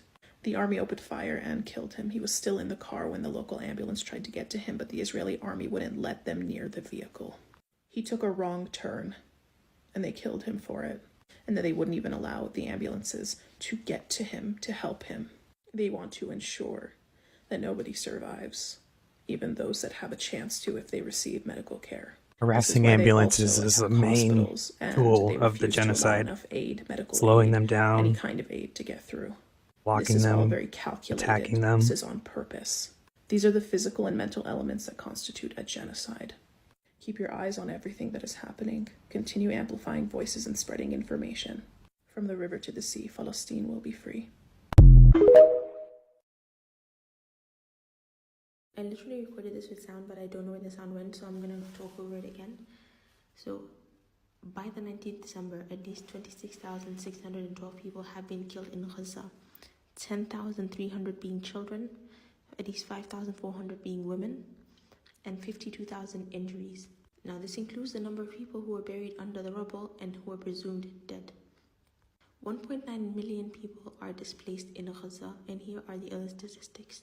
Several damaged churches, mosques, journalists, 93 being killed. Please have a look at these statistics. They have completely destroyed 63,900 homes and partially damaged 173,000 homes. 71% of Gaza's population is experiencing severe levels of hunger, as in extreme starvation. People do not eat. This part got double audio for some reason. Just gonna skip it. Of infectious disease. These are in 1.5 Gaza. They're using beaten up and illegally kidnapped and detained Munthar Amira, who is the chairman of the Ida Youth Center. And this is right after Anas, who is the executive director of the Ida Youth Center, has also been illegally kidnapped and detained by occupation forces. Munthar and Anas have done nothing wrong except for being Palestinian. Munthar is a well-known Palestinian activist and community leader inside the Ida refugee camp located in the West Bank in Bethlehem. His arrest is horrific. Occupation forces broke down the door of his mother's home and beat up his younger brother for 15 minutes. Then they went to Munthar's home, locked his wife and children in the bathroom as they beat him up. They tied up his sons and even slashed the shirt of one of his sons because he was wearing a shirt that said Palestine on it. They tied him up, beat him up, blindfolded him, and left him on the street for an hour before taking him to a military base. They shot at a young boy who was watching his arrest from a window. There is an international call for his release. I will have the petition in my bio as well as the Ida Youth Center's bio. Please, please, please sign it. We need to demand an immediate release. Munthar and Anas are community leaders. They are fathers. They are sons. They are loved amongst the international community. And again, their only crime is being Palestinian and caring for their community and the youth of their community. What Israel is doing is literally illegal. Don't stop talking about Palestine and Palestinians. Palestine Palestine updates for today. We are still waiting on a resolution from the UN Security Council, which has been delayed for 2 days. The US is more than likely going to veto the resolution, but we'll see what happens. The Palestinian Red Crescent is saying that they are unable to reach the wounded in the northern Gaza region. Rescue along with medical teams are unable to reach them, so that means the people who are stuck under rubble and or wounded within the northern part of the Gaza Strip are more than likely going to die. There are 35 hospitals in the Gaza Strip and 27 of them are not operating. Out of the 72 primary care clinics, 52 of them are not operating, which means 75% of the primary care clinics are now completely non-operational. The Gaza death toll has now officially risen to 20,000 people. That means 8,000 of them are children and 6,200 of them are women, all of which civilian. The Rafah region of the Gaza Strip, for every square kilometer, there is 12,000 people refugee. For reference, 3 square kilometers equals 1 square mile, which means for every square mile, there is about 36,000 people refugee in the Rafah region. According to the UNRWA shelters are recording 360,000 infectious cases. This includes respiratory diseases, meningitis, and chickenpox. Please make sure to like, comment, and share, and I'll be back tomorrow with more updates. Stop. The claim is being made by the person posting this video that all of North Gaza, or at least this area of Gaza, has been fully cleansed. In other words, every Palestinian has been eradicated and terminated within this area of Gaza. And these Zionists are proud of their genocide and the ethnic cleansing of Palestinians. They should be ashamed of them. So today marks 75 years of occupation and 75 days of genocide in Gaza and in Palestine. I want to remind you that the genocide and the massacres are still happening and it's still getting worse. There are a lot of people losing their lives in the north without media coverage, without getting the proper treatment, without getting any aid. They have no food, no water. Some people are losing their lives out of hunger. That is happening in the north. And if we go to the south, the attacks are very, very aggressive in the south, where a lot of people are sheltering. That's where a lot of people got displaced, people who moved from the middle areas and the north areas to go to the south, thinking that it might be a safe place. Now they are getting attacked every day. Today, at least 100 people lost their lives in a huge massacre.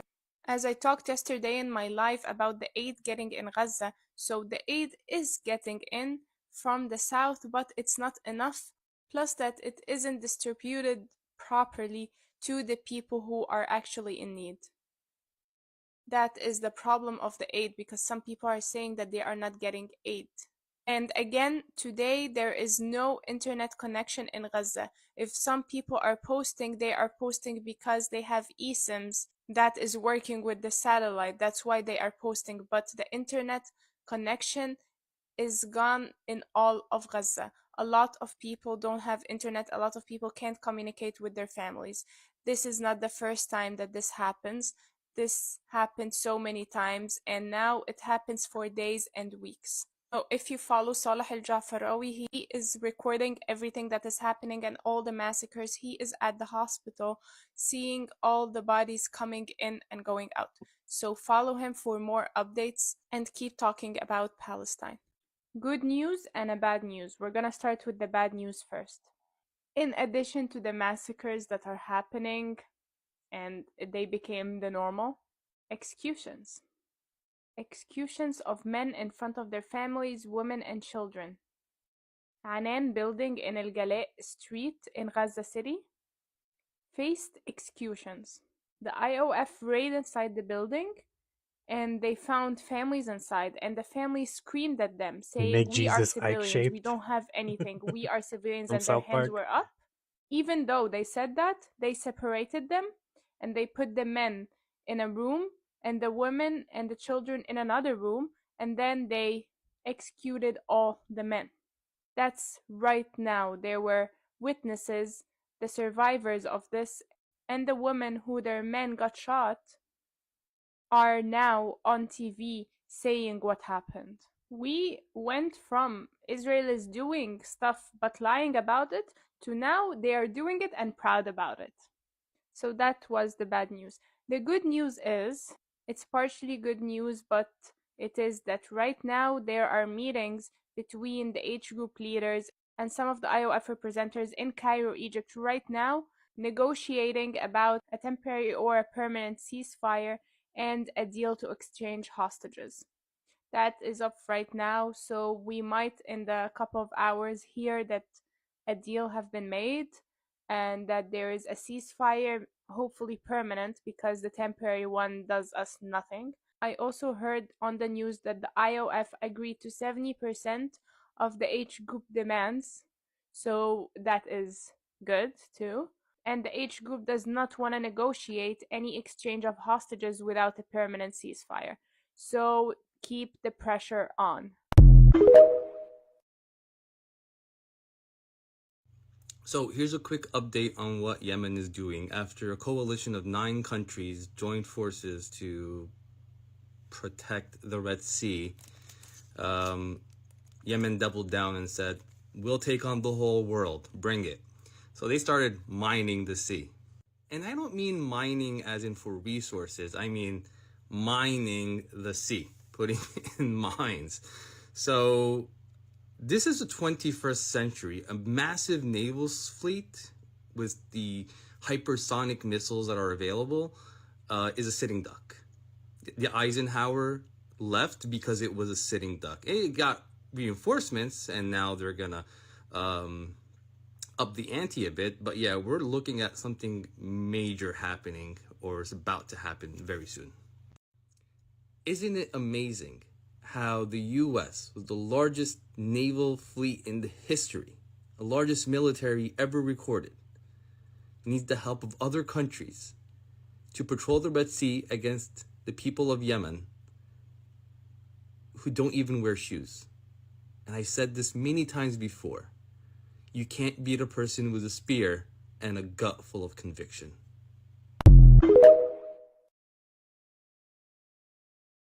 December 20th, 2023, Israel bombing continues on 75th day of war amid potential truce talks in Egypt. 46 bodies and 110 wounded Palestinians have been brought to the Jabalia Medical Center following intense Israeli bombing in the area. This comes on the heels of Israeli hitting Hezbollah targets in Lebanon yet again.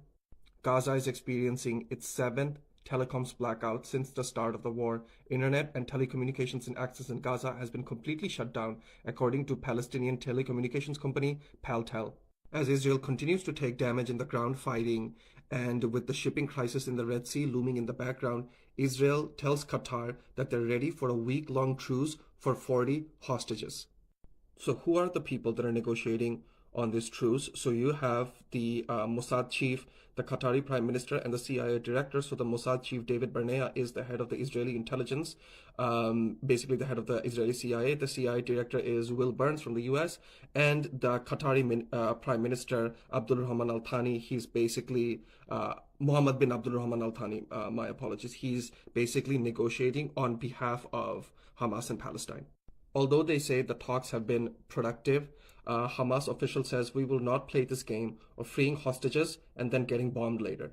And this is on the heels of the UN warning that water shortages are a deadly risk for Gaza children. So Israel is intentionally withholding water from children. They've cut off communications again, and this is what they're doing. The UN Security Council was supposed to vote on the humanitarian resolution and suspension in the Geno on Monday, but because of America, it was pushed to Tuesday, then it was pushed to Wednesday, and now it's pushed to Thursday. Is Not Real has gotten the complete green light to do whatever they want. And this falls at the feet of Joe Biden. You don't have to be a Jew to be a Zionist, and I'm a Zionist. I got in trouble, got criticized very badly by the southern part of my state and some of the southern parts of the country when 35 years ago, I said, you don't have to be. Excuse me, Joe. I need to take another stretchy break. You all should do is the same. Drink some water, eat some food. I'll be back in like 10 minutes. You to be a Zionist, and I'm a Zionist.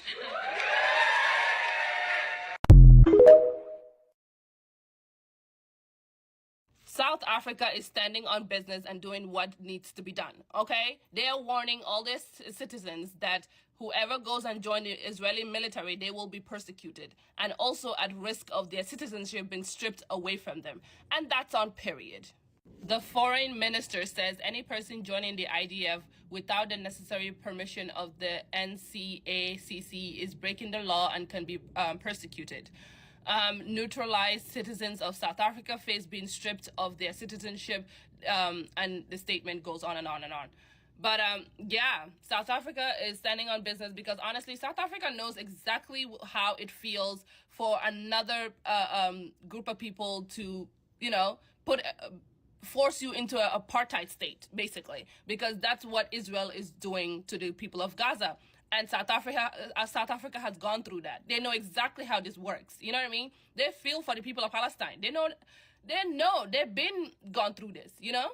Also, in a show of support for Palestine, South African lawmakers voted last month to suspend diplomatic ties with Israel, though the resolution was largely symbolic. Also, South Africa referred Israel to the International Criminal Court for alleged war crimes in Gaza also last month. There have been also large pro-Palestinian protests in the country since October.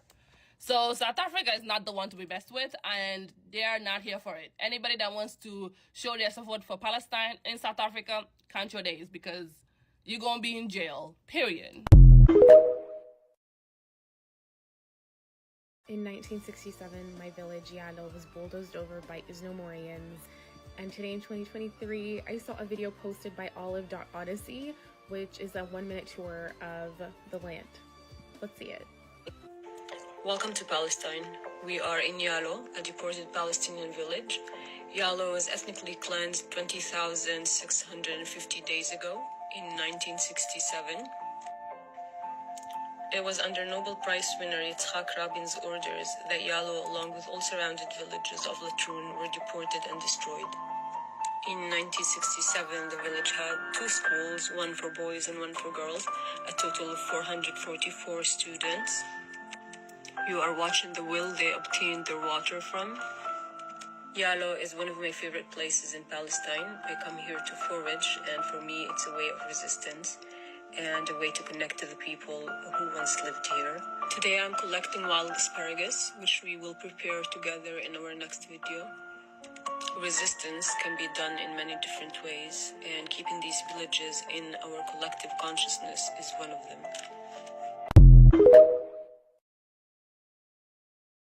Did you guys know that in Palestine, Santa Claus's role is not only to distribute gifts to kids, but also to be an activist and a demonstrator against the Israeli occupation? For example, in 2016, a group of Santa Clauses demonstrated against the apartheid wall in Bethlehem, and they were met with tear gas and violence by the Israelis. You see, in Palestine, there is a permit system that every person with a Palestinian ID needs to follow. Essentially, for a Palestinian to travel from one place to another, they need to have an Israeli issued permit that would allow them to pass through specific checkpoints. So for example, for people from Gaza, they need a permit to go from Gaza to other parts of Palestine, like the West Bank, East Jerusalem, and historic Palestine. And in the West Bank, Palestinians are also required to attain a permit before they can enter Jerusalem. So around Christmas time, this becomes a huge problem because oftentimes Israel disallows Palestinian Christians from entering the holy sites in Jerusalem and doesn't give them permits. And if you know, Church of the Holy Sepulchre, which is a very sacred church for Christians, is located in Jerusalem, so many Palestinian Christians are denied entry there. This is part 1 of my Palestinian Christmas series, so stay tuned for the rest of the videos. Here's a list of things that Israel has banned from entering Gaza from 2010, part 4. Horses, donkeys, goats, cattle, chicks, cows, heaters for chicken farms, heaters in general, nylon nets for greenhouses, spare parts for tractors, dairies for cowsheds, ropes to tie greenhouses, and planters for saplings. Did you ever stop for a second and think of what goes on in the minds of the kids in Gaza? What they're thinking? Hello, can you hear us? We are here in Gaza. My name's Nimr Jarad and I'm just 11 years old. I live in Gaza, a place where we see and hear things that no one should ever have to experience. Every day, we woke up to the sound of brutal bombs and the insane airstrikes. It feels like the world is ending and I become so scared. I want the people in the world to understand what life is like for kids in Gaza. We have nothing except death, destruction, and blood of babies and moms. We can't play outside. Our schools have been destroyed. I lost my home, and now our neighborhood is filled of rubbles. We've lost friends and families, and it hurts so much. I dream of a life without fear, where I can play, learn, grow up like other kids in the world. I wish my dream of becoming a famous football player would be realized if I have a chance to survive. Please help us share our story with the world.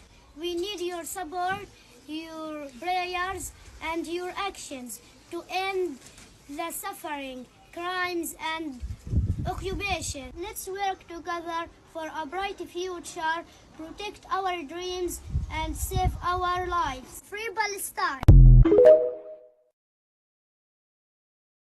Wait, hold on a second. This guy is saying that when Egypt nationalized the Suez Canal in 1956 and they prevented Israel from using it, that it was, quote, cutting off the lifeblood to Israel and therefore constituted a declaration of war. And that's why Israel launched the war against them. And this is actually what they say, because they say Israel never started any war. And so when they invaded Egypt in 1956, this was actually because the Egyptians prevented them from using the Suez Canal. Even though Egypt didn't prevent Israel from importing things. They could import things from Europe. They could go around Africa, you know, the long way and import things, whatever they wanted. They just didn't let them use the Suez Canal, which is in their land. And Israel said this is a declaration of war. Okay, but then the same people will say that Israel was justified in blockading Gaza for 18 years, preventing them from using their own port, preventing them from exiting or leaving Gaza, preventing them from importing. They had a banned list of things that they could import, including dry food, including stationery and pens, including parsley and wedding dresses.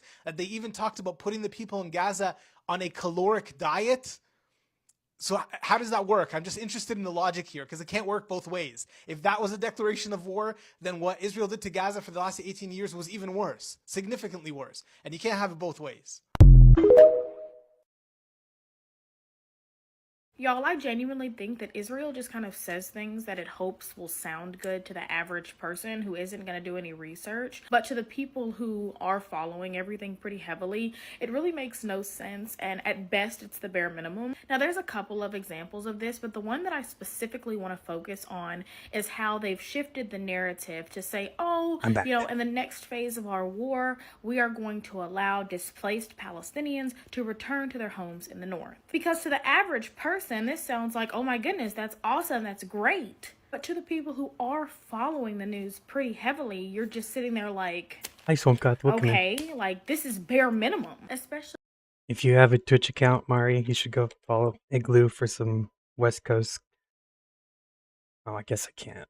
Shout out to YouTube. Igloo, twitch.tv/IglooBC.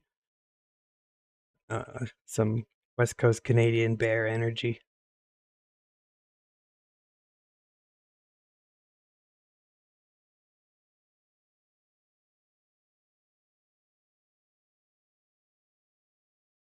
Especially whenever you look at a map of the damage, so much of it is concentrated in the north. Not only are like the homes that they would be returning to absolutely destroyed, but so are the schools and the hospitals and the marketplaces and anything else that is needed to have a bustling town. So the conversation shouldn't just be around the fact that they're going to be allowed to return home, but also that there is going to be some type of pathway for rebuilding. And I mean, honestly, even if they rebuilt everything 10 times over, that still wouldn't be enough to replace everything that has been lost, from lives to the lives of families to precious heirlooms to memories, like all of this.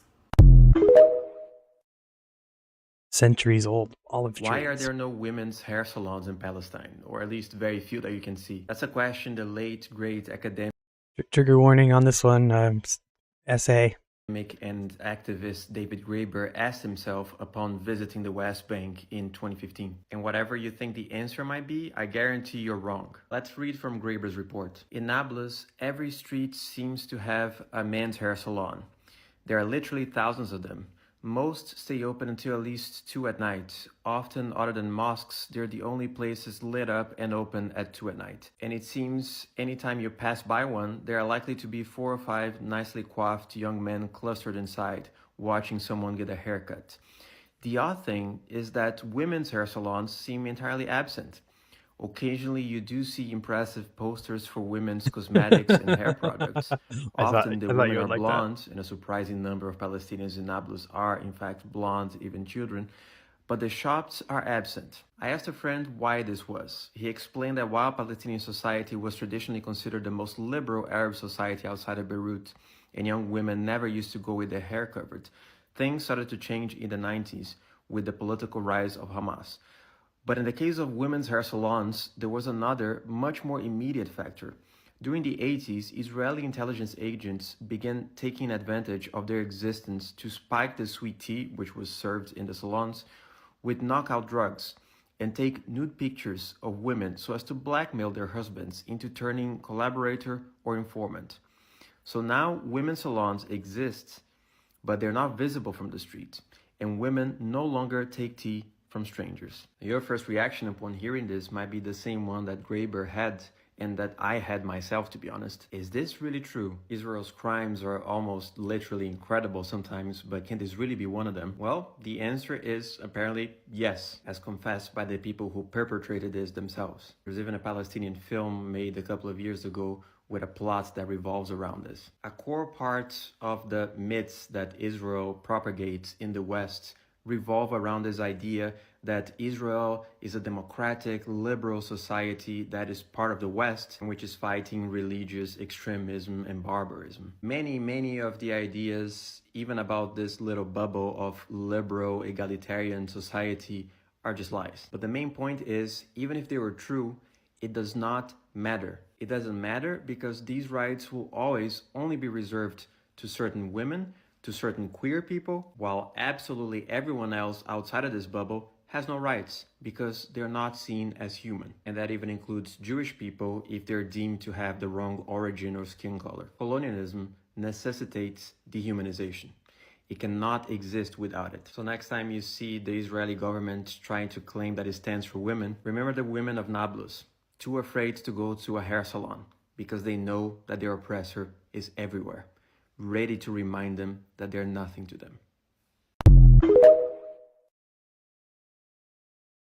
Every single morning I wake up in the comfort of my own bed, lucky as hell to have the life that I am living. Because while I was asleep last night, Israel killed at least 46 people in the Jabalia refugee camp. 46 bodies and 110 injured people have been brought into the Jabalia Medical Center since this morning in northern Gaza. Dozens were still trapped underneath the rubble of buildings bombed by Israel forces. Yesterday, Israel killed over a dozen people in Jabalia refugee camp. Y'all, we hear the name of this refugee camp basically every single day. They are suffering bomb after bomb after bomb, airstrike after airstrike after airstrike. Just because we've heard about it very frequently and very commonly does not mean that it's actually fucking normal. There are no excuses. There will never be any excuses for bombing refugee camps. Hey Sam, welcome in. Good to see you. Alaikum. What's your name? Mahmoud. Which school you go to, Mahmoud? Chicago Academy. Mahmoud, tell me what happened to you on Friday, December 15th. So what happened is that at art class at school, at the end of the day, the teacher was calling one by students, where are they from. Now I was like, I'm from Palestine. Then she said, Hamas are terrorists. And I was like, that's not true. And then she was like, yes, that is true. And then she was like saying, Hamas are terrorists. They're trying to invade Israel's land. And It's I just was like, "Not true what at are all." you talking about, lady? Then she was like, yes, No it one's is true. invading It is Israel. true. Something is true it is true that I'm gonna hit you. Yeah, And almost then every day. it was like, try me. And then I ran across the Last night was my classroom. You told her, 45th. try me? And when she did, after you said that? And then she started to chase me around with her hand raised and trying to hit me. And then when I went back to my desk, I sat down on my chair. Then I pushed my chair away. I said stop, and then I raised my fists. You where you were Right. trying? You were trying to defend yourself? Yeah, and then I pushed her away. You still watching them? Nice. Okay. And Did y'all you watch said Chicago the one about Academy Sudan and School, Congo? right? And what's the name of the teacher?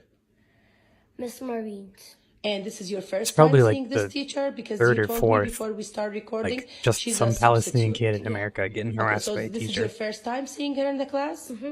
So you didn't see her before? Yeah. Okay. Mahmoud, how do you feel about what happened to you? I feel sad, very sad, because she's been disrespecting my culture. And then I started to get nightmares about about her trying to kill me. And then my mom came to comfort me, and then told I don't me have to as sleep. many And then people I just following slept. And then to I like was fill just up an screaming, hour for screaming. Africa, After but I'm what working on happened it. that day, Mahmoud, did the teacher came to you, say anything that she's sorry about what she have done for you? No. So how did the day ended that day? And then she was like, let's sing the happy song. She told all the classroom to sing a happy song after what she have done to you. What a And did you start nightmare. singing with the kids? No. How did you think that I will beat you up, little child. Now sing a happy song. React to that? They were scared like you? They were scared. Thank you, Sam. Did they tell you anything after the end, the end of the day? No. The children in your No. classroom, they didn't say anything? No. They didn't say, like, they didn't try to comfort you? Only one. Only one. Okay.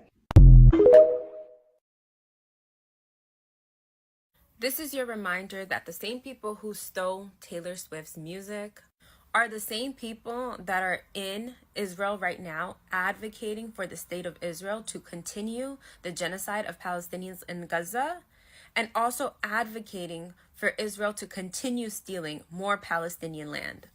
If Taylor Swift and her fans can understand the importance of an individual's right to own their own art and music and to reclaim their masters once it's been stolen from them, there's no reason for them not to be able to apply that same understanding to the Palestinian struggle right now, as Palestinians are fighting for their liberation and are fighting to reclaim their land that has been stolen from them, especially in the midst of their genocide that is being broadcasted live on our phones, which makes me think a lot about how all the music she made about, women and equality and justice was just lip service. At the end of the day, she and the people who stole her music from her, Scooter Braun, they're both cut from the same cloth. At the end of the day, she weaponized her white woman tears to gain our support.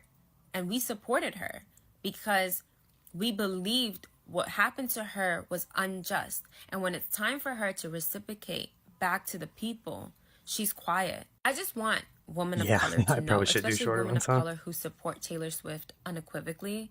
I want you to know that when it's your turn, and given the way that America is headed, you will have a turn. When it's your family, when you're your loved ones, when it's your community, I have to you cannot cut expect shit out people like constantly Taylor or Swift keep it to to an use hour. their platform to speak up for you, because they're not. because at the end of the day, she, Yes. like many other celebrities, are individualist and capitalist.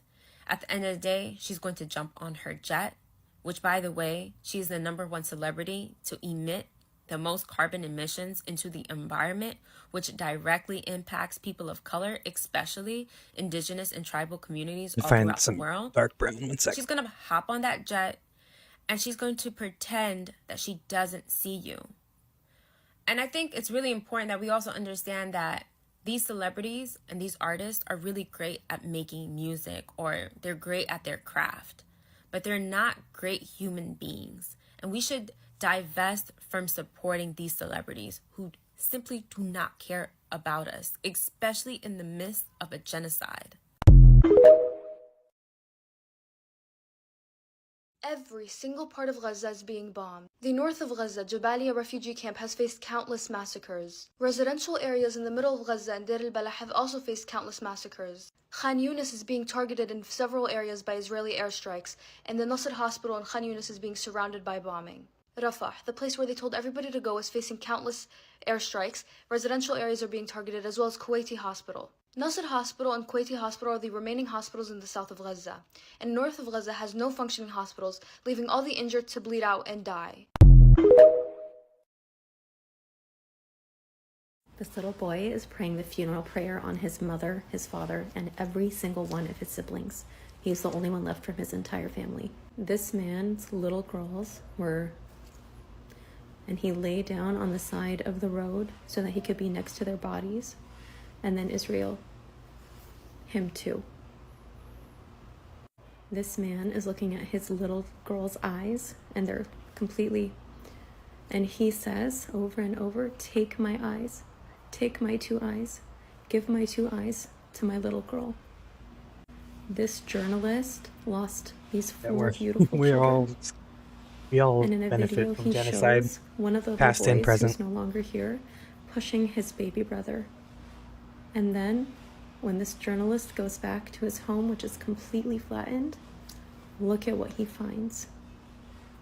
This woman holds up her grandchild, and she says, "Satan Yahu, look at how many children, how many babies you've... isn't it enough?" And then she says, "This is our homeland."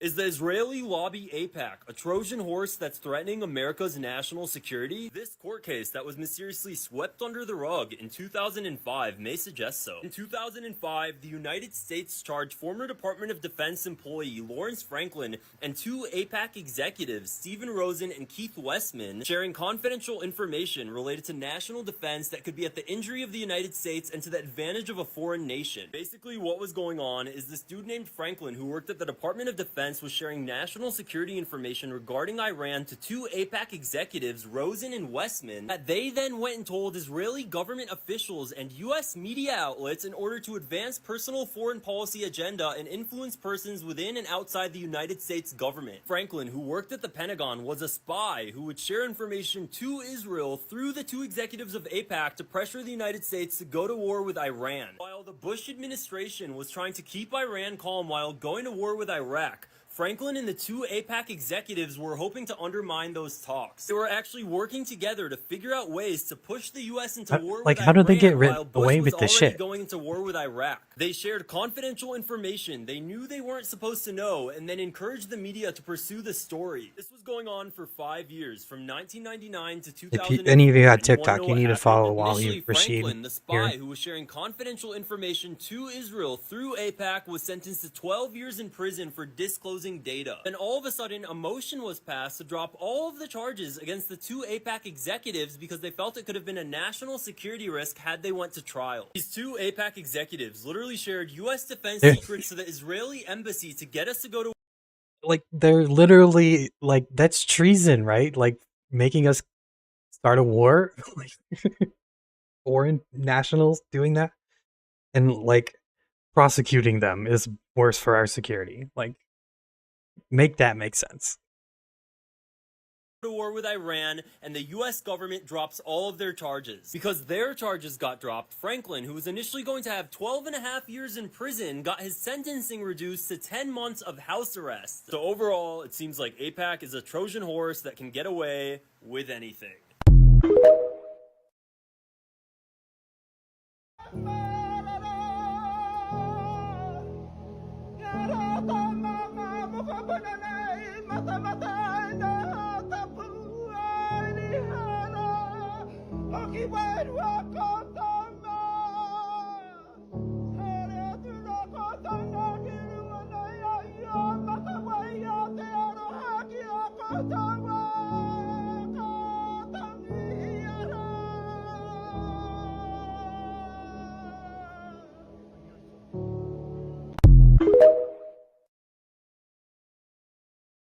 Palestinians don't need allies that are going to dilute our message to make others feel comfortable.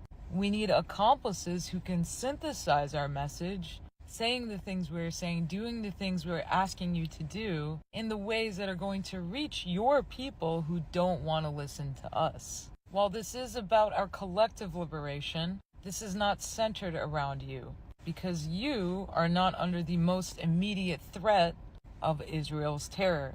Palestinians are, especially Palestinians in Palestine and most urgently in Gaza. Don't be a dumbass. Stand in unwavering solidarity with the Palestinian people. Don't forget that it's not just about free Palestine, but the Palestine that's freeing us along the way.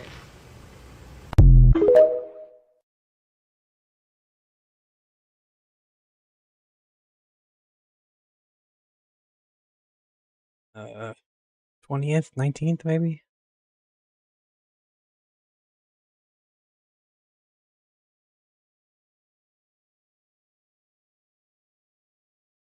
Yeah, exactly, Swamcraft. Hey everyone, this is Bissam from Gaza, continuing with you the coverage for Arabi TV for Diaries Under Bombing for the day 74 of the continuous bombing. Why I'm saying continuous while there was a truce began in the 24th of November, because it was a temporary humanitarian truce. It was not a permanent ceasefire, which we are calling for. And actually, at that time, while we are talking, there is another voting for a temporary truce or a humanitarian ceasefire in Gaza, and we are waiting for the results, of course. But whatever the results were, we are calling for a permanent ceasefire. We are calling for back to our homes in the north and every place in Gaza Strip. So what happened today in Gaza was a massacre against Dormish family. More than 100 people were killed in Dormish family, and this is not the first time to commit a massacre. Immortal Technique, I'll have to check that out. I haven't heard that one. Actually, many families were omitted, were deleted from the registration since the beginning of this aggression or genocide against Gaza. Another massacre was in Jabalia. So today, 60 buildings were destroyed to the ground, were fluttered to the ground over the heads of its people in Jabalia, and the civil defense and the ambulance are until now trying to grab the people from under the rubble. So the situation is really hard, it's really severe in Jabalia, unfortunately. So another thing is that the starvation, the hunger is continuous in all places of Gaza Strip. It's added to the collapsing of the health system, adding to the collapsing of the safety in the schools and the shelters, and adding that 300,000 residential buildings were destroyed since the beginning of this aggression. So how are people going to go to their homes? How are they going to live, to work, to do anything after the war if we survived it? Of course, no one knows until now. As I said, a new voting for a ceasefire. We're still waiting for this voting because we don't have any other options. The situation is just getting harder and harder in the north and in the south. Today, another bombings in Rafah and residential buildings, and in Khan Yunis, all over Khan Yunis places. More and more people are asked to evacuate. So we are waiting to know what is happening and what is gonna happen in the upcoming days. I'll keep following to know more about Gaza.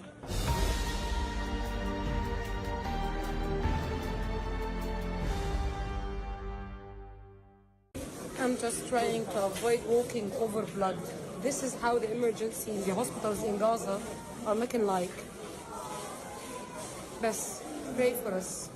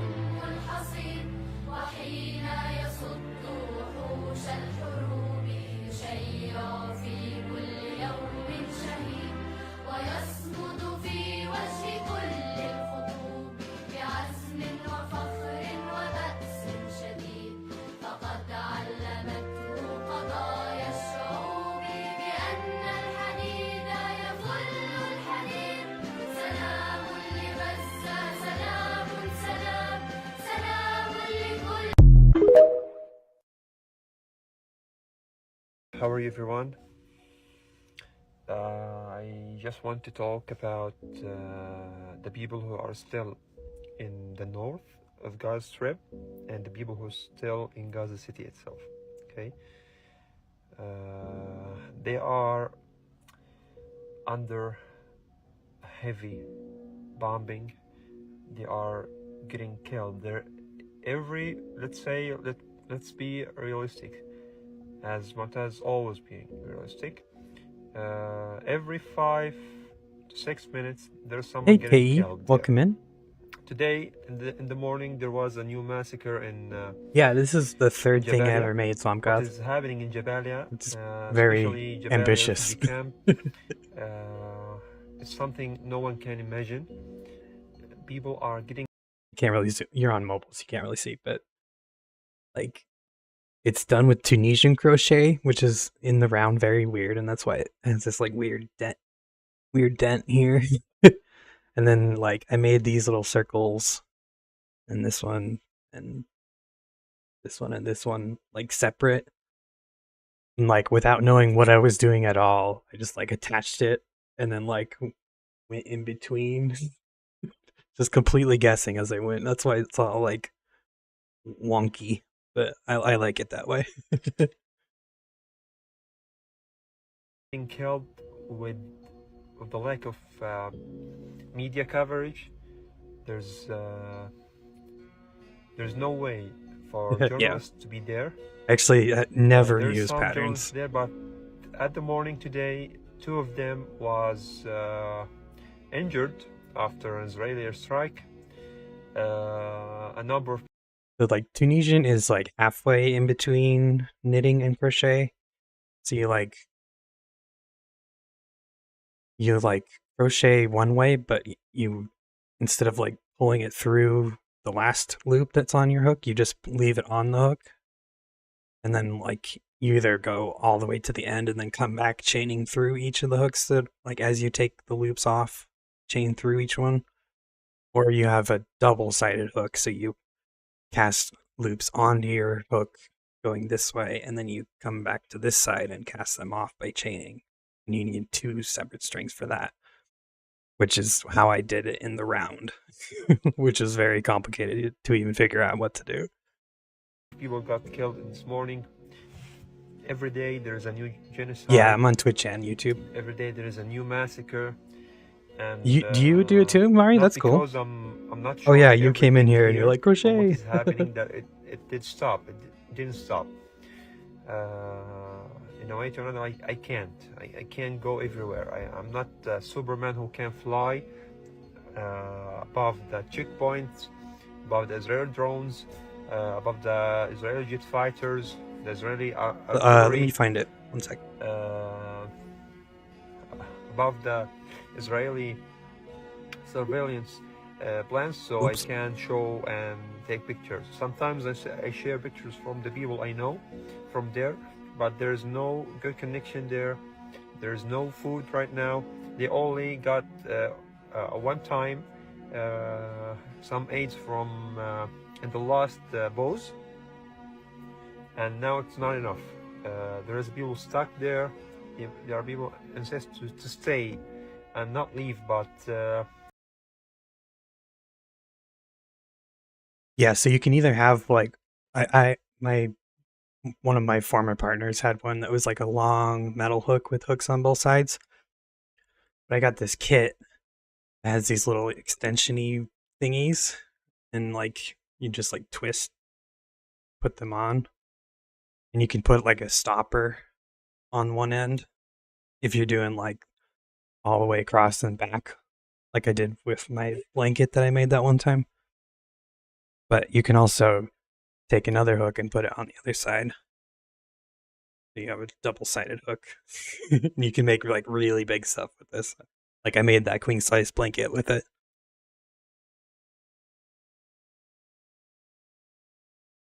But yeah, it's really I like it. It's very soothing. Israelis are killing them. The Israeli army are killing them with no mercy, and you can't see this because there's no way to show you from there. Okay. Sometimes cross-stitching. No way to show you. I recommend needle I'm felting. originally living in the middle area. Okay? If you've never So tried it. I'm now at home with my family, with my friends. We with make some people fun who stuff with needle felting. who evacuated to my house, but no one's safe. I mean, That's how I made. anytime you could hear something about us, about something may happen to us. So no one is safe. But the people who are still in the north, there's some blind That's how I made spots the about beard them. today. I Needle can't felting. also show something from there. I can't. I'm sorry. People sometimes say that I'm a superhero. I'm not superhero. I can't fly to cover to show.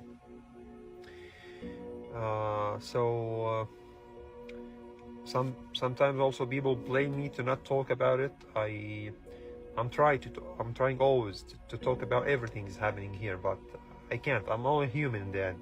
So don't blame me because I can't. Not because I can and I don't want to. I wish like I can like turn on my car and go there to cover, but I can't. In the end, I'm a Palestinian. I'm from Gaza. They will kill me if they saw me there. You But think thank this is God too I much to give evacuated Gaza just baby Jesus these day pom-pom before- hairs? Day before the Israeli Pigtails. tank entered and blocked the way. Because if I stuck in Gaza City and if I crossed the checkpoints they made, believe me, they will kill me immediately. So I'm sorry. I'm trying to do my Yeah, best. thank you. I'm trying to not even feel weak. But I'm so exhausted. I don't even take a rest. And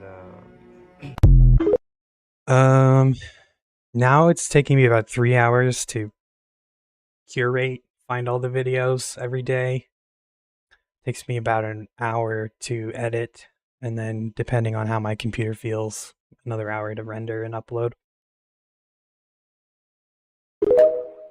Oh, here. Let's take a little candy break and I'll show off some things I made. I've been streaming crochet on Twitch for almost 3 years now. Well, not so much the last year, but I have been doing it since 2021.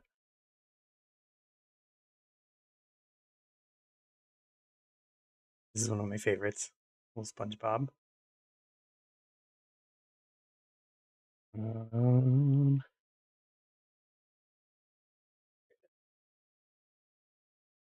Yeah. Well, luckily I'm underemployed right now. This Mario I'm pretty proud of. Bob Square. There's a cool little frog with a top hat and a monocle. All this is freehand. I never use patterns. This is a chicken cactus I rudely call a cactus.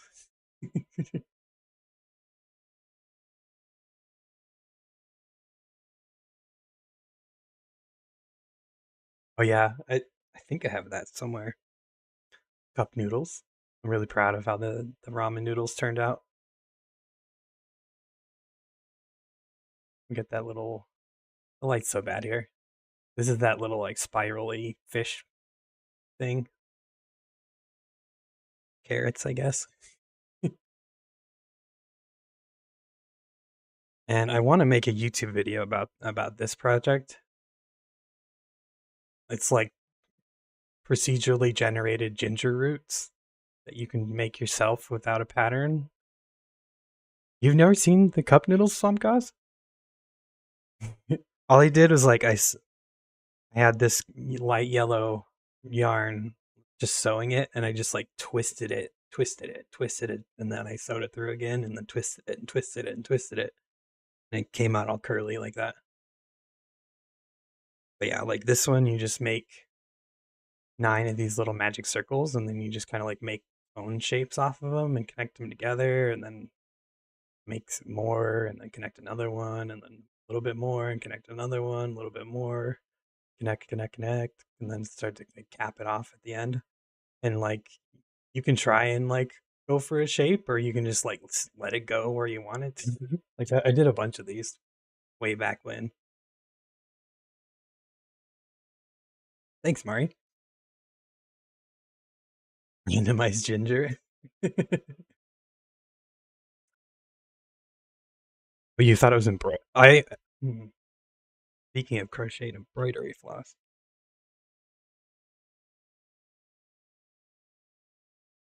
Here's that pop-off fruit you asked me to make.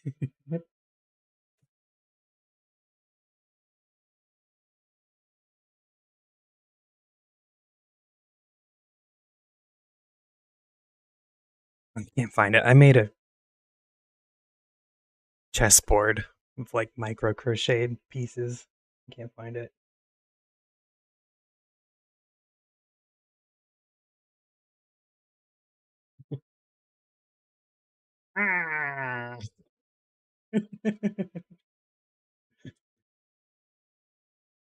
Last March. Was it last March or was it 2 years ago? A March. I did Mario March. There's Oogie Boogie. With like the worms coming out. And these little dice.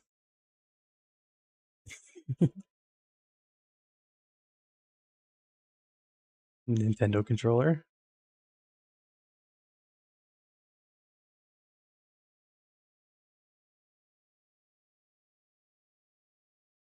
I don't recommend micro crochet. It's a nightmare. This is Five Nights at Freddy's, I think. I don't know. Someone asked for it. Celeste with bisexual hair. Because it's the best game ever.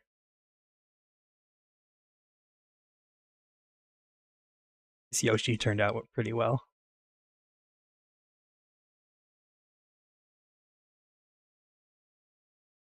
Gumby.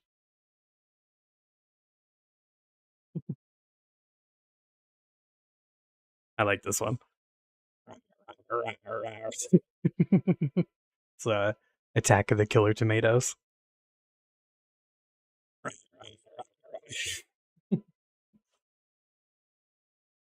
King Boo.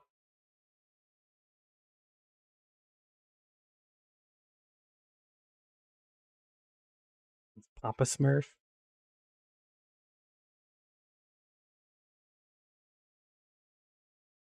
I never gave him legs, but Pickle Rick here. Posable arms.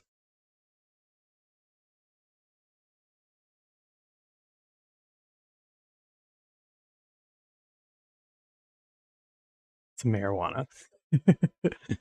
I went to a dispensary near me, and it was like my third or second time in there, and they had like little artsy things that they had put up by the register, and I'm like, I made this, do you want to display it? And then the woman just looked at me, and I'm like, okay, never mind. And I ran away.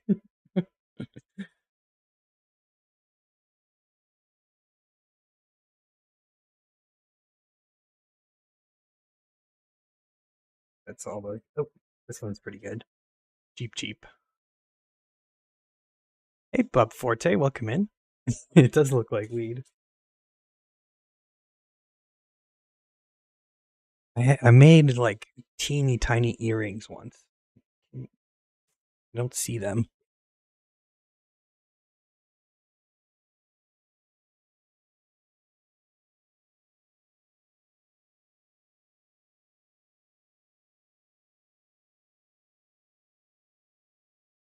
I did find the chess set. It's travel chess set. Each piece has a little alligator clip in it.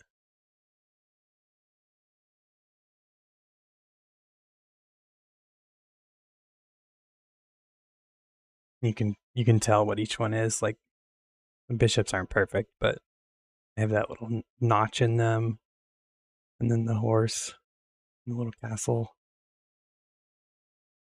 The queen has like a pointy hat, and the king has a little cross.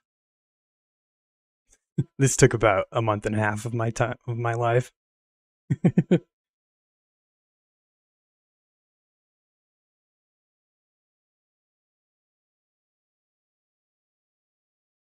This little robot pin, like, imagine this, but like this big. That's what I made this in an earring like this big.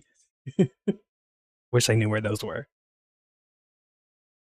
But yeah, okay, enough me showing off. Let's get back to it.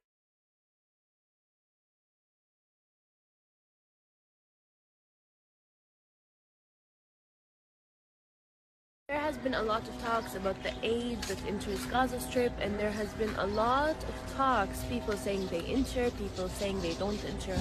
And here's a couple of stuff you guys need to know.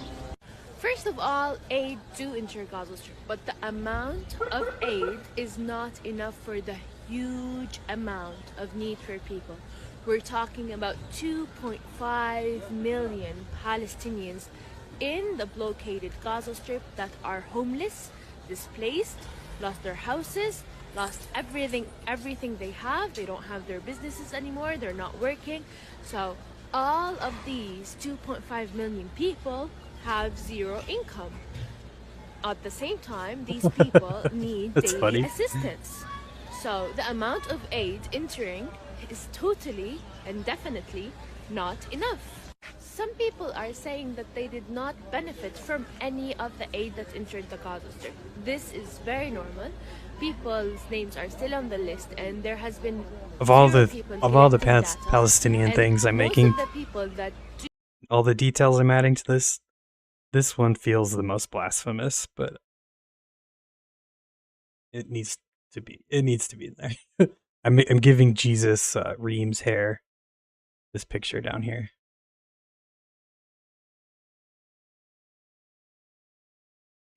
Mary will be next. I only have her head done so far.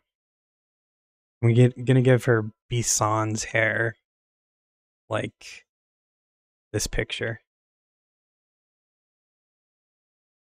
And I'm debating giving her a press vest. That might be a little too on the nose. Do receive aid have their names on logs and on the database where they used to receive every single month aid from UNRWA and other organizations. For example, my family is waiting on the list to take flour from the UNRWA because we never received anything from the UNRWA and we're not refugees. But now everyone is refugees, everyone's displaced, and it's different. So that's something I want to talk. Another thing I want to say, okay, so why people sell their aid is because they want cash. And why do they want cash? For example, they want to buy vegetables, they want to buy winter clothes, they want cash, they want to buy water, and all of these stuff are not in the aid they receive, in the food parcels they receive, so that's why they sell it. And as long as you find stuff and aid you buy on the streets, that means we are receiving aid. As long as we're not receiving any aid, we won't find anything to buy. And this is what happened a couple of weeks ago when aid did not enter the Gaza Strip.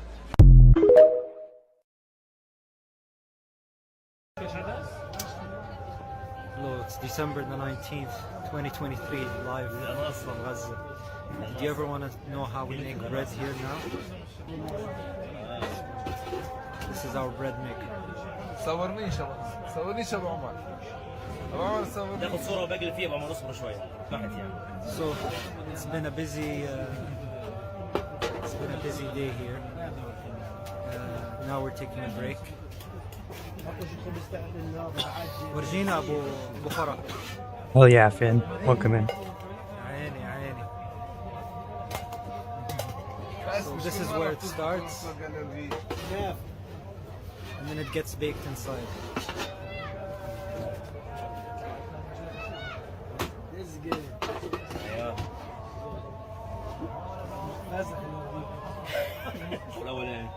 Who even knows what Jesus looks This like? is how we bake bread here. I hope that was a quick tutorial. And St. Nicholas was born in? This is the Gaza bread. Okay, stay strong, stay Talking safe. about Bisan. Inshallah, together. Oh yeah, I do. We will make. That was in my video, right? I've not been putting their videos because they're just little kids and it feels exploitative. But I'll give you their account. What's it called? It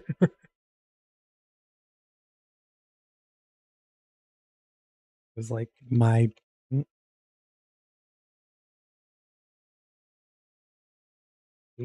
girls. Why am I not searching?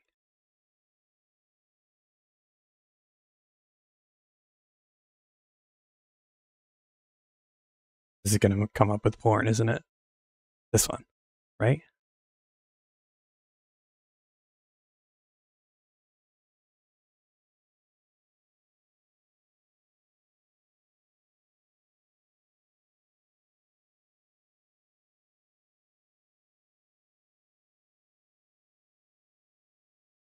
I can't find the Bisan one, but it's in here.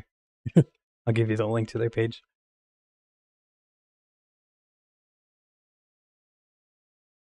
Oh, no one knows what Santa looks like. Through this, inshallah. And with the adhan of the Isha prayer, inshallah, we have to go and pray. Please continue to remain strong. We see you, we hear you. Stay in touch. Assalamu alaikum.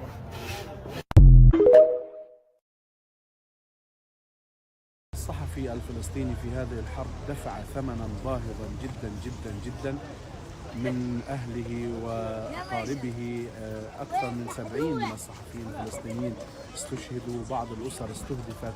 I've lost the needle. أسرتي بطبيعة الحال في المكان I'm gonna find it with my foot later. قال عنه جيش الاحتلال الإسرائيلي بأنه آمن. الصحفي الفلسطيني في هذه الحرب وجد نفسه في أتون المعركة مرغما لا راغبا، وبالتالي يعني بات يدفع ثمنا باهظا كما أي مواطن فلسطيني عادي. بات يخشى على نفسه، على حياته، على عمله، ويخشى أيضا على أسرته وأحبابه وأقاربه. أسرتي التي استشهدت أنا لم أكن قد رأيتهم حتى يوم الاستشهاد، منذ أن اندلعت الحرب على قطاع غزة حتى يوم الاستشهاد.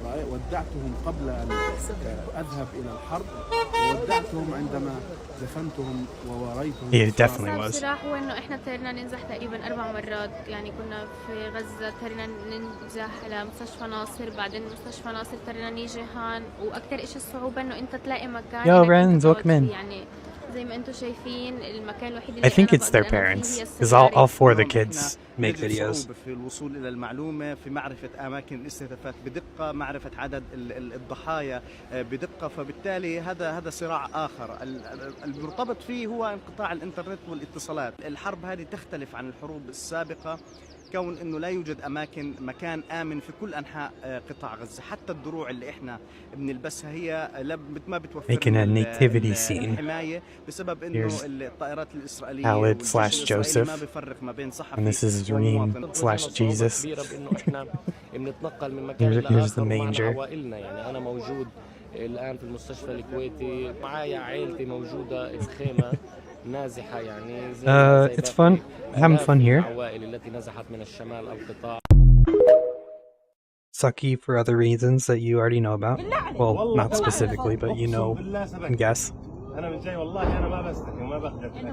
أنا برجينا. هاي السيدة يا جماعة أصرت إلا إنها تطعميني من خبزاتها برغم من إنه خبزتهم بالعافية. شوفوا كرم السيدة الفلسطينية. كيف وفرتي الطحين؟ شوية من أختي شوية من بنت حماية وزي هيك هاي حياتنا إيش نسوي. أنا بخلص هجري من الساعة 9. I've got my kid tomorrow at 1:30 to 7, كمان عشان أشوف نار يعني كويسة هيك. which is not enough. فيش ومش لاقيين كراتين. Just being gaslit about it. كنا في الشرقية وهربونا اليهود يوم الأربعاء كنا في درس الوكالة وهربونا اليهود وقلنا خلاص بنفع تقعدوا هنا وإجينا على ناصر. بغيت اليوم والله عملت فيهم 40 بس تفرحت نص خربان. 40 يعني بصح لنا 5 6 لو سهل اكيد ولا كله على حسابكم. لا والله لو سهل ولا عشان بنصور. لا والله انا عزمت عليكم قبل ما تصوروا. المصاري متوفرات مش احنا انه احنا فقراء ومش عارف ايش بس الوضع بالمرضى فيش شيء فاهم. بيتنا مهدوم على فكره والله بيتنا راح. والله العظيم اللي بدك اياه خذه والله العظيم اكيد والله غير كله في ميزان حسناتك ان شاء الله. امانتها والله العظيم والله العظيم والله العظيم انا خجلان منك بس انا مش قادر اقسم بالله ما انا قادر. 5 hours, not even one day. نرجع نقوم على خير باجي باكل الخبزات.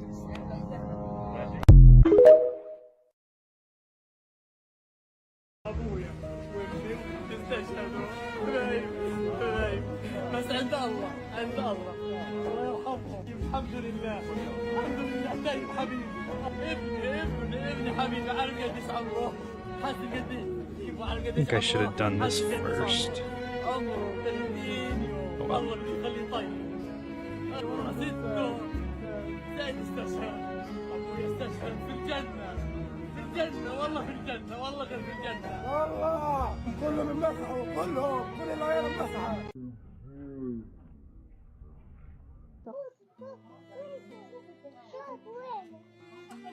يلا خذ هاي لك خبط يلا فتش يلا فتش فيه كله. وهذا اللي تبرع تبارك الله فيها وكثر الله من امثالها وجزاك. شو هذا يا رحمة؟ هذا حليب مصر. ايش كمان؟ ايوه جيب كمان وايش كمان؟ يلا جيب. حليب. ايش كمان؟ هذا نحل. ايش هذا يا ابني؟ ايش هذا؟ هذا حليب.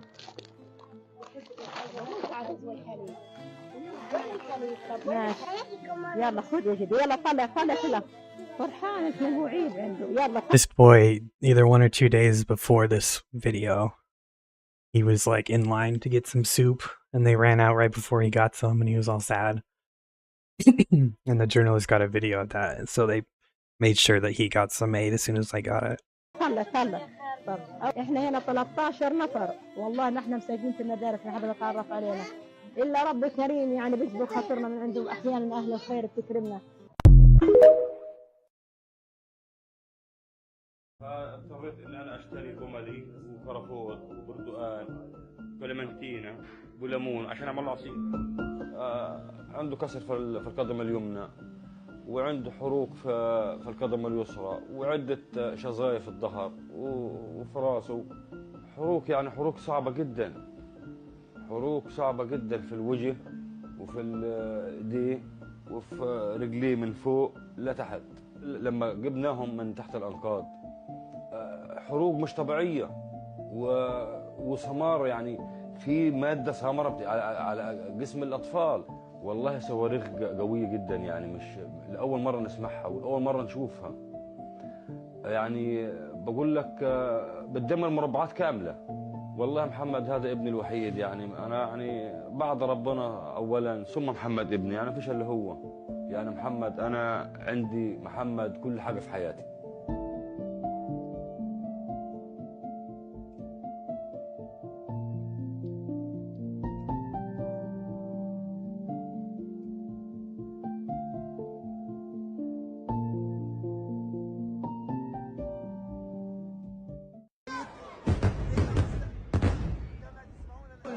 الآن كما تسمعون نتعرض لحزام ناري شديد وقوي في محيط مراكز الإيواء في شمال قطاع غزة. استمر هذا القصف منذ ربع ساعة حتى هذه اللحظة.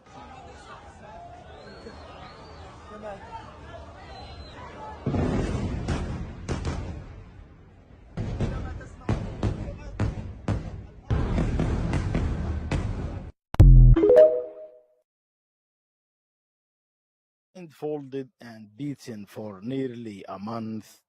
Signs of their detention still clear.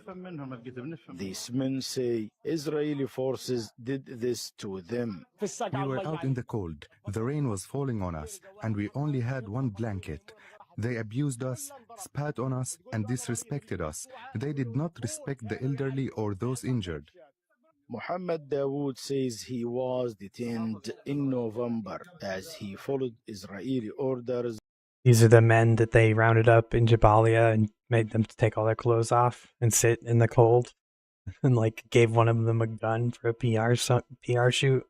To move south. We came from Beit Lahia in the north and were moving to the south through the safe corridor. They captured us from there. They interrogated us. Are you Hamas? Are you Islamic Jihad? But they couldn't find anything against us. Oh, no, this is a different video. The men say they were released at a crossing in Rafah with no phones or clothes of their own. I was in my house. It's I all told blur. them I was sick. Making these I am videos an once a old day. guy. I am 62 years old. They told me, no, you need to find out for us where is Hamas and where the hostages were. When I told them I did not know, they shot my leg. Afterwards, they amputated my leg. They made me sign a paper saying that my leg was not functioning. I spoke to doctors here in this hospital who told me that the detainees arrived in a poor condition. At least 2 of them are still being treated here. They are all now stuck here in the south, trying to find their families.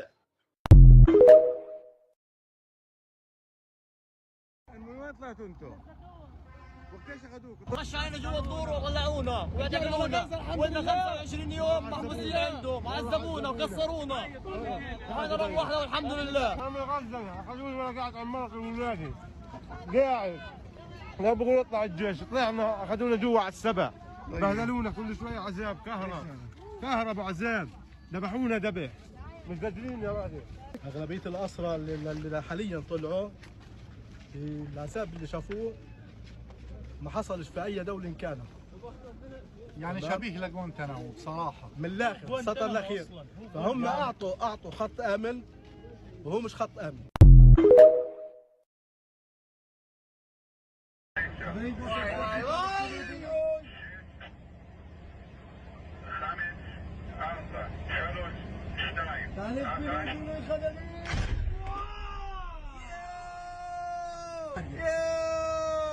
Fucking animals.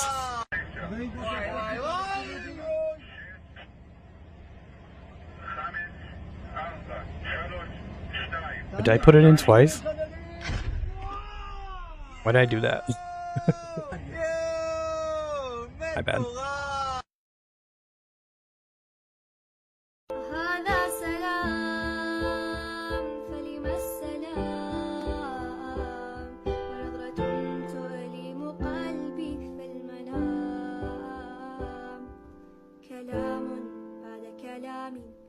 وعين تنزف ماء في فضاء بين فضاء لا مكان له في الوجود.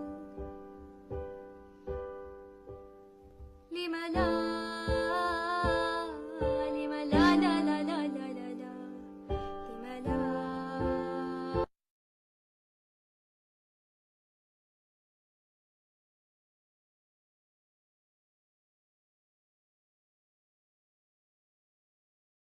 This one get muted?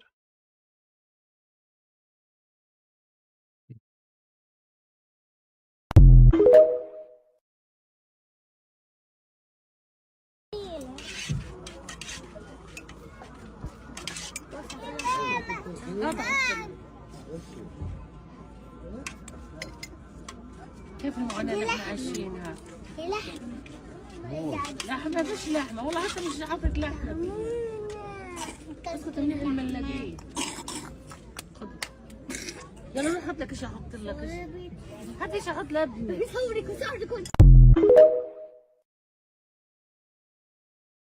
Before I start with the update video today, did you guys see what the head of the local council in northern Israel said?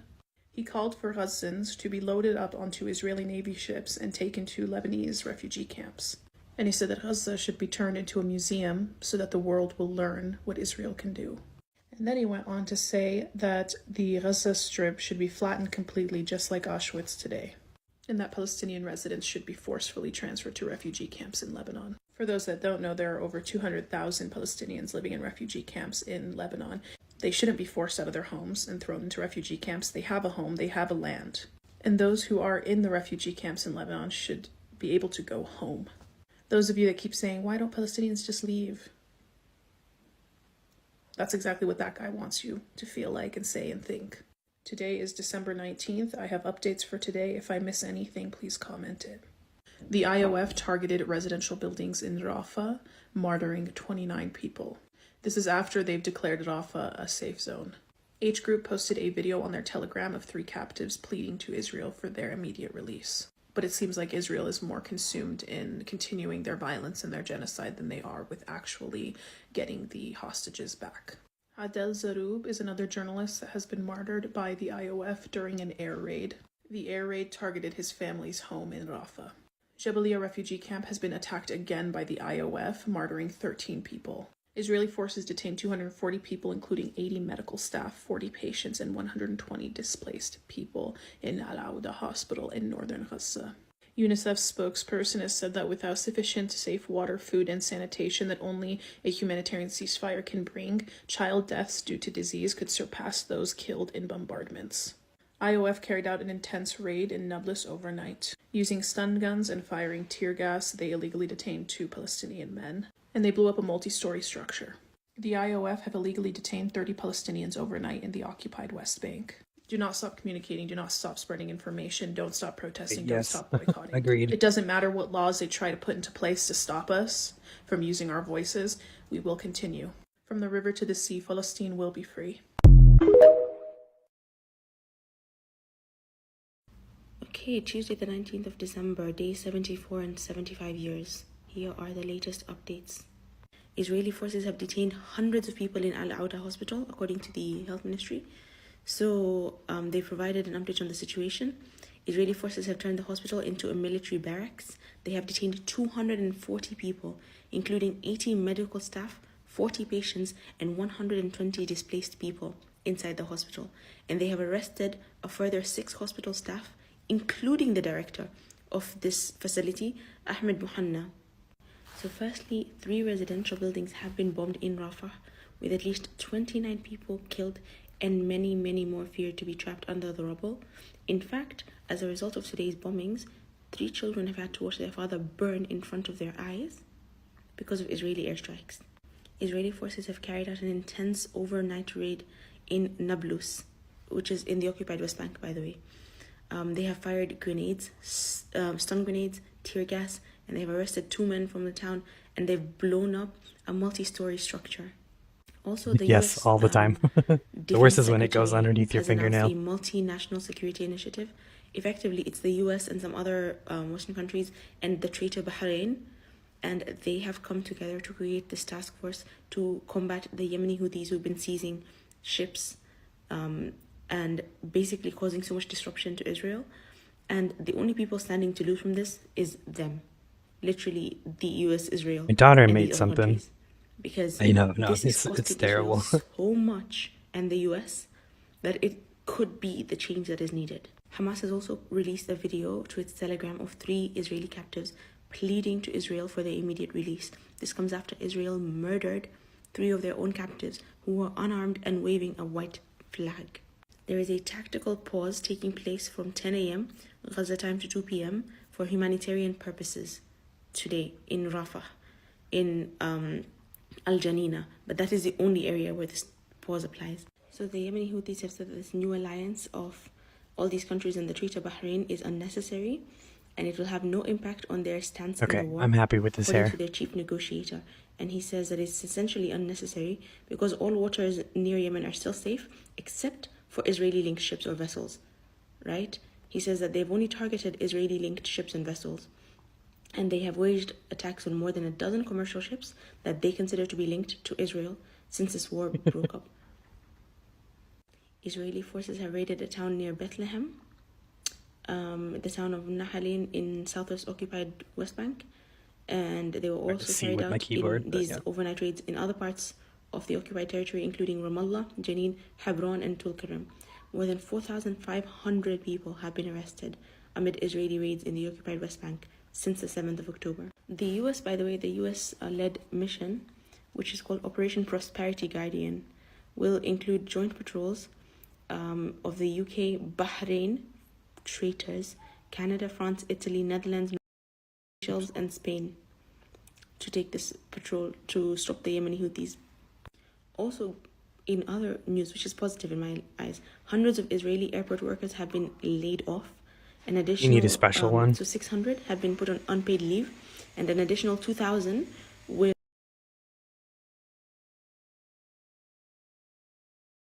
Probably can't tell, but you can see like how it has like the light bounces off it differently every once in a while. Like, yeah, this camera sucks, but it has like little notches in it. Like I'm rubbing my fingernail on one of the notches right now, so that when it stabs through, like the little bits of little hairs get stuck in that notch, and it like injects them into the rest of the wall every time you stab, and that like tangles it up. Ribbed. Barbed, I think is the word they use. Will have their work hours cut by 25%. We are costing them financially. Israel cannot keep doing this for longer. Also, yesterday, Mr. Rishi Sunak, and within an hour of BP having to reroute their ships because of Yemeni Houthi attacks, within an hour, Rishi Sunak decided to call for a ceasefire. Within an hour. It's working. An entire home has been destroyed in the occupied West Bank amid Israeli raid. So they've blown up the home of a Palestinian prisoner overnight in Nablus. According to Wafa, it's a 3-story building in the town of Aqraba. Most updates from Al Jazeera, by the way, guys, and incorporated some updates from Telegram and elsewhere. Yeah, day 74. I feel like I must remind you guys that the death toll is 25,612, including 10,091 children. This includes those who are buried under the rubble. Just a little reminder. How is Tel Aviv getting affected by what is happening in Gaza? How is their economy is losing so much due to the genocide in Gaza? 2 days ago, the Israeli airport authorities gave 600 employees an open vacation without a salary. And they also minimized the work duties for another 1,000 employees to 75%. And that is due to the economical crisis in Tel Aviv, resulting from the attacks that are in Gaza and their losses daily. Israel is spending so much money on weapons and other necessities just to support the genocide in Gaza, and that is affecting their economy badly. Tel Aviv now has a lot of protests on the street. People are calling for a ceasefire because they realize that a ceasefire is the only solution to get their hostages back, because the attacks in Gaza for 76 days haven't gained anything for them. No hostages are back. In fact, they are being unalive because the Israeli forces are trying to get them by force. And they realized that the only way they got their hostages back was due to a deal that they made earlier. So the only way things are gonna work for them is by a ceasefire and a deal with the H group to exchange hostages. And that is, of course, other than the large number that are fleeing and leaving Israel every day. I'm gonna have to stop because I don't get many likes and I feel like the world hates me. Said you every morning looking at your loser face in the mirror. 3 signs Israel is losing, part 28. Netanyahu's sidekick, the president of Israel, just announced a ceasefire. Because let's be real, no amount of diapers can prevent the diaper forces from shitting their pants. And how many steps back do you need to take from a rock thrown at you? Apparently they're not the only ones shitting their pants because don't sleep. They're watching our every move. Calling it Operation Prosperity. Yo, how about Operation Posterity? Time for you to think of your next step, Sleepy Joe. Young American vote voters don't support you anymore. And today, the International Organization of Human Rights officially declared that Israel is committing a genocide. So if you're still supporting them, you know what that means. The United States-backed terrorist organization Israel is attacking the Jabalia refugee camp again. This is what the sky currently looks like. I can't share the pictures of what's currently happening because it's so gruesome. But I think everybody should go look. Go on Twitter and just look up Jabalia and look at the horrific pictures that's coming out of what the Israeli terrorist organization is doing. Netanyahu is just getting rejected left and right. Damn. First, the hostages family didn't want to meet with him. Now the soldiers that he sent in to die, that got injured, don't want to meet with him. And I'm not praising these soldiers, but if I want to say what I really think about what should have happened to them, TikTok is going to take this video down for bullying and harassment. So I'm just going to say, y'all know what I'm thinking. This spineless weasel is the UK Prime Minister, Rishi. He didn't call for a ceasefire because over 25,000 people have been murdered. He didn't call for a ceasefire because over 50,000 people have been injured. He didn't call for a ceasefire because 1.9 million people were displaced. He didn't call for a ceasefire because over 10,000 children were murdered. He called for a ceasefire because BP, the biggest oil company, said that they're pausing all of their shipments through the Red Sea, which means he's losing money because him and his family signed a $1 billion deal with BP. This spineless piece of shit does not care about people, and he only called for a ceasefire because it's hurting his pockets. Fucking pathetic. How are these people left to be in charge? Why is it that people that are money hungry are left to be in charge of governments? Dude, of fucking course. It's about humanitarian pause time. Probably like 23rd, 24th. 23rd, 20. Yeah, definitely. And then like 26, 27, and we can continue that. But just a little humanitarian. UK politics don't make sense. Like, how did they vote for that guy? Get that on the books. How did they vote for Trump Light? How do they vote for this nerd? Same goes for Canada, though. Israel's holding the entire Middle East hostage, not just Palestine. This was just reported yesterday, December 18th. Syrian army says Israeli missiles hit near Damascus. Syrian army says Israeli airstrikes from the Golan Heights hit the outskirts of Damascus city on Sunday evening. They're also disrupting Iran. Suspected Israeli cyber attack paralyzes petrol stations across Iran. A possible Israeli cyber attack has disabled 70% of petrol pumps in Iran, causing chaos for motorists. And of course, they've been also trying to wage war against Lebanon for a long time.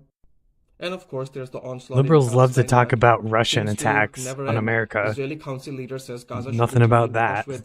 The head of a local leader in Israel said that the Gaza Strip should be emptied and leveled flat, just like, I mean, Palestine is just a hellscape right now. I mean, there's disease, diarrhea, skin rashes, severe hunger, and just, constant drone strikes. I mean, the entire Middle East region hasn't had a break for decades just because of the West and, Israel. But Israel's just a puppet. It's being aided and abetted by the West. Please, how much death and destruction is enough? Haven't you guys taken everything? The people of the global South are absolutely tired of being held hostage by the Western powers.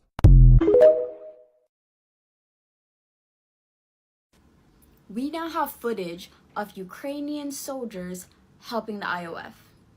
We've also seen footage of the French, the British, and the Americans.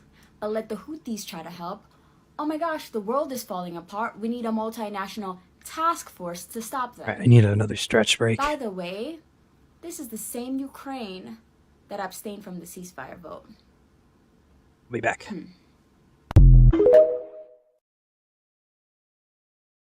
So do y'all remember when the Al Ahli hospital was hit by an airstrike on October 17th and the entire world fell in a debate over who done it? Here's an update from 12 minutes ago from Al Jazeera. Israeli forces attack Al Ahli hospital in Gaza City. Medical sources. Medical sources told Al Jazeera that the hospital, also known as Baptist Hospital, is now out of service.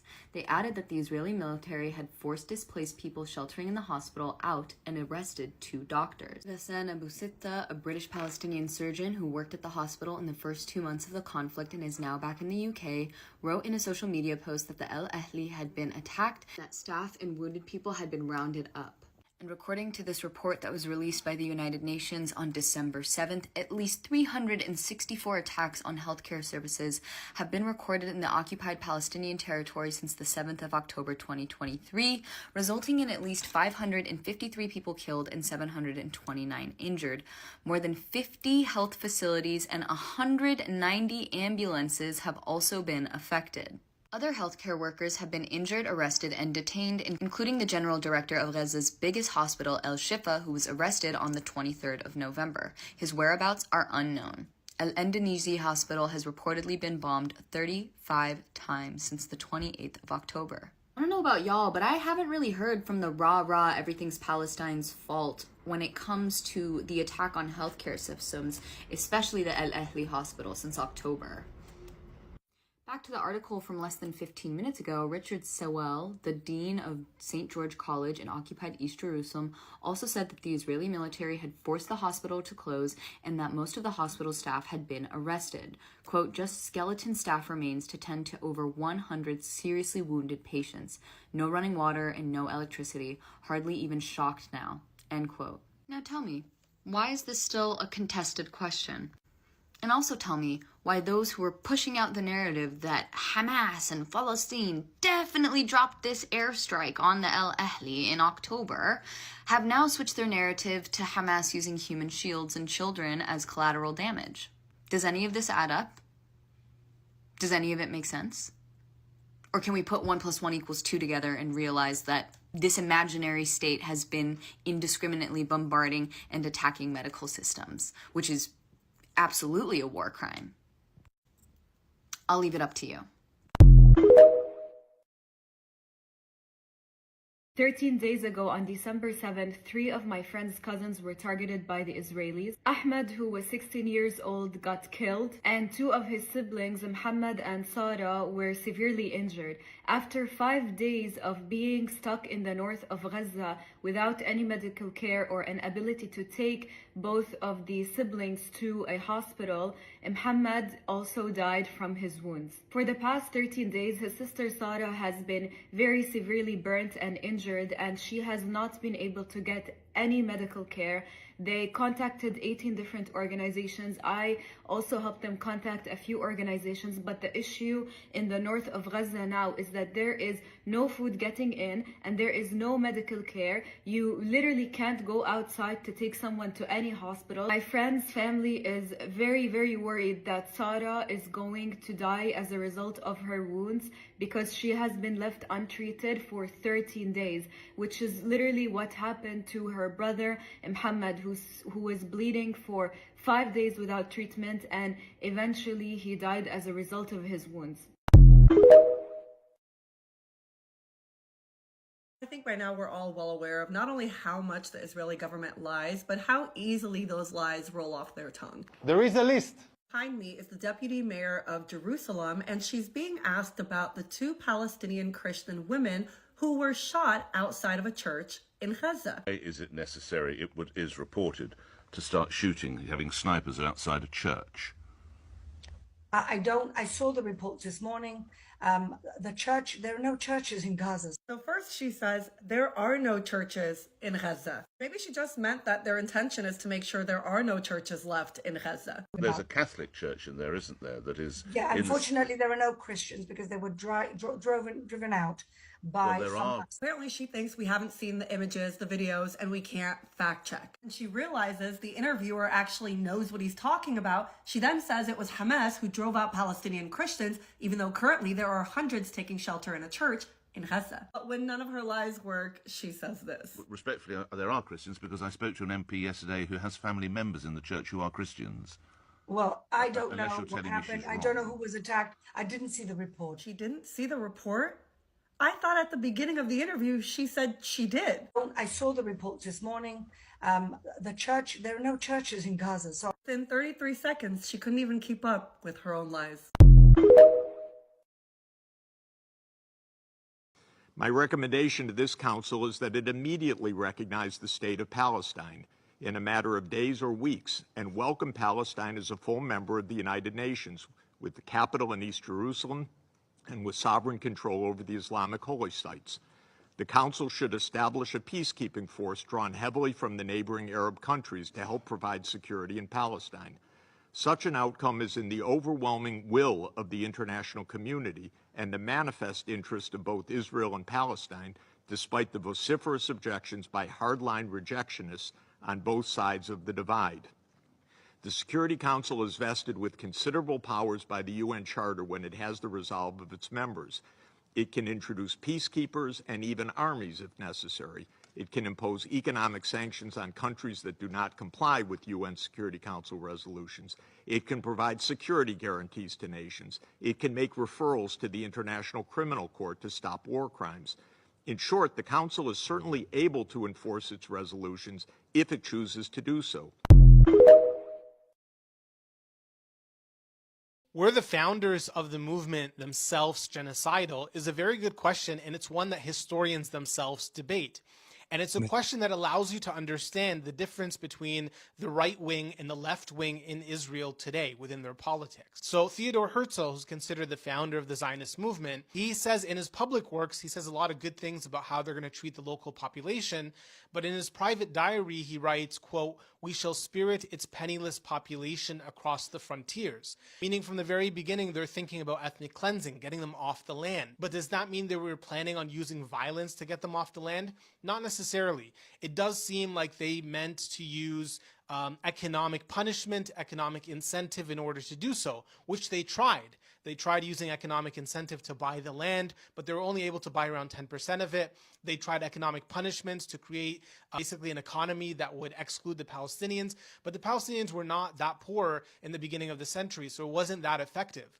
However, Zaev Jabotinsky, who's considered one of the founders of the movement and also the founder of the ideological strain that becomes the right wing, the Likud party, Menachem Begin, Benjamin Netanyahu, and all the different offshoot right-wing parties that exist today. He says every native population in the world resists colonists as long as it has the slightest hope of being able to rid itself of the danger of being colonized. He also said that, quote, "Zionism is a colonizing venture, and therefore it stands or it falls on its armed forces." By the way, all of the founders refer to Zionism as a colonizing movement. All of them refer to the Palestinians as a native or indigenous population.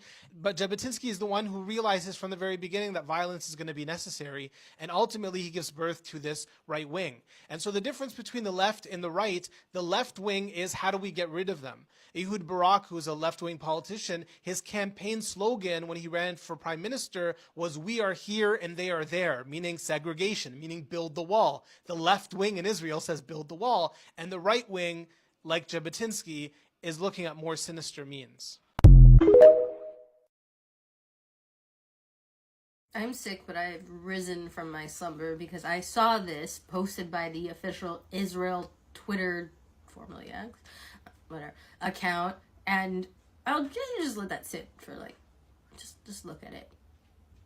This is also such a weird choice on Israel's part. It's like, hey, I know that we like accidentally killed some of our hostage, and you as a hostage, we didn't really do our best to keep you safe, but we brought Jerry Seinfeld to meet you, you know, Seinfeld B-movie. I mean, what's the deal with Palestinians, am I right?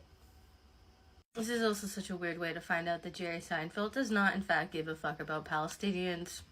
I'm not gonna lie, I have been a fan of Jerry Seinfeld. I love Seinfeld. You know, when I learned about his 17-year-old, that was weird. And I was like, that's weird.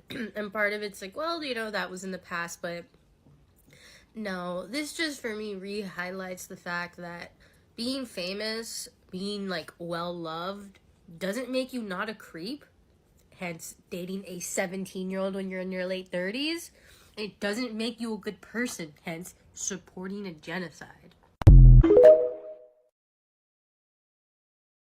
I'm seeing a lot of people who are feeling depressed of what's happening in Palestine, and they feel so helpless, especially when they realize there are 15,000 trucks of aid waiting on the Egyptian side of the Rafah crossing and are not able to go to the people of Gaza. And I genuinely understand people's feeling, but what if I told you that you can help some of the people of Gaza? Let me introduce you to the concept of eSIM. eSIMs is basically electronic SIMs. It feeds off other non-local coverage. I agree. And you can buy an eSIM and donate it to a journalist in Palestine and Gaza, or a doctor or a paramedic, whatever. We are seeing a loss of communication every single day. It became a part of living in Palestine. And if you want journalists and doctors and medical staff to keep doing their job, they have to find ways to connect to the internet. So here are the steps. First, you download the app Nomad, sign up with your email, and go to regional plan. You see here, regional plan. Scroll down until you find Middle East. You will find different pricing of plans. Please, please, please choose the highest one. Choose the one with 10 gigabytes for $32. People need it so much. Now you click I understand, select a payment method, and here is the most important part. Listen to me carefully. You see this email, gazaesim@gmail.com. Once you pay for the eSIM, you will receive an email from the app. Go to your email inbox. Scroll down until you find the QR code. Hold on the screen until you download the QR code. Start a new email and send the QR code to gazaesims@gmail.com. And this is an important note. Never activate the plan. Once you activate the plan, it's not going to be active in the Middle East. Never activate the eSIM. Download the QR code and send it to gazaesims@gmail.com. Again, make sure to follow these steps and make sure to send it to the right email. And you can also follow Mirna El-Hilbawi. She is the one who came up with this initiative. She is on Instagram and Twitter. You'll find a lot of different information that you can use in order to help some of the people in Gaza to connect to the internet. For now, that's the way that we can help some of the people in Palestine and Gaza. May Allah help them and give them patience. Ameen, ameen, ya Rabb. The way that people talk about Israeli soldiers dying is fascinating to me. Like, there was this girl from a city in Georgia. I live in Georgia. She's 20 years old. She left Georgia to serve in the IDF, and then she died serving in the IDF.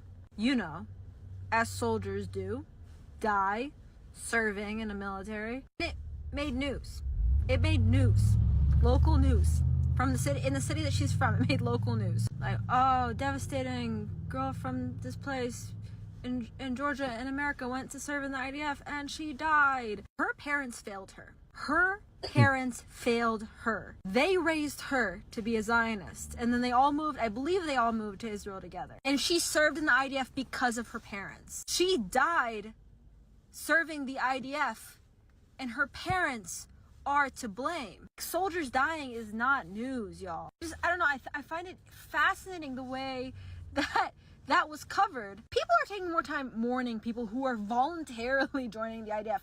Because as we remember, as we know, people in Israel have to serve in the IDF. It's mandatory. And this girl and many people are going to Israel to serve, and they're dying. Like, that is avoidable. I don't know. I think it's a really fascinating thing to spend time covering. I mean, that person did not die for any country, for any cause. I mean, her death was just entirely unnecessary.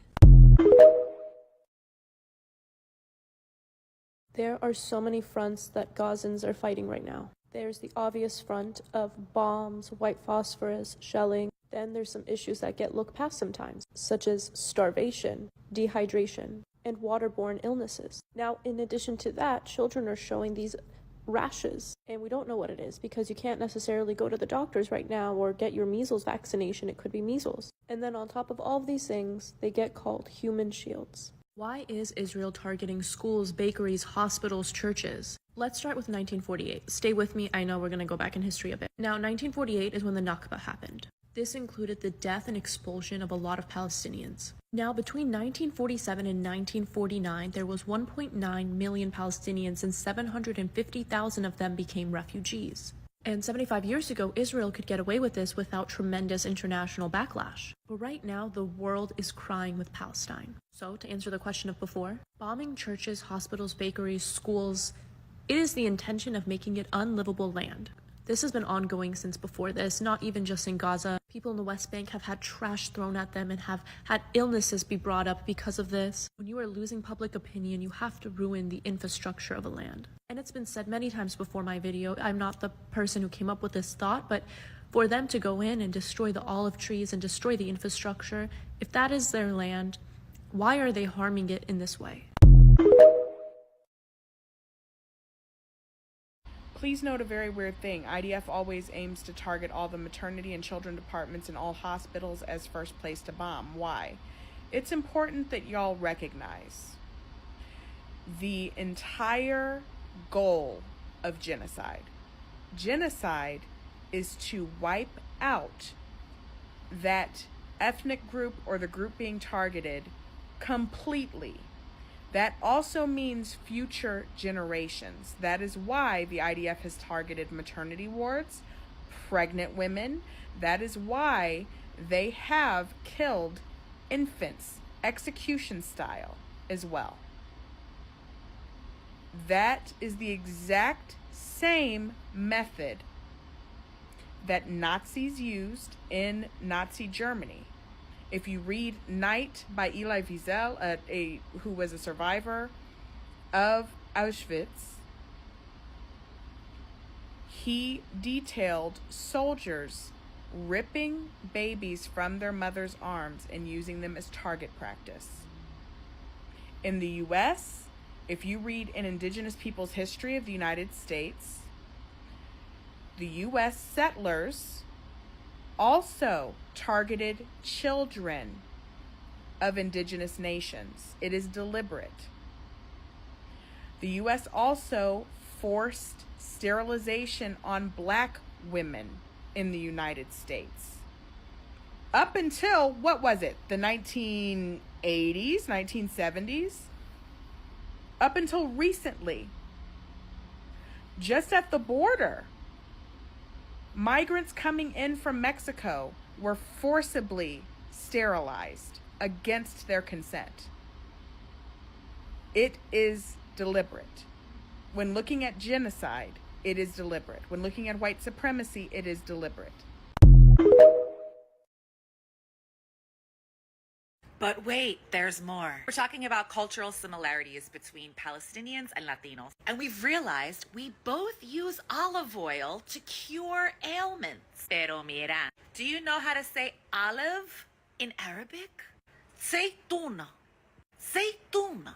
I think I'm saying that right. Please tell me if I'm not Palestinian people. Pero mira, what does zaytuna sound like? Aceituna. That's how we say olive in Espanol, aceituna. Why? Because Latinos speak Spanish, and Spanish is from Spain, and Spain learned how to say olive from who? The Moors, who were what? Arabic. So mira, tú tienes un dolor de estómago. Go get yourself some zaytuna falastini. My fellow Americans, your tax dollars are about to be used for yet another war, and this time this can lead to World War III. So the United States of America, UK, France, Italy, Canada, Netherlands, Norway, the usual suspects have united together as a multinational naval force, and they deployed their forces to the Red Sea against the Yemeni Houthis. Now, the Yemeni Houthis have been seizing ships and cargo and disrupting the international route, which has been costing the global economy, mostly the Western economy and Israel's economy. Why are they doing this? Well, they're doing what any good friend would do. They're trying to apply pressure on the international community to stop the genocide that is happening to Palestinians in Gaza. And instead of the international community coming together to end the genocide, they're coming together to start war, causing more instability in this region. And they're using your tax dollars to do so. So instead of your tax dollars going to help the economy, to help you, to help with student loans or infrastructure or medical bill or health insurance, they're going to use this to create more war. At this point, the United States of America and its lawmakers have gone completely rogue, and they are giving us the finger. Well, if seeing Kim Kardashian sip from the holiday cup at Starbucks made you want Starbucks even less, while she simultaneously, of course, stared directly into the paparazzi camera, this might actually make you want it even less. This creator, who goes by the name of Squeeze, of course, I'll tag them below, just posted this video, and it is a casting call for a project that Starbucks is doing. Of course, the shoot is happening at the, mid-January. And look at this. They want someone that wears a hijab or a head covering. Oh, and it gets more interesting. They want the age range of 7 to 45, man or woman, multiple ethnic appearances. God, I wonder why. And the note at the bottom, looking for anyone who wears a hijab or a head covering. For those of you who think it's not working, it is. Because while Kimmy is parading in the forefront, in the background, they're literally scrambling. This is what corporations like this do. They throw money at the issue instead of changing their stand. Because God forbid we're on the right side of history this time. I bet you this entire project is just going to be this like all-inclusive kind of like cup of cheer. Let's all go to Starbucks and get our whatever. But it's not working because honestly, it was more hype than quality. Oh, and a quick note, for those of you who genuinely thought the point of my last video was what was in Kim Kardashian's cup. Yeah, I mean, come on, where are the comprehension skills? Come on, let's look past that and understand what we're actually talking about. So back to my point, whatever they're planning over here, whatever they're casting for, is no longer going to work because people are starting to see past the facade, which is amazing. This is not a war on Hamas. This is a war on children. This is a war on medical facilities. This is a war on medical workers. This is a war on journalism. This is a war on the society in Gaza. This is a war on artists. This is a war on Palestinians. Don't let them make you think otherwise. They've said they want to turn Gaza into a water park, into waterfront beach properties. They want to steal the land to put settlements there. This is about colonization. Keep your eyes on northern Gaza. 15 family members of the Annan family were executed in front of the women and children of their family by the IOF. 15 family members were executed, were shot at by the IOF in front of the children and women of their families. Reminder, just because you stopped posting about Palestine does not mean that they stopped dying. What upsets me is the people that have gone back to posting their day-to-day content when the day-to-day life of a Palestinian right now is being on the brink of death, not knowing if they're going to live the next day or hour, not knowing when their next meal is going to be. They were living in a complete blackout for 3 days, and not a single peep. Nobody even cared. No one even said anything. I feel like the first time a blackout happened, the reaction was completely different, but at this point, less and less people care. But just to be clear, not less Palestinians are dying, more are dying.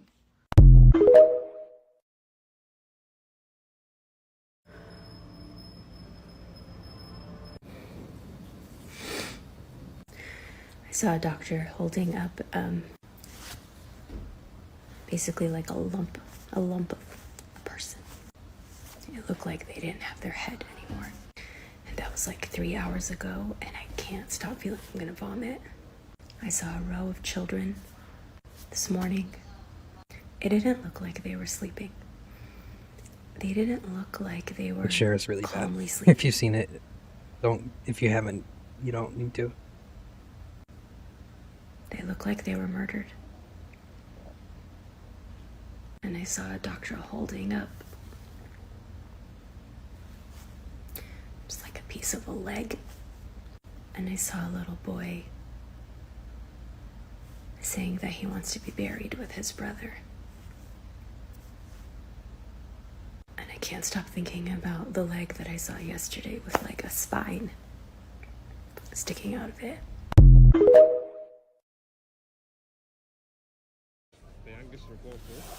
There's something so saddening yet inspiring about this.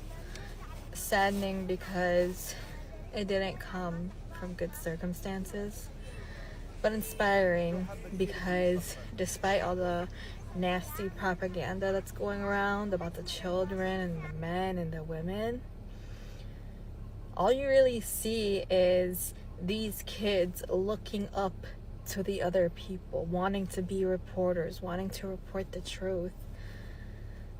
And it's sad because she's only 9. A child should be playing, should be learning. She shouldn't have to be reporting. It's a beautiful thing to see, but it's just unfortunate because it didn't come from good circumstances.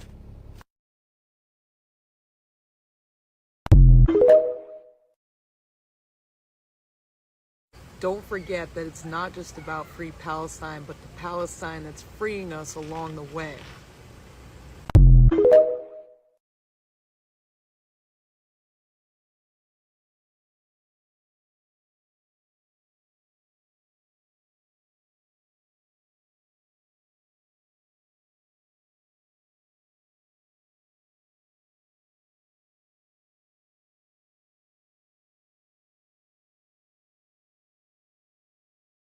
Hey everyone, this is Bissam from Gaza. It's the day 73 of the war in Gaza, and this night a massacre happened in Jabalia.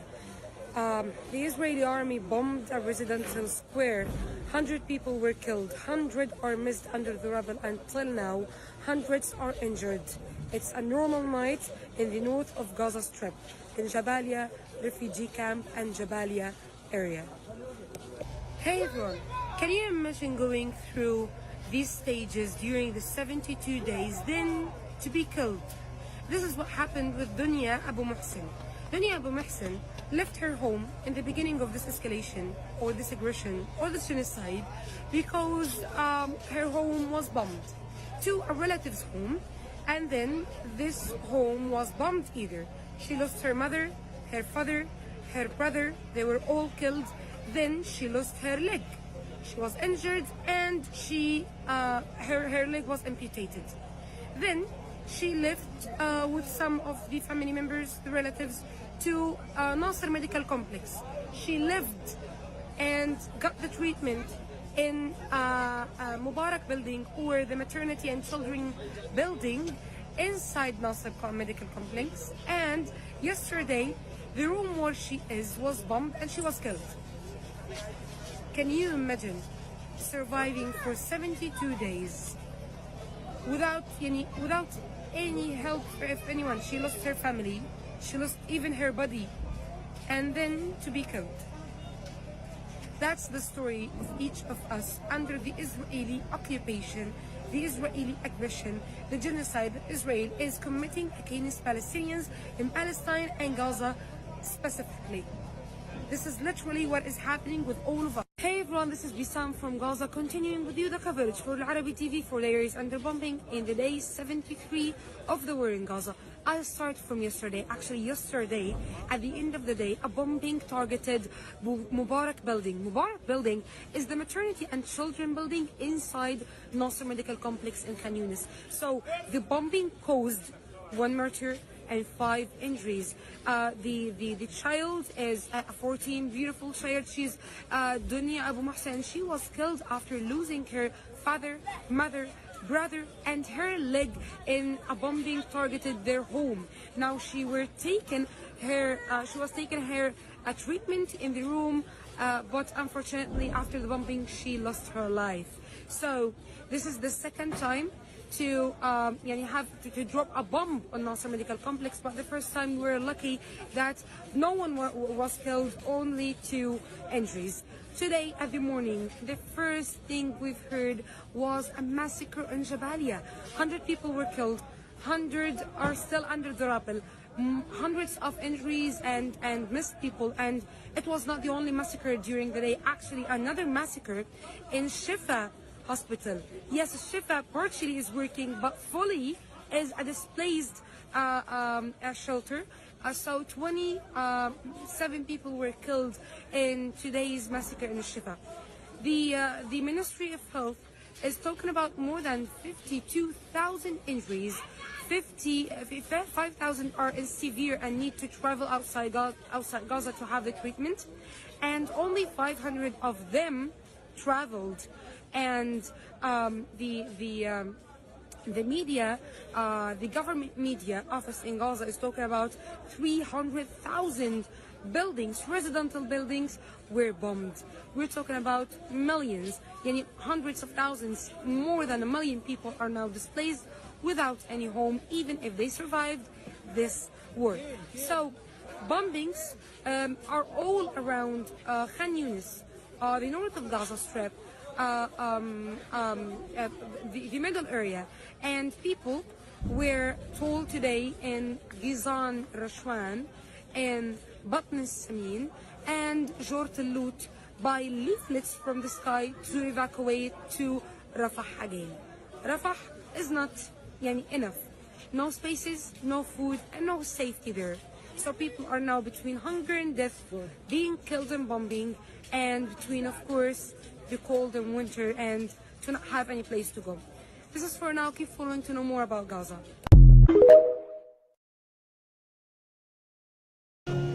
Day 73 of this Israeli offensive on Gaza, and we keep going. every day you wake up on the news of a massacre here and you sleep on the news of a genocide there. I mean, it is too much to take when you are not even there. Imagine if you are there and you're seeing it. You're seeing the children, the women, the men, the people suffering.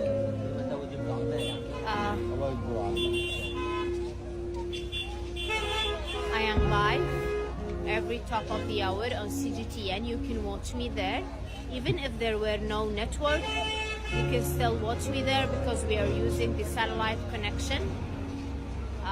So yes. مرحبا جماعة، كيفكم؟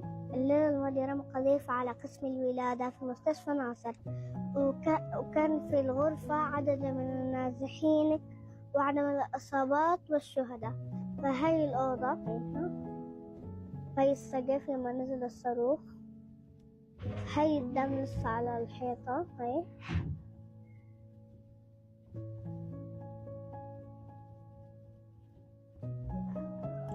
وإن شاء الله تخلص. الدنيا استشهدت في هيدي الأوضة. هي أصلا كانت مصابة من قبل لما قصفوا بيتها وأهلها كلهم استشهدوا، وهي في هيدي الأوضة استشهدت، والله يرحمها وإن شاء الله تخلص الحرب على خير.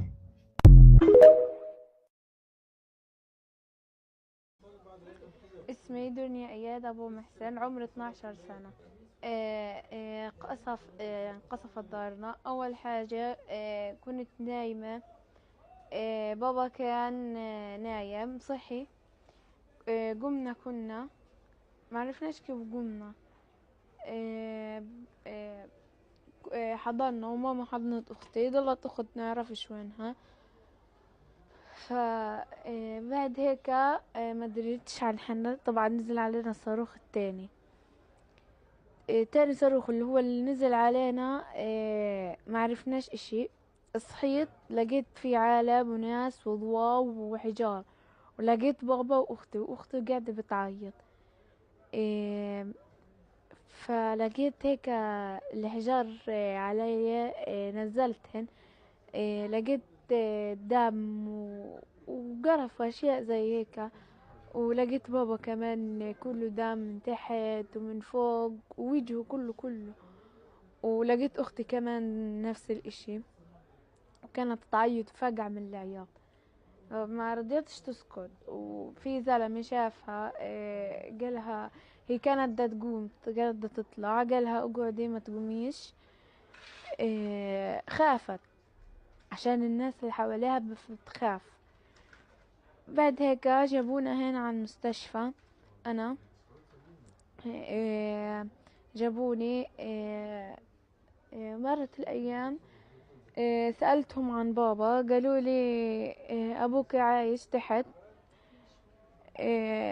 بعد هيك اجت ممرضة، طلعت، جابت لي اللج، طلعت قالت لي الله يرحم ابوكي. قلت لهم بابا ميت. قالوا لي لا ابوك عايش. قلت لهم ضحكوا علي، بابا ميت. قالوا لي ابوك ميت، وقعدنا نعيط بس. واللي راحوا منا ماما وبابا واخوي الصغير واختي الصغيره. ضل انا واخوي واختي.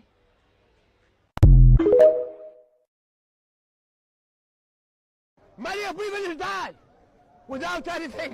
What did you do? What did you do for Israel? Please. I am very sad to see that scene. But the fact is the fact. Name of God. Only the God stood beside us. Only the God. The Arab is out of history. You must know that there is no Arabic. We need one thing. Our God is stood beside us. Thank you for the connection. You must believe in that for all the world. الاحتلال الإسرائيلية، وقامت بتجريف محطة الأكسجين ومولدات الكهرباء وبئر المياه والأرشيف المركزي والصيدلية، ثم حفرت حفرة عميقة داخل المستشفى وجرفت جميع الجثامين الشهداء داخل القرن. اطلعوا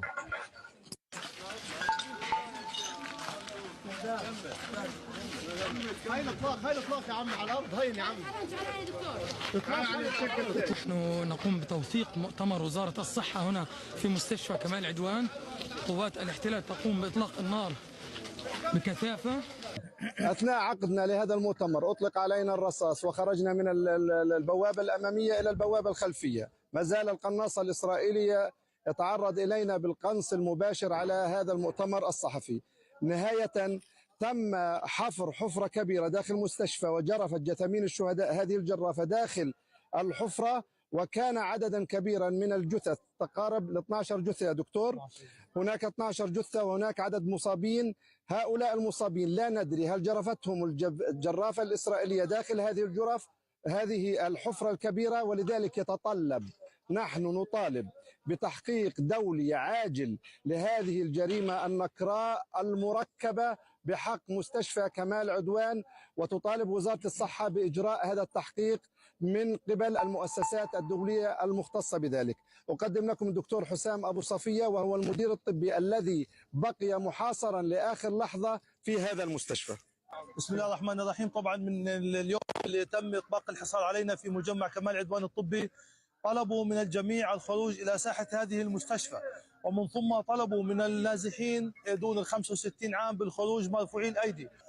قاموا بعمل مسلسل كاذب أمام أعيننا بالأسلحة الخفيفة وإعطائها للنازحين على هيئة مسلحين قاموا بتصويرهم أمام أعيننا وهم مقلعي الملابس، وبعد ذلك أطلقوا سراحهم. وكنا نفهم أن هذه ما تم رصده من خلالنا لهذا المشهد، كنا نعلم أن هذه مقدمة لضوء أخضر لاقتحام المستشفى والتنكيل فيها. في اليوم الثاني قاموا طبعا بالنداء عبر مقبلات الصوت بالكادر الطبي للخروج.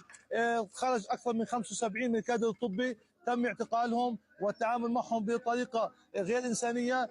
أيضا تم قلع الملابس عنهم وتم الشتم والضرب. وعندما أخذوا بعض من هؤلاء الكادر الطبي قاموا بإطلاق النار عليه، وأصيب 5 من الكوادر الطبية. عندما حصلنا في طابق واحد قاموا بإطلاق الكلاب علينا، وقامت أحد الكلاب بنهش جريح يبلغ بعمر 75 عام، وللأسف في اليوم الثاني استشهد هذا الجريح. طبعا شفنا يعني الكوارث وشفنا المصائب من الجيش الذي يدعي الإنسانية. ثم قاموا بحفر ونبش كل المستشفى حتى الجثث لم تسلم منهم، قاموا بنبشها وبعد ذلك قاموا بجلفها مع الخيام.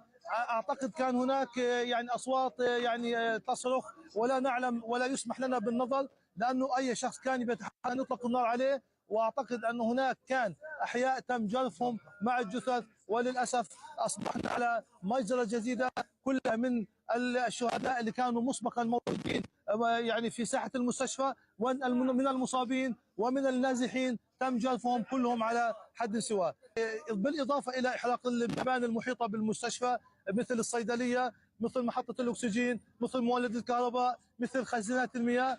لم يترك لنا شيء حتى نعتاش فيه. طبعا كان هناك مناشدات لإدخال فقط الماء. كان عندنا مواليد يحتاجون إلى حليب لكن لا يوجد ماء، فطلبنا منهم بإدخال ماء وللأسف لم يدخل شيء، لا ماء ولا شيء.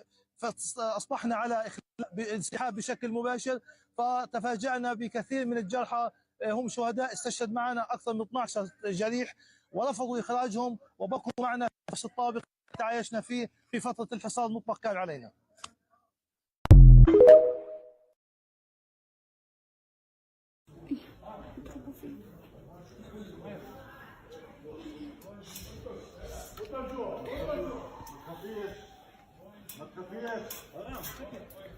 بابا بحبك. وانا بحبك كمان.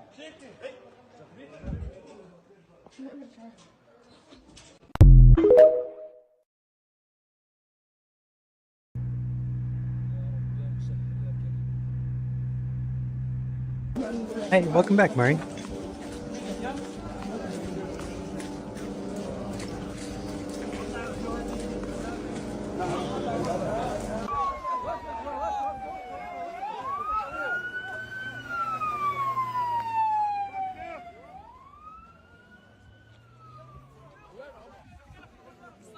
An Israeli airstrike to a house on the Bethlehem beach.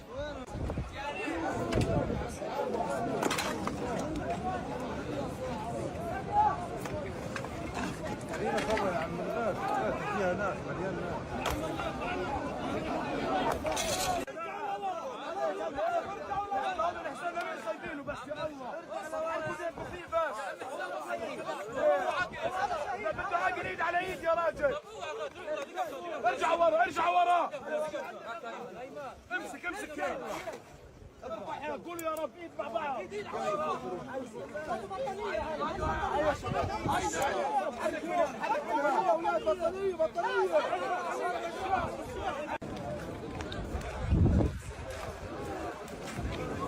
It's hard to search and look for people under the rubble at night.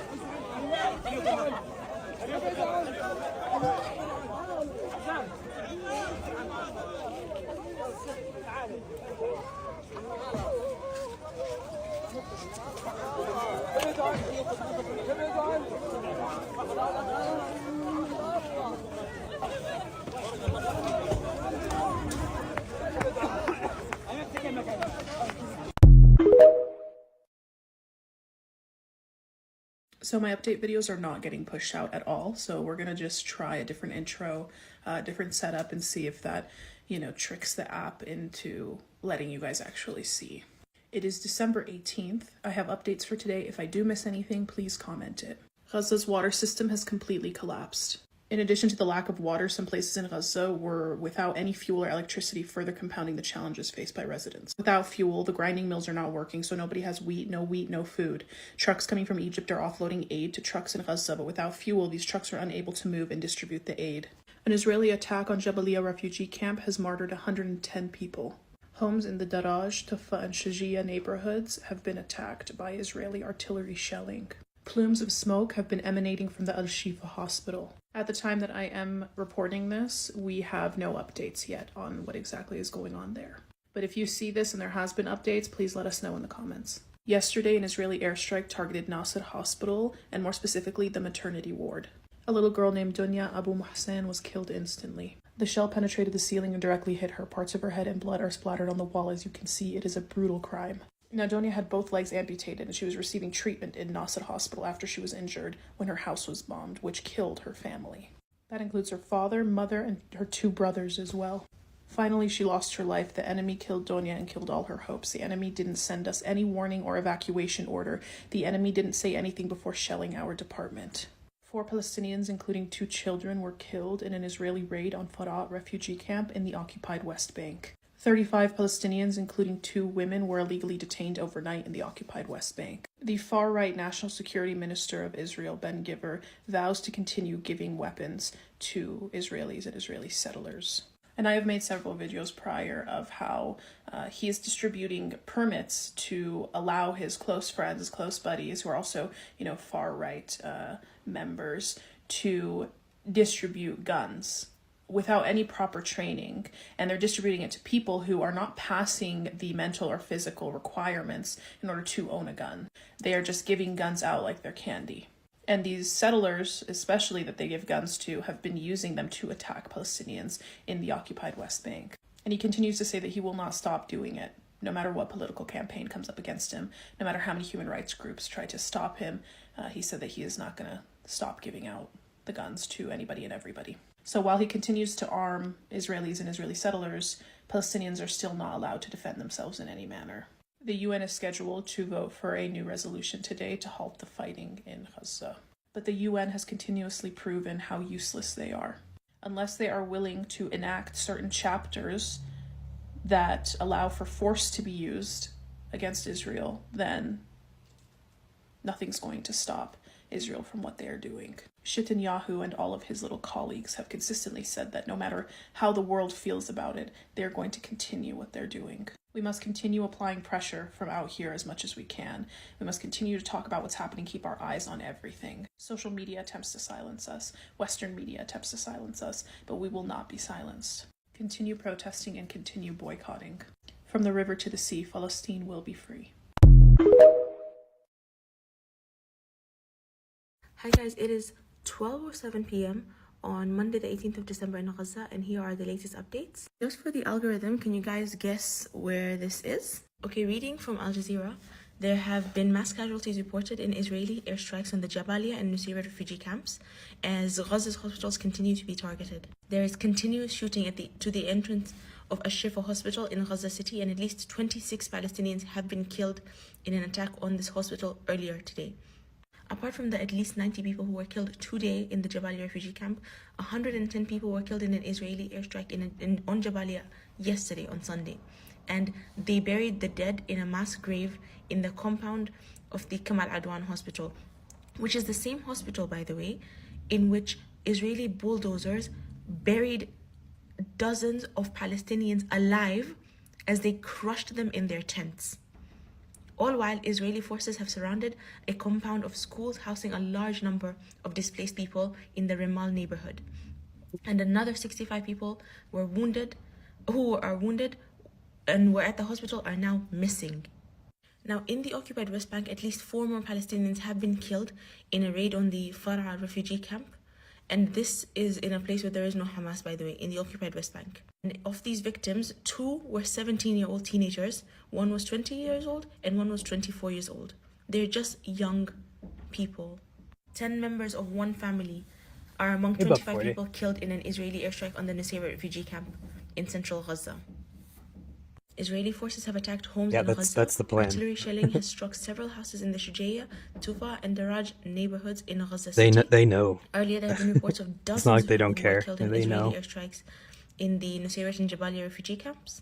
Human Rights Watch says that Israel is using starvation as a weapon of war. In a new report, the prominent human rights group has accused Israel of starving civilians in Gaza as a method of warfare, a strategy that amounts to a war crime. I'm reading this on Al Jazeera, by the way. This is the statements from Omar Shakir, the Israeli and Palestine director at Human Rights Watch. For over 2 months, Israel has been depriving Gaza's population of food and water, a policy spurred on or endorsed by high-ranking Israeli officials and reflecting an intent to starve civilians as a method of warfare. The UN Security Council is set to convene later today to vote for a new resolution calling for a suspension of fighting in Gaza. Dozens of bodies of Palestinians killed by Israeli forces have been confiscated by Israel in the occupied West Bank since the 7th of October. Now, there's many reasons they could have done this. 1, for their skin banks, because as we know, they harvest organs of dead Palestinians. 2, they could be doing this as they keep trying to prove to the world of these numbers that they keep reducing, by the way, but they could be doing it so that they use Palestinians or stage the bodies of Palestinians as if they're Israeli bodies. And this was very suspicious because they had also stolen more than 100 bodies from the Al-Shifa hospital. More than 100 people have also been wounded in the Israeli airstrikes in the Jabalia refugee camp, by the way. And the Israeli army is now holding Ahmed Muhanna, the director of Gaza's Al-Auda hospital, in an unknown location. And Israeli forces had murdered 2 women who were sheltering at a Catholic church in Gaza. This was yesterday. There was another Israeli attack on the Nasser hospital, and there are videos that have come out showing the impacts. After Israel killed 3 of their own hostages in Gaza who were shirtless and waving a white flag, a father of one of the people killed has said that Israel knew that the soldier knew who he was dealing with. So these are Israeli raids in the occupied West Bank, by the way, and other areas. Another young Palestinian was shot and injured after Israeli forces fired live ammunition while carrying out a raid on the city of Nablus in the northern part of the occupied West Bank. There have been additional raids that were taking place in the following areas. In Martyrs Roundabout and Palestine Street areas of Nablus, the town of Beta near Nablus, a Ma'ari refugee camp in the city of El Birer, Aida and Al Azza refugee camps in Bethlehem, the town of Aqaba north of Tubas, and Abwain northwest of Ramallah. So these are just all separate attacks in the occupied West Bank. It's the 18th of December, and this is the last 24-hour update of what's been happening in Gaza. More than 18,787 Palestinians have been killed in Gaza since October 7th. The water system in Gaza has completely collapsed, and a member of Doctors Without Borders has said that the lack of water and sanitation could become equally as dangerous as the Israeli bombardment. The majority of Palestinians have about 1 litre of water for drinking, for cooking, for cleaning themselves in. Can you imagine having to deal with those conditions? The Israeli military has targeted multiple residences in Shujaiya, Dofa and Daraj neighbourhood in the Gaza city, and the head of Gaza's health ministry has said that 110 people were killed in an Israeli attack in Jabalia on Sunday. 4 Palestinians, including 2 children, were killed in an Israeli raid on the Al-Farra refugee camp in occupied West Bank. And at least 35 Palestinians have been detained in occupied West Bank and East Jerusalem within the last 24 hours, including women. That makes it a total of 4,575 people detained since October the 7th. Can you imagine what the total number is if this is the number from just the 7th of October? And the United Nations Security Council is scheduled to vote for a new resolution today calling for a halt to the fighting in Gaza. If this wasn't so tragic, it would be almost laughable at how useless the world organisations have been.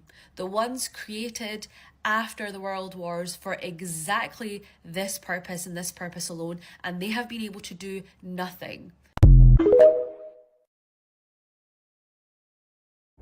This is Dunya Abu Muhsin, a 13-year-old girl from Gaza. Her house got bombed and destroyed. She lost her parents, all her brothers. She survived, but she lost her leg. One of her legs got amputated. As part of her recovery, she was sheltering in a hospital, and she was on the waiting list to leave Gaza to a different country to get treated for her bad injury and recover. However, the hospital got bombed again and she died. She died in that bombing. She didn't make it to leave Gaza and get treated. This is the terrorist in Gaza that the IOF going after. This is the self-defense that the IOF claim to have with the support of the United States and other countries. Shame, shame, shame. America is now trying to wage war on the Houthis. Why? Because the Houthis are achieving their objectives. They're stopping ships from going through the Red Sea, so now they're having to go around Africa, which is what? It's costing them more money. And America is saying the Houthis aren't abiding by international law. Now they're trying to get a multinational maritime task force together to stop them. And you know who they're trying to include? Arab nations. The same Arab nations that only sit in meetings with Israel and America and politely ask them to stop what they're doing to Palestinians. I hope that this doesn't work.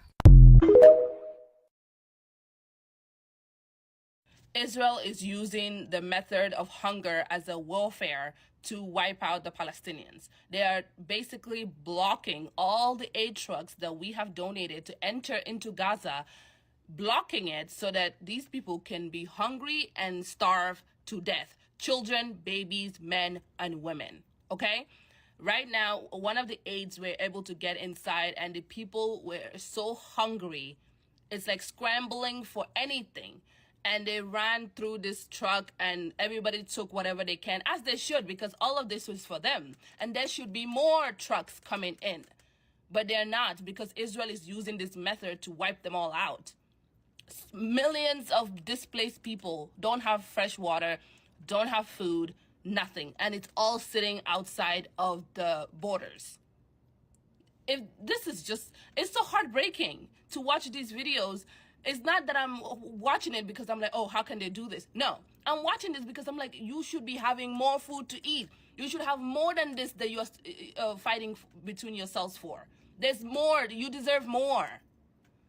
One of the Al Jazeera reporters says the humanitarian situation has become very desperate, not only for the residents of Rafah city, but also for the 1 million displaced Palestinians here who are becoming hungry, thirsty, and traumatized as the war pounds on. Like, they have used everything. They have used absolutely every creative way to unalive these innocent civilians. And they still have people around the world fooled that this is a conflict between them and Hamas. What did these civilians do to you? Why won't you let them have food and water? What did they have to do with all of this conflict? And it's just, it baffles me. It hurts me so much, like seeing these people fighting over one aid truck, even though there's so much more that, like, it's just so heartbreaking. They don't deserve this. They don't deserve any of this.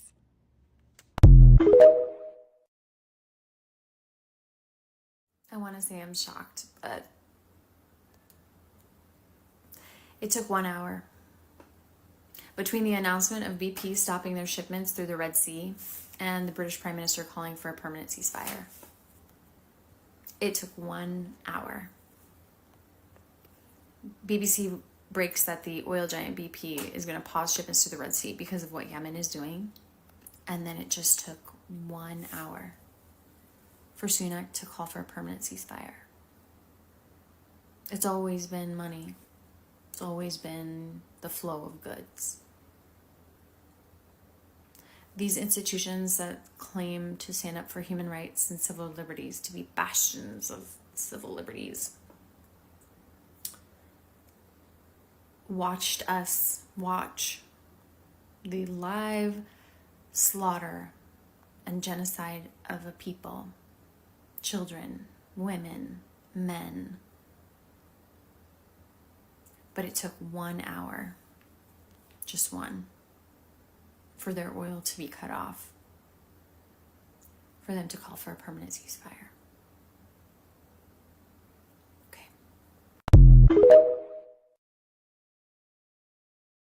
3 signs Israel is losing, part 27. You wanna know what happens when you send untrained TikTok dancers to the battlefield? They accidentally unalive the people they were supposed to save. But wait, apparently they have magic skills. They found this book in Gaza in English, had a page folded like this. God's chosen lunatics must have some kind of magic skills, because even the Pope, OG inventor of exorcism, is drained from warning them about their terrorist behavior. Their behavior is next level shit. They're not addicted to sugar or smoking up, no. Addicted to war crimes. They also admitted that they don't give a fuck about the hostages. But that's understandable, given that the hostages that were released weren't exactly vouching for Netanyahu. Guess who's vouching against you, Netanyahu? Thousands of people protesting in Tel Aviv demanding for a ceasefire. You know who's also begging for things to stop? The US, because the Yemenis, they're not joking around. They managed to completely stop all the cargo traffic going through the Red Sea. We lost count of how many Israeli ships they took. But one thing we didn't lose track of is the gross incompetency of the diaper forces.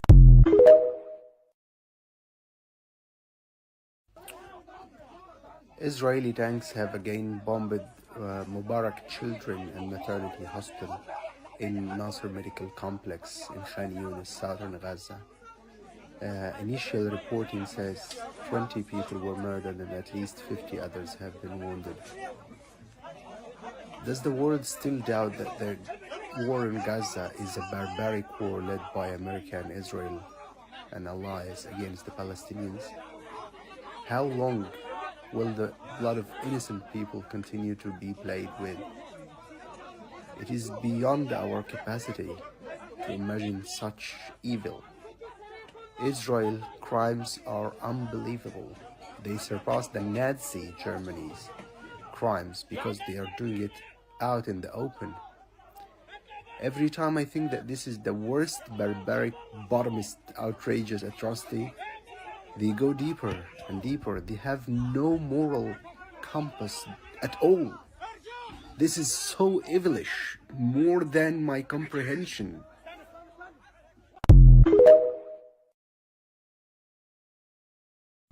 What you're looking at here is the over 15,000 trucks that are waiting on the Egypt side of the Rafah border. There are over 15,000 trucks waiting because on average, Gaza used to get 500 trucks per day. So the trucks that were supposed to be making their regular trips into Gaza are still waiting there. Plus the humanitarian trucks are still there. So there's just endless supply just on the opposite side of the border and they can't get it. And just on the Gaza side of the Rafah border, this is what's happening. As soon as trucks are let in, people are trying to take whatever they can off of the trucks because they are in starvation mode, they are in survival mode, and they're trying to get whatever they can for their family and friends. This absolutely breaks my heart. And if this is what's happening at the beginning when the trucks are entering, what about the people on the north side? How is aid getting to the people on the north side?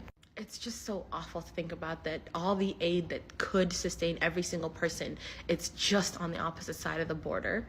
It's just, it's so heartbreaking. Regarding the Houthis, these attacks are reckless, dangerous, and they violate international law. It's so odd that the United States government can only see international laws being violated when it's other countries violating the international law. But when it's Israel, they are blind. They can't see a damn thing. But the current international law violation by Israel is preventing food and medicine from entering Gaza, but they can't see that international war crime. And the Houthis are trying to help the Palestinians by putting the blockade in place so that food and medicine can be delivered, and they don't care. But they care about the international war crime of preventing goods from getting to Israel. This is the United States' genocide against the Palestinian people. And if this leads to like World War III, the United States is the sole cause of it. My family's town in the West Bank, Boudin, has been getting raided and bombed all weekend. Here's a vid of how things are kind of going down right now.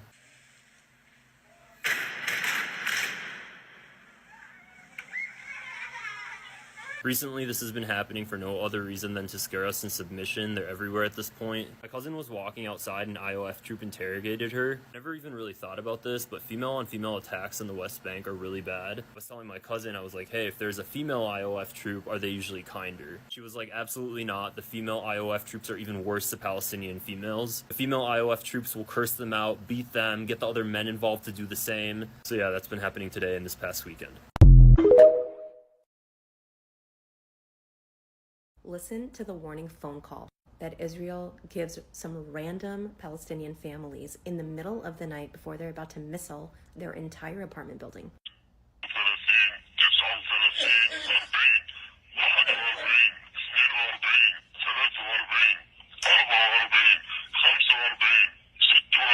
That is a count in Arabic. This phone call is in the middle of the night. Afaf and her family had already left their family home, so they were not actually there when they received this call. Palestinians do not have access to regular electricity outside of this genocide. Because Israel controls everything, they don't have electricity 24 hours a day regularly, which means that your phone may not be charged when you get this call. If it is charged and it's the middle of the night, you may already be asleep. Let's say you just happen to be awake in the middle of the night. What if you're in the bathroom? What if your kid is throwing up in the other room and you're there helping them? What if you are not with your phone?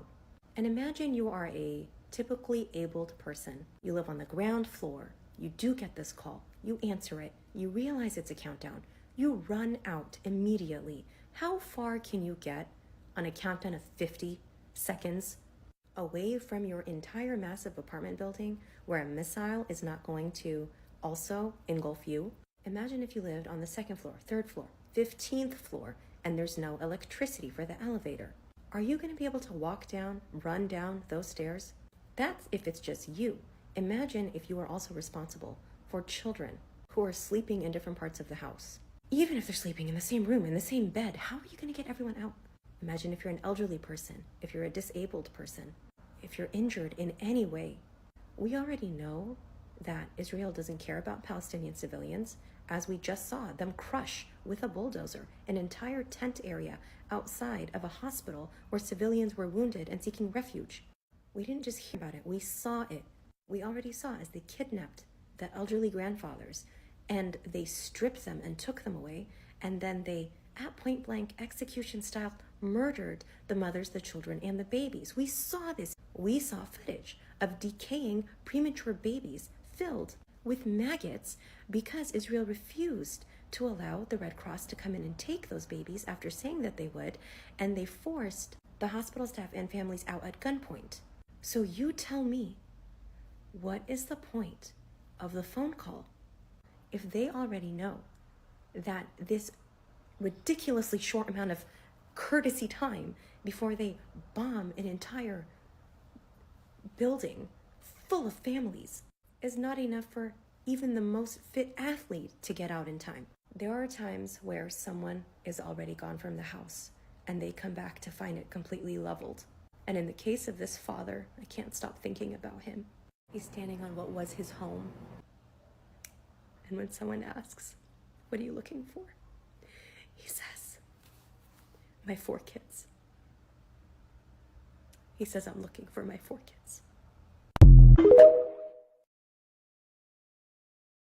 Last night I came across this video of Zena, a girl from Gaza that is suffering from leukemia. She goes on to mention that there are around 9,000 people in Gaza who are suffering from cancer, and prior to the war it was already difficult enough for them to get treated due to the limited amount of resources. They lack things like medicine and equipment and machines for treatment, but they're also unable to travel due to the siege that was put on Gaza. And now, during the war, it is even more difficult because the only hospital that treated cancer in Gaza was targeted and bombed, leaving them with nothing.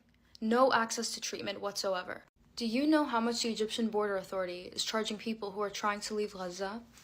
$9,000. $9,000. They are charging people who are living through war and have lost everything $9,000. These are my friend's cousins who have been trying to leave Gaza, but they are charging them $9,000. If you're looking for a way to help, I put the link in my bio. You can donate there, and if you can't donate, just share so we can help get them out of Gaza safely. Reminder that there are still people in the north of Gaza. So while we might receive most of our news from the southern parts of Gaza, the north of Gaza is still being massacred and bombed. Last night, Jabalia faced a massacre, 100 are dead, and there are 100 stuck beneath the rubble unaccounted for. Do you know that the former Israeli Prime Minister Shimon Peres came to Palestine as a refugee? That's him. This guy came to the country of Palestine as a refugee, escaping from the attacks that was happening to the Jewish people around the world. He took Palestine as a safe place, and the government of Palestine opened its arms to him and took him in and gave him a visa to enter Palestine. This is the visa that he was given to enter Palestine. And he signed a statement that said, "I swear by Almighty God that I will be faithful and loyal to the government of Palestine."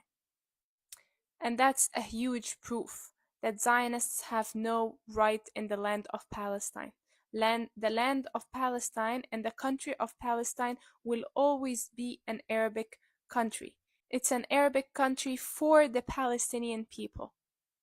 It is not a Zionist country. It is not a Jewish Israeli state. It was Palestine, the Palestinian country for Muslims, Christians, and Jews, and they lived peacefully before the terrorist movement of the Zionists.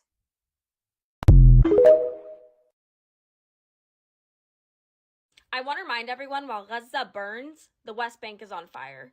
And what I mean by that is Gaza is being bombarded nonstop with bombs, and they are being shot now as well by soldiers.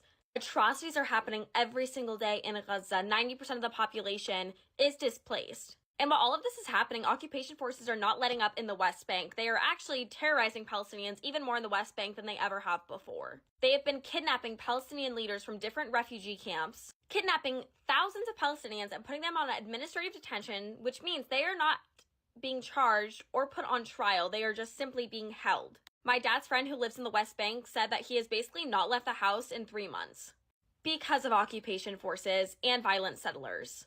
Palestinians inside 48 are also going through it as well. Palestinians in 48 are being fired for basically being Palestinian or liking any pro-Palestine post on their social media accounts. If your blood is Palestinian, they want you dead. And that's something that I need everyone who is non-Palestinian to understand and get it through their heads. Anyone with Palestinian blood, this occupying apartheid settler state wants dead, because as long as Palestinians exist in this world, there will be resistance. Palestinians' existence proves that what Israel's doing is terrible and an atrocity, and has been for 75 years. Yeah.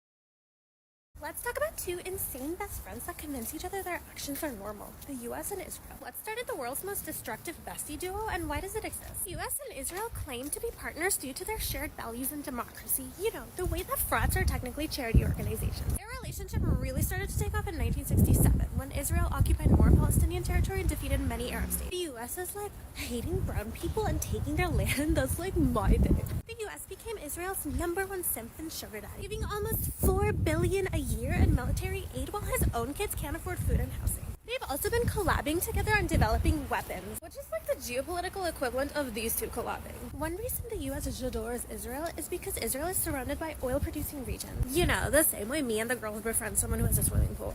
These oil-producing regions are the it girls. They got what the US wants, but they don't like her. Now, Israel's got a good spy system, but not as good as me and the girls finding a new situationship's exes. They dish whatever dirt they hear to the US. Another reason is that Israel is located right where Europe, Asia, and Africa meet. Imagine the money passing through there. Now, there's lots of speculation that Israel is destroying Gaza so they can occupy it and build a canal through it. Now that'll rival the Suez Canal, which brings in 12% of global trade. And when that paycheck hits, what do? Treat our bestie. The US knows that. So at the end of the day, does US really care about Israel? Or are they befriending it just because they have a swimming pool? And Israel can keep being unhinged on Maine because as long as they grow, the US has a foothold in the Middle East. Friends who colonize together stay together.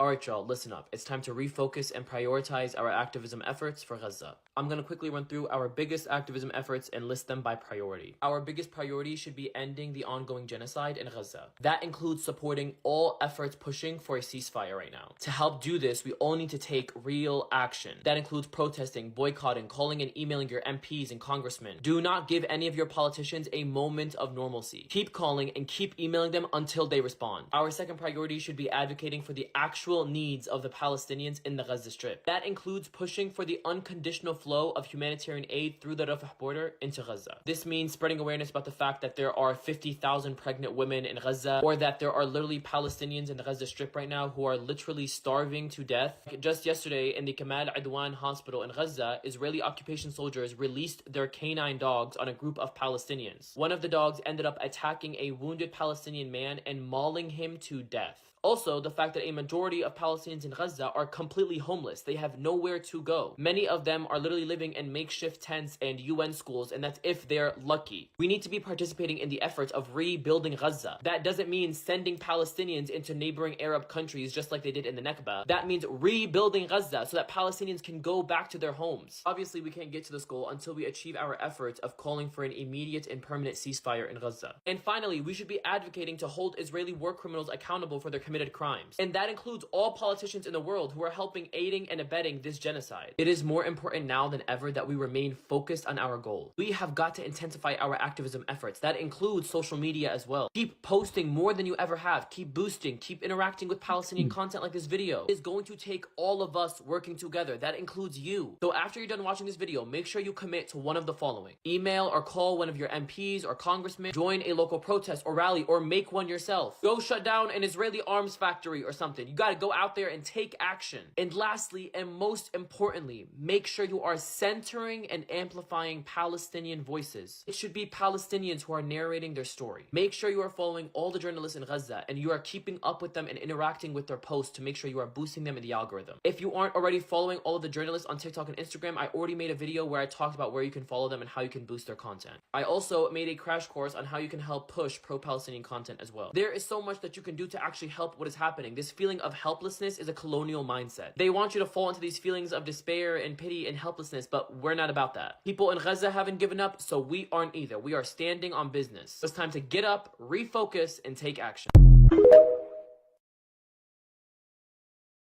What do you guys think of my hair like this? I kind of really like it. I also kind of want to cut my bangs. I felt like it was kind of framing my face nicely. Also, it's not just Netanyahu and his current government. It's not. There's never been an Israeli government that didn't oppress and ethnically cleanse Palestinians from their homes. Even the most progressive of them said that there will never be a Palestinian state. Palestinian refugees will never be able to return to their homes. Because Israel is built on the graves of these Palestinians and their destroyed homes, and on the idea of ethnic cleansing and a nation state for just one people, and one people only, at the expense of the native people. It's not just Netanyahu, and I really, really like my hair. Israeli snipers have shot and killed 2 Catholic women inside of a church in Gaza. The Christian families were sheltering in this church to take refuge from the ongoing violence. The first woman to be shot was the mother, and her name was Nahida. Her daughter Samar attempted to get her to safety when she was shot and killed as well. The Pope, who has been surprisingly vocal in his demands for a ceasefire, also spoke on this matter. Pope Francis said, "A mother and her daughter were killed by sniper fire inside the parish of the Holy Family, where there are no terrorists, but families, children, sick or disabled people." This comes only 2 months after the bombing of the 3rd oldest church in the world, an Orthodox Christian church in Gaza. This attack killed 18 people and significantly damaged that church. You know, whenever I look at pictures of pro-Israel protests where I live, I notice something very interesting. I see this flag a lot, and I mean a lot. Like here and here. Sometimes there's more of them than there are Israeli flags. What's up with that? Well, this is the flag of the Imperial State of Iran, which was ruled by this guy, Mohammad Reza Pahlavi, from 1941 until the Iranian Revolution in 1979. It was a puppet Western regime with brutal repression and rampant corruption. But that's just me speaking. Why don't we let the guy say a few words for himself? I'm quoting, Your Majesty. In a man's life, women count only if they are beautiful, graceful, and know how to stay feminine. You may be equal in the eyes of the law, but not in ability. You have never produced a Michelangelo or a Bach or even a great cook. You are schemers, you are evil, all of you. Great cook? Fuck you. Oh, Your Majesty. Julie. You said all these things. What's her name? Not with the same words. Julia. No. Well, Kyle. the thought you've never produced a Michelangelo, a Bach, or even a This great I cook. have said. So you don't feel that women are in that sense equal, that they have the same intelligence or ability? Not so far. Maybe you will become in the future. You can always have some exceptions. Here and there. But yes, but on the average, I repeat again, when have you produced the top scientists? Madame Curie. That's one. Well, we've had a lot of trouble getting ahead, perhaps because of this point of view. Do you feel your wife is one of these rare exceptions? It depends in what She's sense. right there, dude. Your wife can govern as well as a man? I prefer not answer. But you have made your wife the regent of this country. If you should die, your wife heads this country, and yet you're not certain that she can govern as well as a man?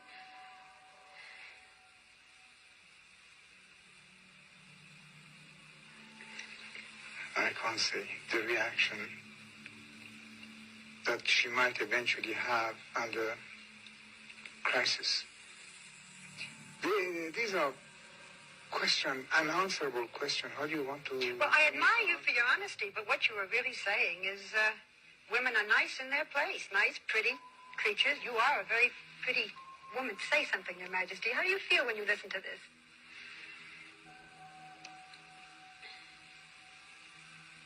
You're putting that woman in danger now, Barbara.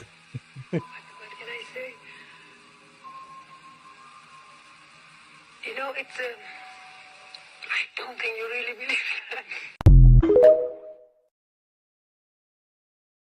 If someone stole your house, killed everyone you loved, lived there, forced you out, and then one day you finally got like justice and support in getting your house back, you would laugh out loud. I got a few if hydrates, the thank you. The family who had stolen the house was like, well, where am I supposed to go? You would laugh out loud. You would laugh out loud. That is funny as shit. Should probably Stealing just your home, get rid of those. I killing your can't. I don't even know people, how and to if you make them simply ask show for your up. house back, and then they go, well, where will I? That is not a normal response. When you guys comment under our videos, well, where would they? Our people are dying, mass murdered, kicked out of their homes the same way that Palestinians have been kicked out of their homes for so many years. When we say we want to liberate Palestine, and your response is, well, where will they go? Where will we go? Brother, that can be dealt with later. The matter at hand right now is justice. Returning land to its rightful owners. Like, you are ridiculous. You're unserious. Get out of here with those questions. So I guess the new cool thing to do is having to publicize the fact that you have to tell your soldiers not to target civilians. Or is this military so ass backwards, like, let's put you into combat first and then talk about what you did wrong. And then of course we'll make a video and post about it. But if you have been following what these turds have been doing this whole time, then you know exactly why they made this video and posted it. Like, we know that you know that we know that you know. One thing that I want to take an opportunity to make sure that we don't forget about is that they can suppress as much as they want on social media. And they're never going to really win that battle, as we've already seen, right? Because, like, we're smarter than algorithms. We know how to switch up the game. We know what to look for. We know that there are so many of us posting that even when they do suppress, it's still coming up on people's feeds. But what I will say is they cannot, at least not right now, suppress you talking to your family, suppress you talking to your friends, suppress you talking to people about what is happening. You have an obligation to step outside of your comfort zone because it will save lives. Yes, I am talking about putting some shit at risk. Yes, I am talking about potentially risking relationships and job opportunities, but we need to do it to save lives. Do you understand why it is important to understand the significance of this news?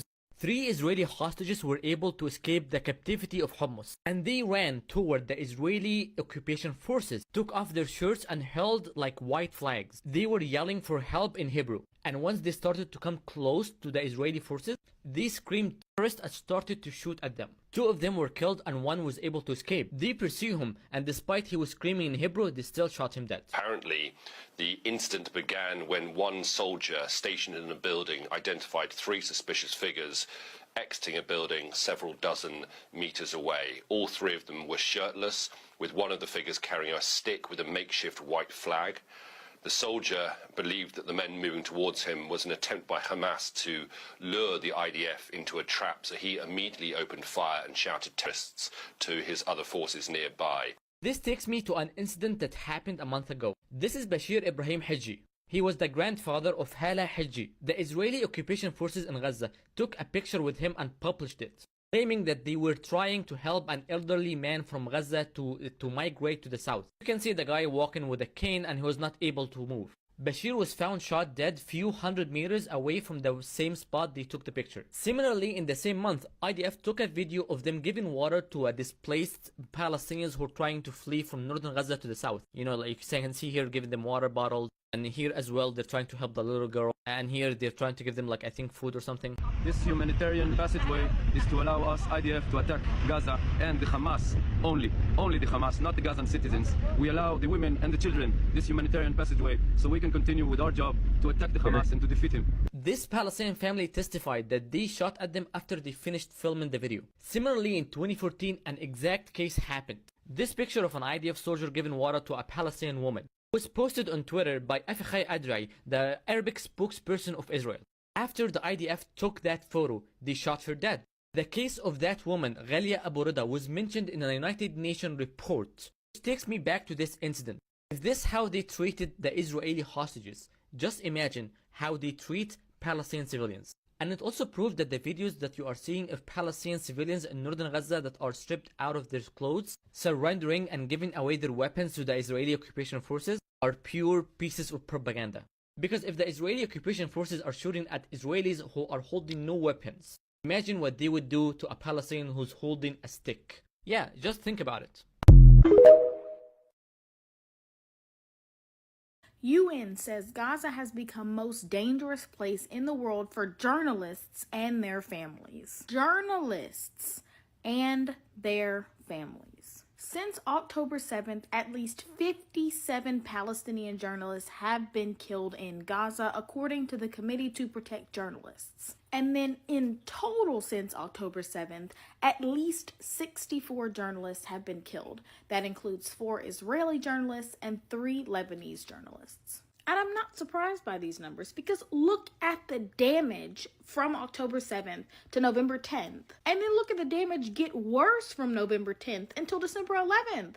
Mind you, December 11th was like 8 days ago. It's not even accounting for most recent damage. And not only have journalists and their families been killed and forcibly displaced from their homes, but the UN is also concerned about widely reported claims that journalists and media workers have received threatening and intimidating phone calls from the Israeli security personnel. Remember whenever Motaz got that really weird phone call? The Israeli government doesn't want journalists reporting on what is going on in Gaza. And like with everything that has come to the light from these journalists, I just could never imagine the horrors of what we are not seeing.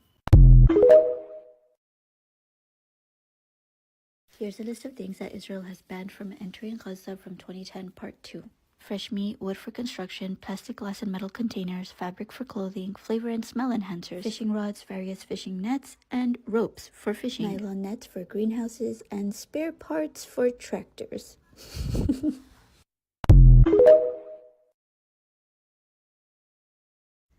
This is a Jewish wedding in a Jewish community in America. What a beautiful show of allyship. They have Palestinian flags there at the event. Protect our allies. Free Palestine. Every time you feel helpless and hopeless, the light in the end of the tunnel has become near. It is a 75-year-old. I want you to remember the Algerians. I want you to remember the South Africans. I want you to remember every liberation movement in the world. And every movement, we call it million martyrs, Algeria. Yeah. 28 million people died in the war between Russia and Nazi Germany. Mm-hmm.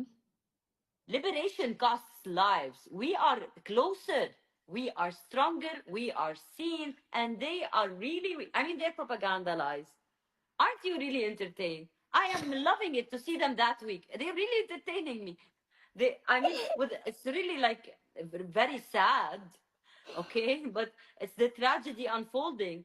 But their idiotic propaganda is such a win for us. Nobody can believe them anymore.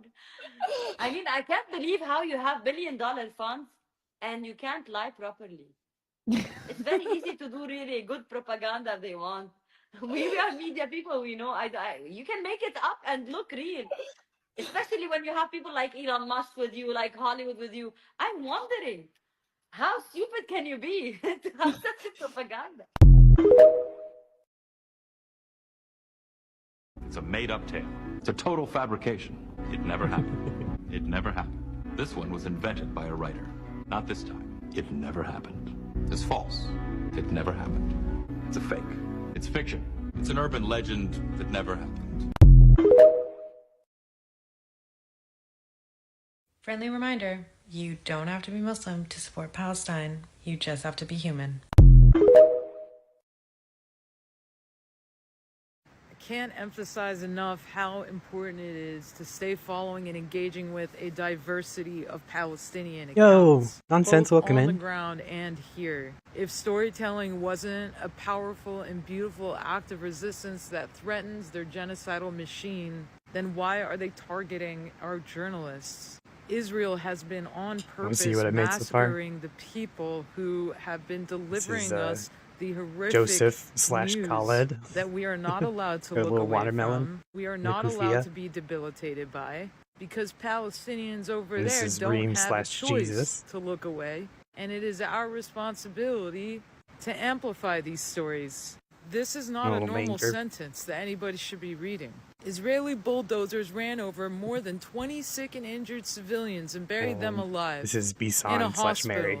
This is just one of the endless horrors. You realize there's so many more Working things on that are her happening that we don't press even know jacket right about. now. And even the things we do know about, the horrors are beyond our comprehension, no matter how many videos, images, tweets that we are witnessing. It is beyond our comprehension. So don't fucking stop.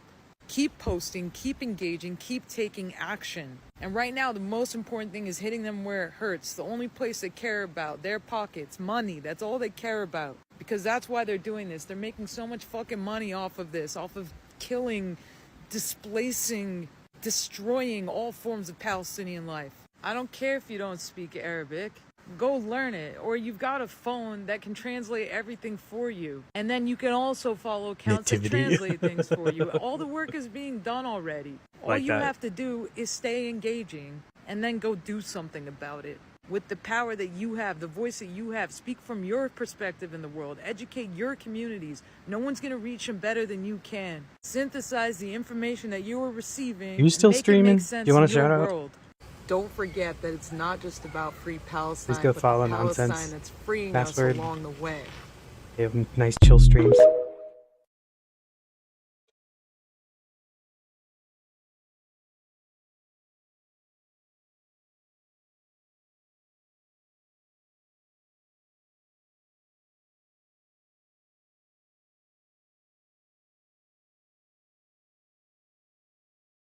Going into hour 7, 6.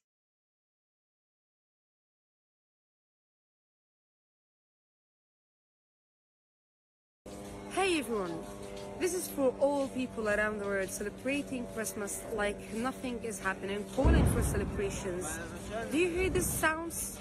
Okay, this is bombing around us. Jesus was Palestinian, and now Palestinians are subjected to genocide. So imagine how would be your celebrations if Jesus was alive and around us and subjected to genocide also as his people. Do you hear the ambulances? The unarmed plans over our heads, the bombings. Okay, we're living all of this during this night, during the past nights and the upcoming nights. We have been killed. We are now subjected to killing and to bombings, and we'll be killed also if no one moves. Yani simply, it's 69 days of bombing, displacement, starvation, being under bombing. And you're just Any stuff you for can't do on normal, stream? peaceful life, Sounds spicy. full of Eids, Christmas sweets, and warm winter nights. Hope you have a good Crimbus. If you're celebrating Christmas for Jesus, then Jesus was Palestinian. If you are celebrating Christmas for just celebrating Christmas, then you That's your cannot be thing. normal in an abnormal world, in explosive world, especially in over the Palestinians and Gazans' lives. So I don't know, why are you celebrating? But you should be ashamed. Actually, you should be ashamed.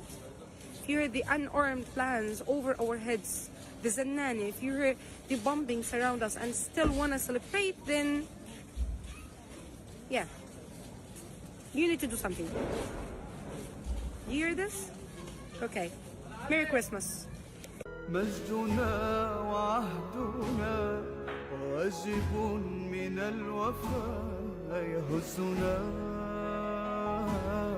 يهزنا عزنا عزنا غاية تشرف وراية ترفرف غاية تشرف وراية ترفرف يا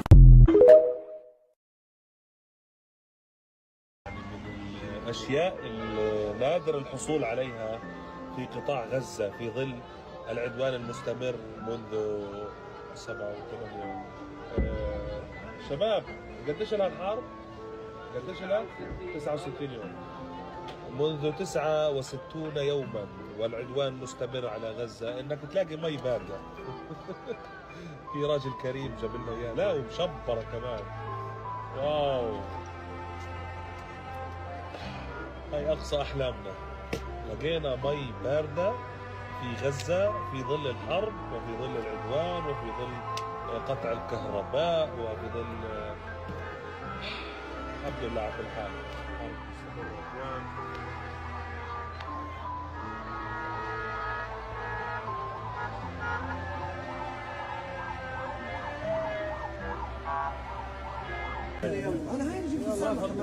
وين سماء والله انا بس نخلي كمان يلا ما عندهم جلط.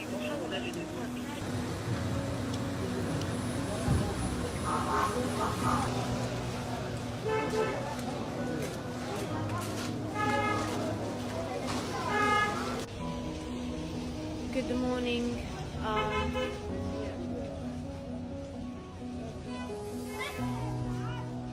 I keep on saying that I don't know. I don't know. Maybe my English is not that good. Where I actually reach the point where I go live or record a video and I actually don't know what to say about what is happening here on the ground. A storm hit the coast luckily. There is heavy rain. People thought that maybe this is gonna ease things up, but no. Continuous raids, chilling, bombings everywhere. Yes.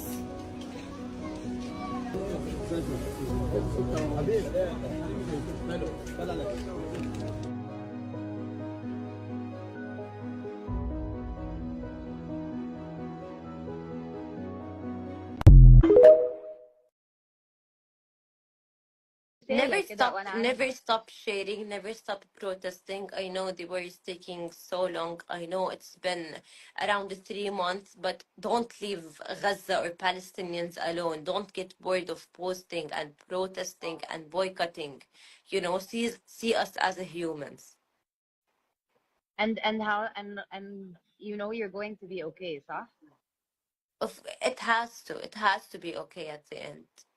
No, and you are going to be okay. I hope. You will هتشوفي. I hope so. You know, like for now, what everyone is hoping for, like just to hear the word ceasefire عن جد. والله العظيم. صباح الخير. هاني جهزت شنطة أغراضي. هاي شنطة الألعاب تاعتي وهي دبدوب المفضل لإلي. هاي أغراضنا. واليوم لازم نطلع على رفح بسبب الوضع. صوت الاشتباكات وصوت القصف كتير قرب علينا وصوت الطاق كان قريب علينا كتير ولازم اليوم نطلع على رفح. وبقولوا في مكان في رفح آمن بكل غزة فيش فيه مكان آمن وإن شاء الله تصلح على خير.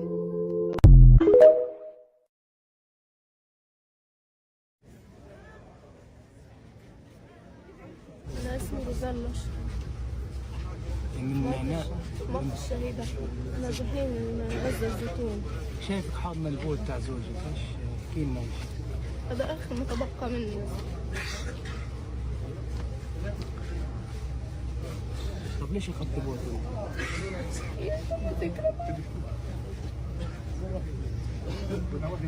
قبل 6 شهور من الحرب تزوجنا واليوم أعلن شهادته سيبني لحالي.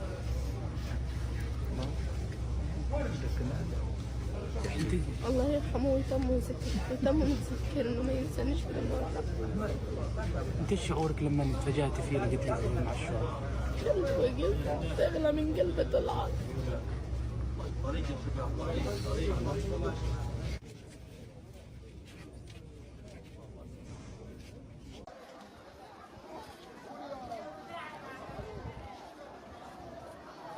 فيش تنظيف، فيش نظافة، ما فيش توفير، فيش غذاء، فيش مية، فيش يعني فيش نظافة، يعني عايشين معاناة بغزة، بجد معاناة بغزة مؤثرة يعني. ما فيش فوضى. I'm glad I made your day a little better. Hopefully I'll have it done either tonight or tomorrow morning. Still need to wrap presents. But I hope you have a good sleep. يعني أنا اللي كنت أتحمم يوم صرت ما أتحممش، كل أسبوعين مرة صرت أتحمم، وولادي زي بالضبط كل أسبوعين مرة لما نتحمم، كل أسبوعين بتجينا المية، لما تجينا المية كله بيجري على المية، الشاطر اللي بدها تتحمم واللي بدها تغسل أولادها تغسل الأواعي. وبالنسبة للقطن فيش قطن شهرية عندنا، فيش قطن، بنجيب الشرايط تاعت أولادنا بنمزحهم وصرنا نستخدمها. حكاية الدورة الشهرية ومن ناحية الفوط ومن ناحية هذا ما فيش متوفر كثير، يعني كان النساء تجئن اللي عندها أولاد صغار تستخدم البامبرز تبع أولادها، يعني وهذا بيسبب أمراض للنساء. يعني شوفي كيف لما بيكون الفوط غير صحية، شوفي ايش المضار والالتهابات الصحية وزي هيك.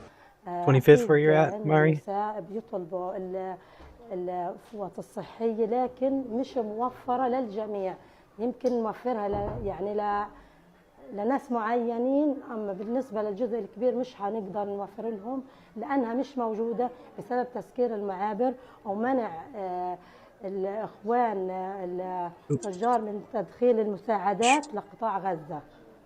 Take your medicine if you forgot, everyone.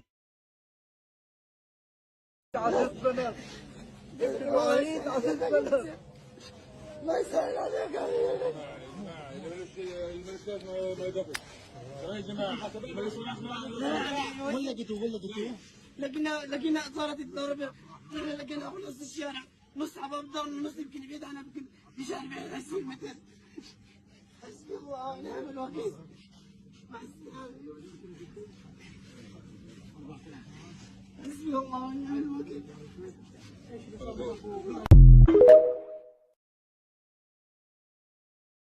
It is December 14th. I have updates for today. If I miss anything, please comment it. Staff and patients are being forced to gather at the Kamal Adwan Hospital yard. This is from the head of the pediatrics department at Kamal Adwan Hospital. There are more than 65 injured people in the hospital courtyard without any medical care. We might be facing a new massacre in the hospital and we don't know what will happen. The situation in the hospital is extremely horrifying and we haven't been able to evacuate some of the injured. Everyone in the hospital, including the patients, is in the hospital courtyard amidst cold weather. International organizations have not taken the steps towards protecting the injured and the medical staff at the hospital. The IOF has released footage of what it says is the arrest of more than 70 Hamas operatives in the vicinity of the Kamal Adwan Hospital in the Gaza Strip. Videos and pictures posted on the Army's social media page show young men without their shirts on seemingly surrendering to IOF. The military said in a statement that it had located weapons inside a building in the area and was transferring the operatives to another location for further questioning. A number of people previously arrested in a similar manner, including being stripped to their underwear, have been recognized by relatives and colleagues as not belonging to Hamas, including a well-known local journalist. Almost half of Gaza's population is now in Rafah in the south. IOF illegally detained 18 Palestinians in the occupied West Bank, including a 12-year-old child. 12 Palestinians have been martyred since the start of the IOF raids in Jenin. Musa Khatib, a 17-year-old boy, is one of the martyrs that were shot by IOF in the chest in Jenin. This is the longest raid that Jenin has seen since the Second Intifada. People say they are running out of food supplies. They cannot go out of the house. About 500 men have been rounded up, according to the Palestinian Prisoners Society. Most of them, about 400, have been released after questioning, but some needed medical treatment afterwards. The Palestinian Red Crescent Society continues to bring the injured and the killed from Jenin to hospitals. Even with the IOF attempting to interfere and stop them from doing so, they continue their efforts. And this is what is happening at one of the hospitals in Jenin, the governmental hospital. IOF is forcing patients and the ones accompanying them to undress, and they are abusing them during their arrest. I'm going to do an update post on the axis of resistance in all of the groups and just, what they've been doing in Gaza and as well as outside of Gaza in a separate video, and a separate video for Lebanon as well. Keep talking and keep spreading information. From the river to the sea, Palestine will be free.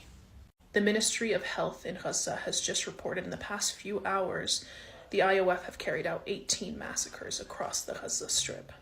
IOF forces have transformed Kamal Adwan Hospital into a barracks and staging area for military operations, threatening to evacuate the wounded and sick to Al-Shifa Medical Complex, which lacks essential medical facilities, effectively sentencing them to death. The occupation has arrested 70 medical staff and wounded, including hospital director Dr. Ahmed Al-Kahlout, and is forcing staff and the injured. The health situation in South Gaza hospitals is worse due to a lack of capacity, treatment facilities, and medical staff. They are choosing between serious cases to save as many lives as possible from the large numbers arriving.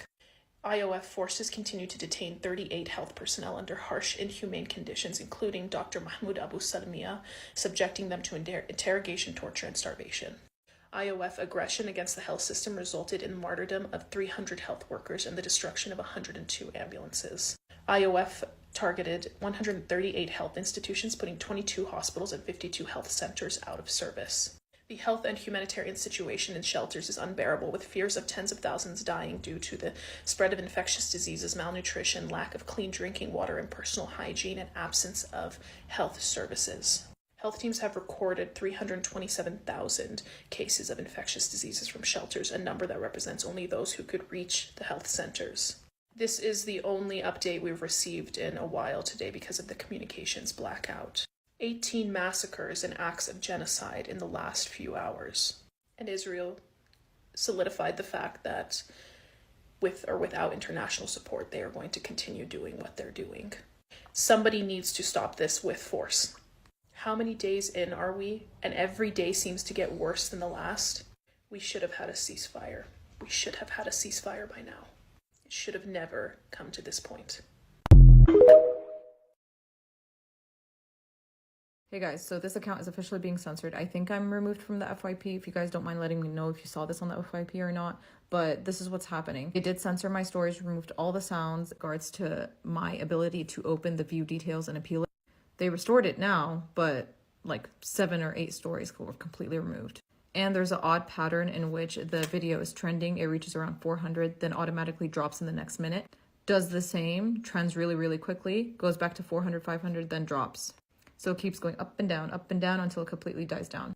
And that's what makes me assume that they don't want people to see this. This is what you need to know in regards to what's happening in Gaza. Today is December 14, 2023, and I collected these over the last couple days. I'll attach the report to my story. Heartbreaking report.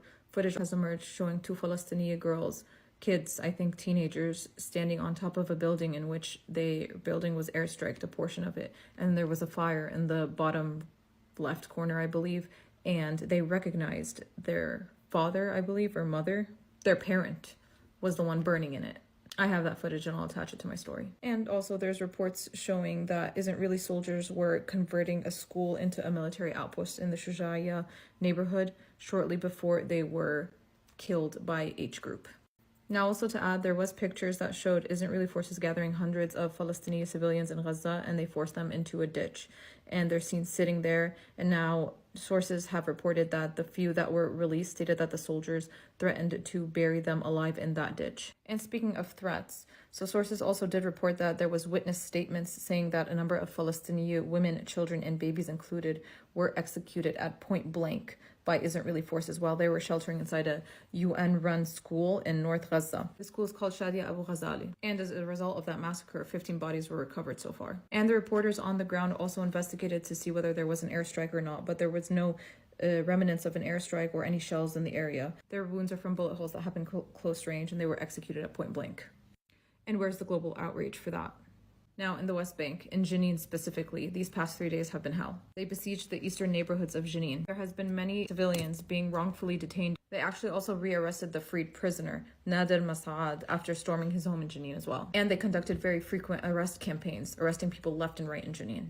They also prevented the entry and exit of the city. They also besieged a hospital in Jenin because, you know, that's their go-to move. And they didn't let anybody go in and go out. They didn't let the wounded come in. So I read from sources that a couple people died in the streets, but I don't know how accurate that one is. It was reported that the 3-day aggression on Jenin left 12 martyrs. Hey, Carpy. Now, the Ministry of Health in Gaza actually announced Hope that you're the feeling childhood good. vaccinations Better. have completely run out in the Strip, and they're calling on relevant authorities to provide them with them so that they can prevent a health catastrophe on the newborns. The death toll has reached 18,787.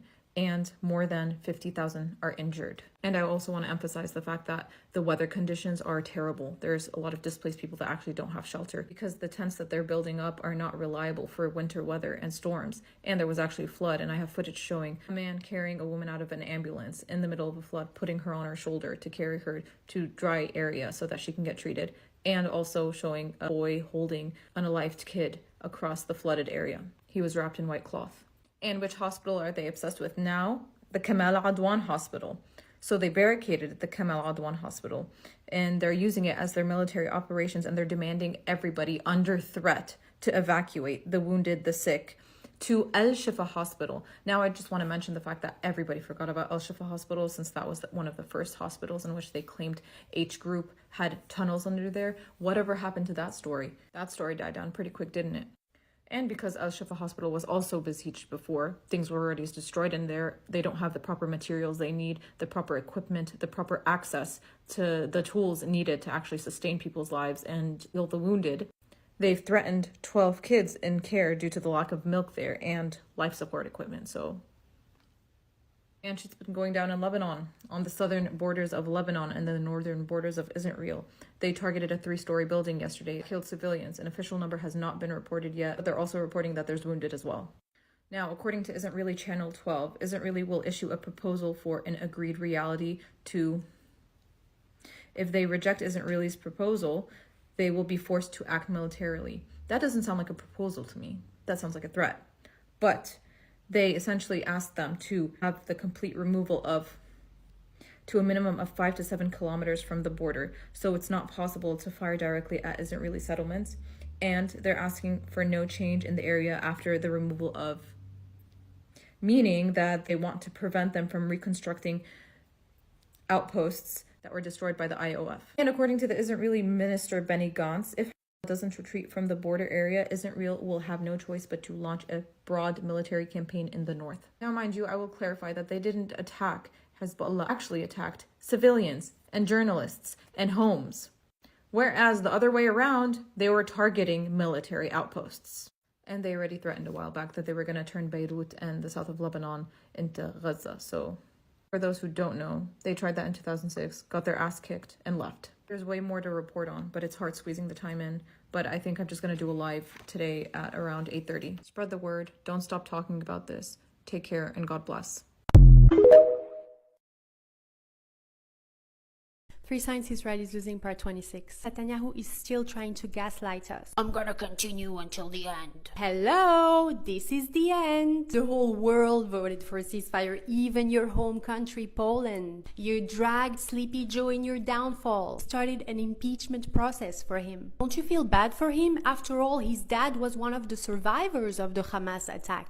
Even Donald Trump isn't fooled by you anymore. He said yesterday that he realized you are the problemo. Israel's resident psychopath in the UK, after she officially announced that they don't want a two-state solution. Rishi Sunak, who finally got hold of a mirror and realized he's not exactly white, stated that this is unacceptable. All violent settlers will be banned from entering the UK. Just now that Taylor Swift is supporting Gaza, which songs are the diaper forces gonna use for their TikTok dances? Remember how I said that people are more obsessed with a hypothetical genocide than the real genocide happening in Palestine and the harassment and violence that is stemming out of it here in the US. So this 7th grade teacher was arrested on child cruelty and terroristic threat charges. And that is because one of his students said that she finds the Israeli flag offensive due to Israelis killing Palestinians, to which he said he would kick her effing ASS slit her goddamn throat, and drag her ass outside. And her head off. Tell me now, why are we still concerned about hypotheticals when real genocide is happening in Palestine? And when people that are defending Palestine are getting harassed, are getting killed, are getting shot. Nasreen wants to share another day in the life with you all. This is the mattress that she sleeps on. She wakes up and has a small piece of bread with za'atar and olive oil, and then she makes a cup of tea. She went outside today. She saw a man filling up his car with cooking oil. Yes, cooking oil, because there is no fuel in Gaza. People are also having to use metal tin cans to cook and keep warm. She also wanted to show you all the tents that people are sleeping in. Now that it's rainy, the situation is very difficult in those tents. A lot of them are flooding and wet. Charging her electronics is a hassle, so she has to walk to a neighbor's house, and he has solar energy, so everyone is using his place to charge. It's also a very big hassle to go and find water, so you have to stand in those lines. She found a stationery store and got this crochet hook and is trying to crochet to let the time pass and just do something with her day. Because it's been raining a lot the past few days, this is her family collecting water so that they can reuse it. A week into the genocide, Nasreen asked me to send her some ebooks so that she could stay busy reading. She says the sound of the Zannana, or the surveillance drone, is super loud today.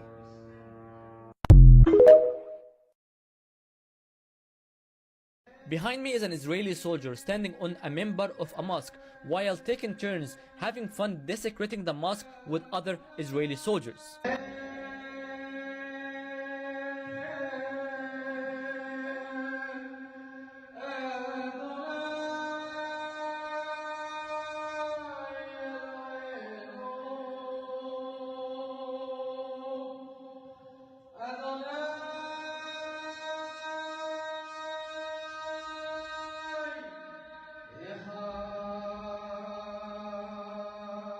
And this is how they sounded from outside the mosque, and this is their military vehicle. Hey,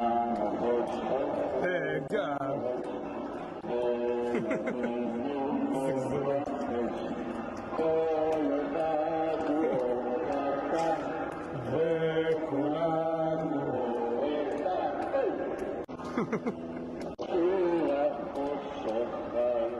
The minbar or al-minbar is a special spot in the mosque in which only the imam or the sheikh is allowed to step up on it. It comes in many shapes and designs. The one you saw in the video is more modern look. These videos that are filmed by Israeli soldiers themselves and sharing them among each other doesn't just show how sick and twisted the most moral army in the world, but also shows how superior they think over the Palestinians, not just from an ethnic background, but also from a religious point of view. And how superiors they think over Muslims, getting into their mosque and desecrating it.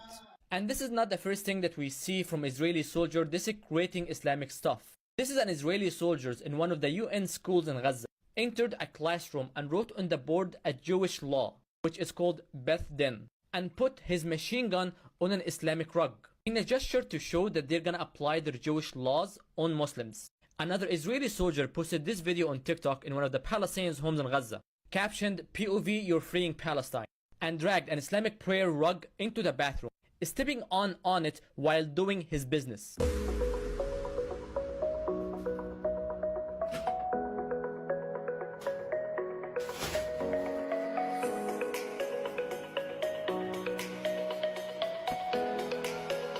Another clip of Israeli soldiers setting up Hanukkah menorah on top of Palestinian home in Gaza. Another clip of Israel throwing flyers coated with a verse of the Quran. The verse says the flood seized them while they were wrongdoers. And at the end of the verse, they put the Star of David, the formal IDF sign. All of that is enough to prove to you these are not sporadic incidents. These are systematic beliefs. And the reason I'm saying this is a reflection of Israel as a society. All of these Israelis with the military uniform, in few weeks, they take off the uniforms and put on some civilian clothes. And in few weeks, they come back, put on their uniform, and continue desecrating Islamic places. This will never get an international reaction. But if a Muslim extremist entered a church or a synagogue and did the same, they will be front page all over Western news. And I'm specifying with extremist because no true Muslim believes in desecrating other religious places. Extremism can come in different forms in all religions and with no exception.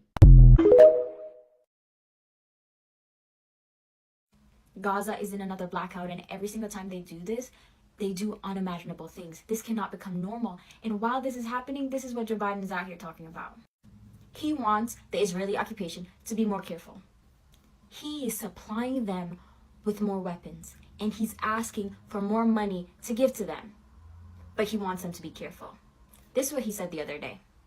He warned that they could lose international support. He does not care about Palestinians. He doesn't even care about Americans. He cares about the PR of the Israeli occupation.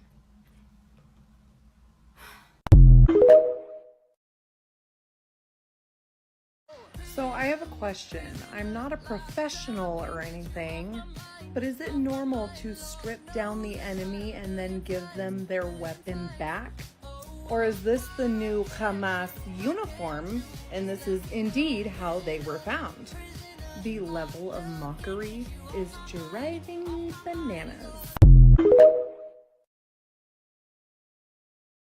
Every accusation is a confession. Every single accusation by you-know-who is just another confession for something that they have done. They have just found unalived bodies of men, women, children, and even newborn babies that have been executed at point blank. People and politicians have condemned Hamas to the ground for their actions on October the 7th, even though so many of these accusations later turned out to be fake and just pieces of propaganda. Yet they will stay absolutely silent when atrocities like this have been committed. They will purposely turn on a blind eye because you know what? They don't really care about human rights. They don't care about the justice. Think of any other this symbol? isn't about self-defense. This never was about self-defense. Otherwise, they would have stopped it. Instead, they're green-lighting for these atrocities to continue to happen. But we cannot.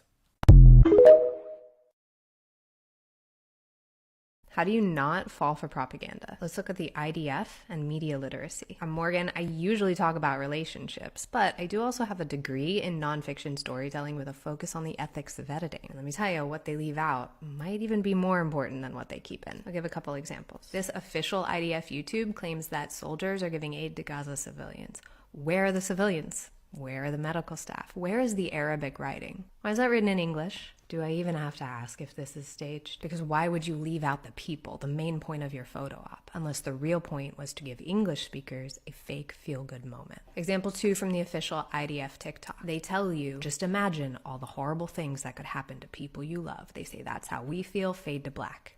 You are the official military TikTok. You just got us upset and scared. What are you proposing? Go ahead. Finish your sales pitch. Why leave out the call to action, the main point of an ad, unless the real point is to get people upset so they don't ask more questions? When I say look for what's missing, I don't just mean counter arguments. I mean what doesn't add up in their own story? What is downplayed, blurry, strategically vague? If there's actually nothing to hide, then these questions won't be a threat. Stay critical of a sales pitch on your screen, especially when it's the government or a person in power. One of the copper, because it ain't silver, linings of the many atrocities that are gripping the world right now is that it has led many people to question everything that Western society has ever taught us. And I just want to encourage more of that going forward. Question the idea of crime. How a citizen shoplifting or misrepresenting their income to get benefits is seen as more egregious than a government that allows its constituents to suffer in poverty, often driving them to desperate measures. All while allocating billions to war crimes.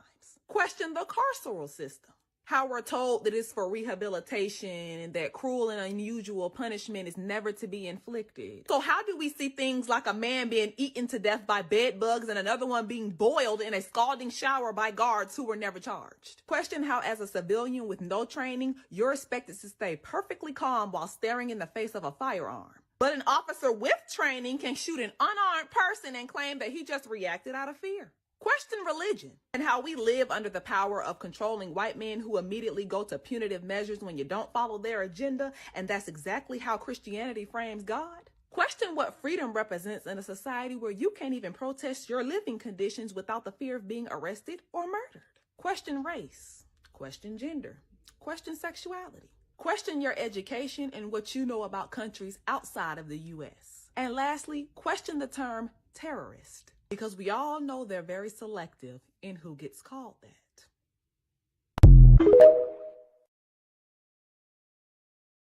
Did you know that Albert Einstein was against the creation of a Jewish state?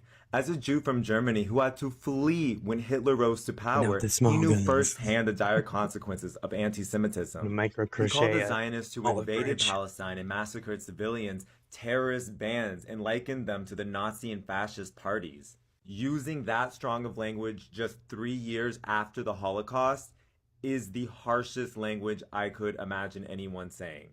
It is nuanced though, because Albert Einstein supported Zionism in a sense, but not the creation of a Jewish state.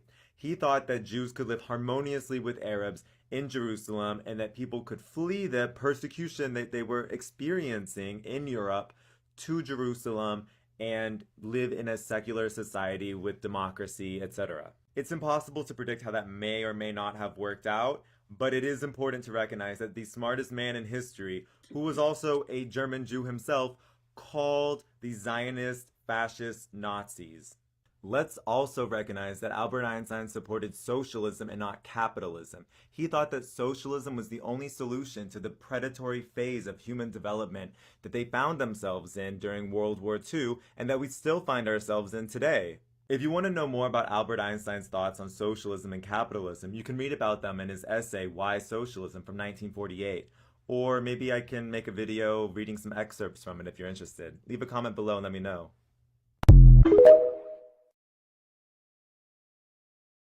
The moral litmus test is vastly different than where it was a month ago, 2 months ago, 6 months ago. You have no more excuses to pretend you don't know what's happening.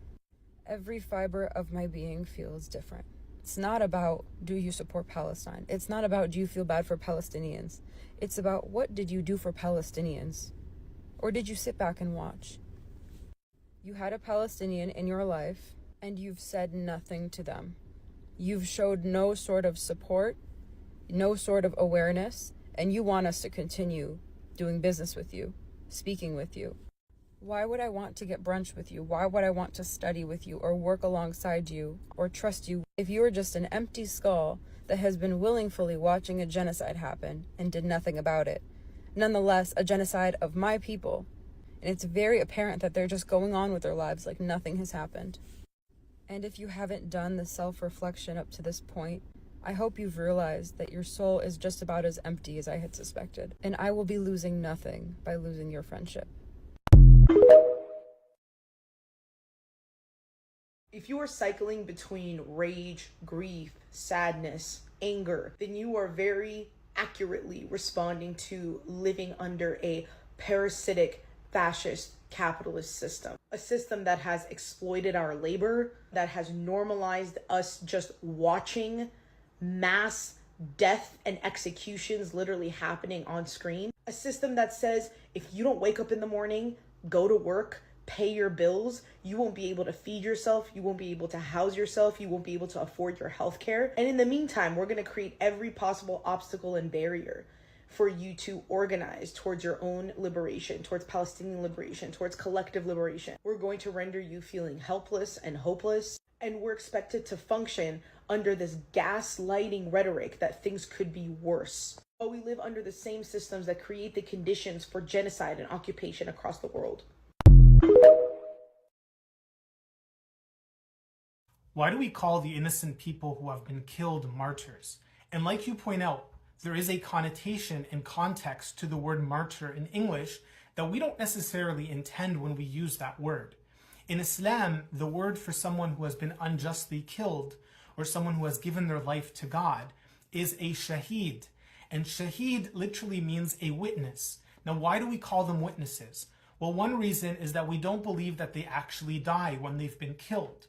They're still alive in some form, and therefore they are still witnesses, they are still present to all that is taking place. Another reason is that God will bring them on the day of judgment as witnesses, and they will bear witness to the good that they stood up for in their lives and for the evil that ultimately took their lives. Hamas would surrender, all of this would stop right now. You can't seriously believe that still. Yes, because this is about defending Israel against Hamas and the attack on October 7th. And like I've asked before, what about the West Bank? I feel like we've already established that those people are terrorist sympathizers and Hamas supporters. And Israel has already very clearly established that this isn't about defending Israel or defeating Hamas. This is about expanding Israel. That's a lie. Then why are there Israeli settlers in the West Bank, in Jordan, and in Lebanon? Like, you can't seriously believe that they're going to take the Gaza Strip and just stop there. No one's stopping them. They're going to keep going. This is kind of like exactly what happened in World War II. Well, that land belongs to Israel anyways. But it doesn't. Zionism has just convinced you that it does. Well, what's so wrong with Israel having its own land? Because it's coming at the cost of other people's lives. And again, there were people already there. You have Israeli settlers on camera walking into people's lands with guns, just acting entitled as if it is owed to them. You think that's okay? That's not happening. That's not happening. But it is happening, just like it did to the Jewish people in World War II in Germany. Yet you can't seem to see the similarities. So in case you needed any other reason to absolutely despise the Israeli occupation forces, I want to tell you the story about a 12-year-old named Aboud. He and many other patients were staying at the Indonesian hospital in northern Gaza. While there, they were forcibly evacuated by the Israeli occupation forces. While the Israeli occupation forces were forcibly evacuating everyone, they were firing live ammunition at patients trying to escape. And then while all of this was happening, the upper floor of the hospital was bombed. Aboud is quoted saying, "All the wounded threw themselves to the ground to avoid the bullets. Bullets were penetrating the walls." Aboud also said that they were not given any choice. Even those who could not sit up because of their injuries were forced to evacuate on a bus. And after the Israeli occupation forces forced them all to evacuate and get on this bus, they stopped the bus shortly after it left the hospital. And Aboud is quoted again saying, "They were mocking us. They kept us all in the cold outside the bus." Y'all, when I say I don't have any words after hearing this.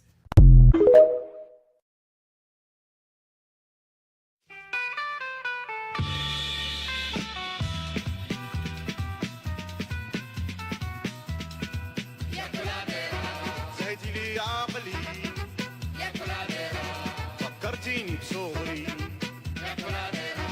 الوقت الغالي أزين في عمري سمعتك وتحياها تفكرت بلادي يا بلادنا شبهت كل الهداوي سمعتك وتحياها تفكرت بلادي يا بلادنا شبهت كل الهداوي ما كنتش على بالي يا بلادنا مين انتي قولي يا بلادنا حبيتك تعيدي سمعتك وتحياها تفكرت بلادي يا قراديرة شبهت كل الهداوي سمعتك وتحياها تفكرت بلادي يا قراديرة شبهت كل الهداوي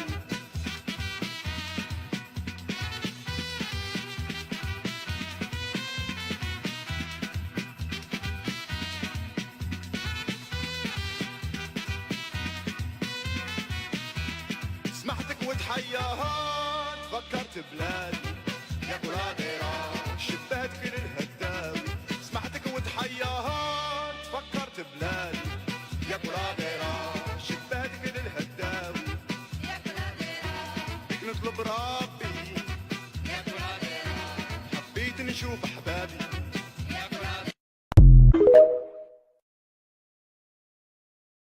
This is a very important story, so please keep watching. Now this is Steve. Steve is a founder at PCRF, and we're going to read some of the emails he received from this boy's father. The first email he received was in September from the father. He was thanking him for the resources for his son, saying, "I am one of the beneficiaries who has benefited."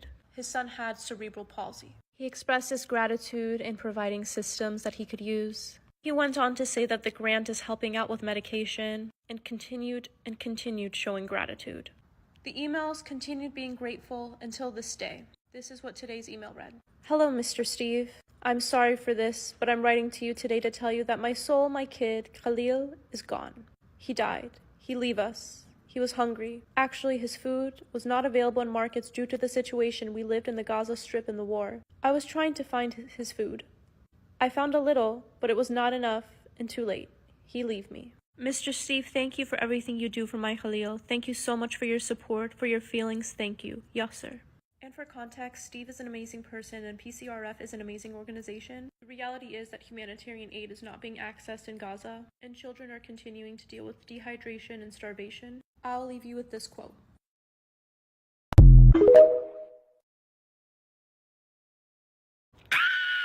Someone tell me why when I was at work today, oh my god, the fucking news was on, right? The news is on and I'm fixing a customer's nail, and all of a sudden I just hear in the background, the death toll in Gaza is over 18,000. This is according to the Gaza Health Ministry, which is run by Hamas. This bitch really brought Hamas up in there like they're fucking lying about the numbers? I know what y'all fucking psychopaths are doing. I know what you're doing. No way you are deflecting from 18,000 deaths because it's run by Hamas. You guys do know that there are two branches to Hamas, right? There's the militant side that we all know of, but then there's also the side that started off as a social service, which is the actual governing branch. So if information is coming out from Hamas about, you know, the death toll, it's gonna be pretty fucking accurate. And yo, I can't just sit there and let the news say shit like that and put ideas into people's heads. Like you people eat this shit up. People eat the shit that's on the news up, okay? I can't just let them sit here and listen to it and think that it's fucking true.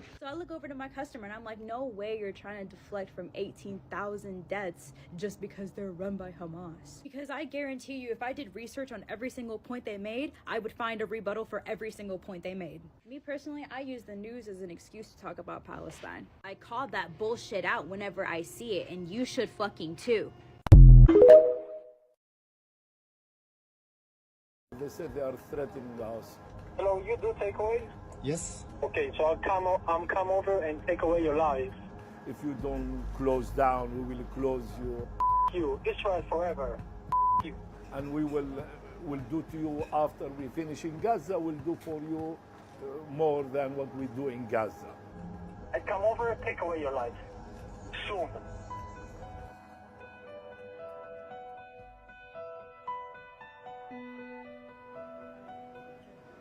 When the whole thing started, suddenly I came to the restaurant and I see the morale is very low at the staff. And I said, what's going on? And they said, oh, we are receiving phone calls, and it's a lot, 50, 60, 70 phone calls a day. And I said, I'll take some of the phone calls and I will listen. And then when I saw it, it made me very angry. At one point, I was thinking to close the restaurant down for a week or two until things calm down, because I thought, we don't need this headache. And some of them, they used to threaten us and call us like 20 times. The same person, they call you lunchtime. They call you in the evening, especially when you are busy. We got so much support, so much sympathy, that suddenly people say, look, please keep going. If you close, we will get upset. And suddenly, it's the first time in my life I appreciated the meaning of public support. And we have English women came all the way from Brighton just to buy kunafa. I wanted people to know that we have a culture.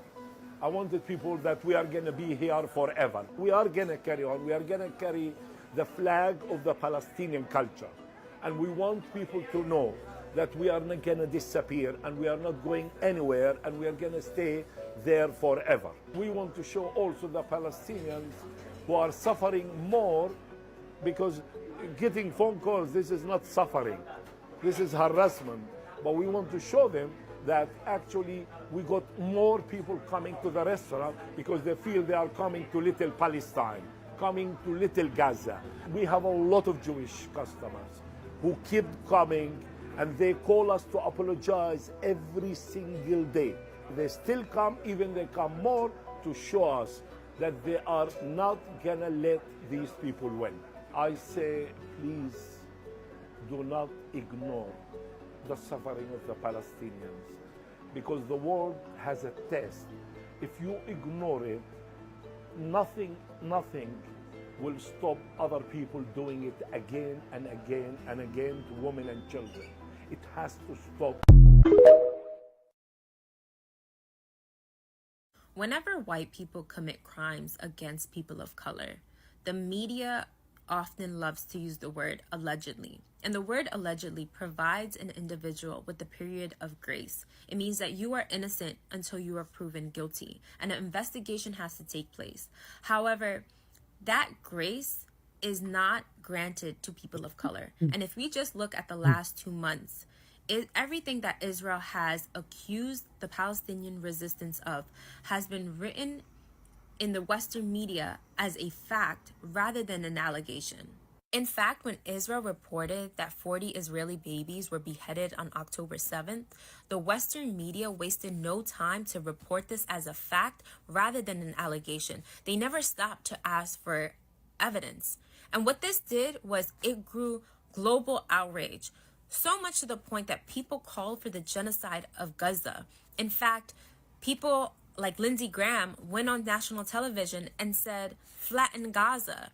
It allowed for this genocide that we are watching now to take place, simply because Western media did not provide that grace to the Palestinian resistance. Later, it was found that only 2 babies, maximum, were killed on October 7th, and they were not beheaded. So who investigates war crimes? Well, it's the International Criminal Court. However, in the past, Israel has refused to cooperate with the ICC. Actually, back in April 2021, Israel said that they would not cooperate with the ICC on war crimes investigations. Why didn't Israel cooperate with the ICC? Because Israel told the ICC it does not recognize the court's authority. What other country has so much power where they can refuse to cooperate with the ICC? That would be the United States of America. The United States of America has never answered for the war crimes that took place in Iraq or in Afghanistan. So what is it that the ICC does? Well, it seems to me that the ICC only ceases to exist to go after Arab and African dictators, and recently Putin, because he's no longer on the good side of Western powers. I think my ask to everyone is that when you're watching or reading, Western media news, be aware of who they're providing grace to and who is not. Because it seems to me that only white people are granted grace. And it's because they want you to believe that people of color are inherently barbaric, uncivilized, and animalistic. So I met this guy. Oh my god, who? He's kind of a bad boy, but he's addicted to drama. Huh? Like, anytime someone's having an argument, he just inserts himself into it. Wait, show me a pic. No, he's kind of a mess. Also, his apartment's a mess, and he owes a ton of people money. So why doesn't he fix it? Because he spends all his money on drama. Also, his best friend is super toxic. Like, he just breaks into people's apartments and tells them to leave because he's like, I live here now. What? Because my guy did that too. He kicks people out of their apartments. My guy pays for it. Does he have a job? Not exactly. How does he get the money? From me.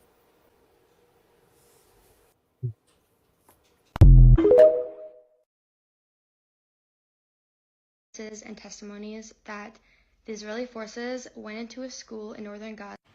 There's something interesting I'd like to share with you about that specific school where this incident took place. Based upon its initial investigation, the Euromed Monitor confirmed that the individuals were subjected to field unalivings while being questioned by members of the Israeli army at Shadia Abu Ghazala Government School. If that name is not familiar to you, I'd like you to be introduced to somebody. This is Shadia Abu Ghazala. She would have been 75 years old on January of this year. Shadia was born in 1948, just 6 months before the Nakba. Abu Ghazala organized and led women's military units and was one of the first Palestinian women to participate in military resistance after the 1967 occupation. She was only 20 years old when she was martyred fighting for liberation. There's been backlash about the naming of the school, and I think that it's no coincidence that the IOF decided to carry out such a heinous act at this school in particular. 75 years ago, 750,000 Palestinians were displaced, 550 villages were destroyed, and over 15,000 Palestinians were killed. and that we call the Nakba. 75 years later, the grandchildren of the Nakba are witnessing the same thing happen again. Over 20,000 Palestinians were killed.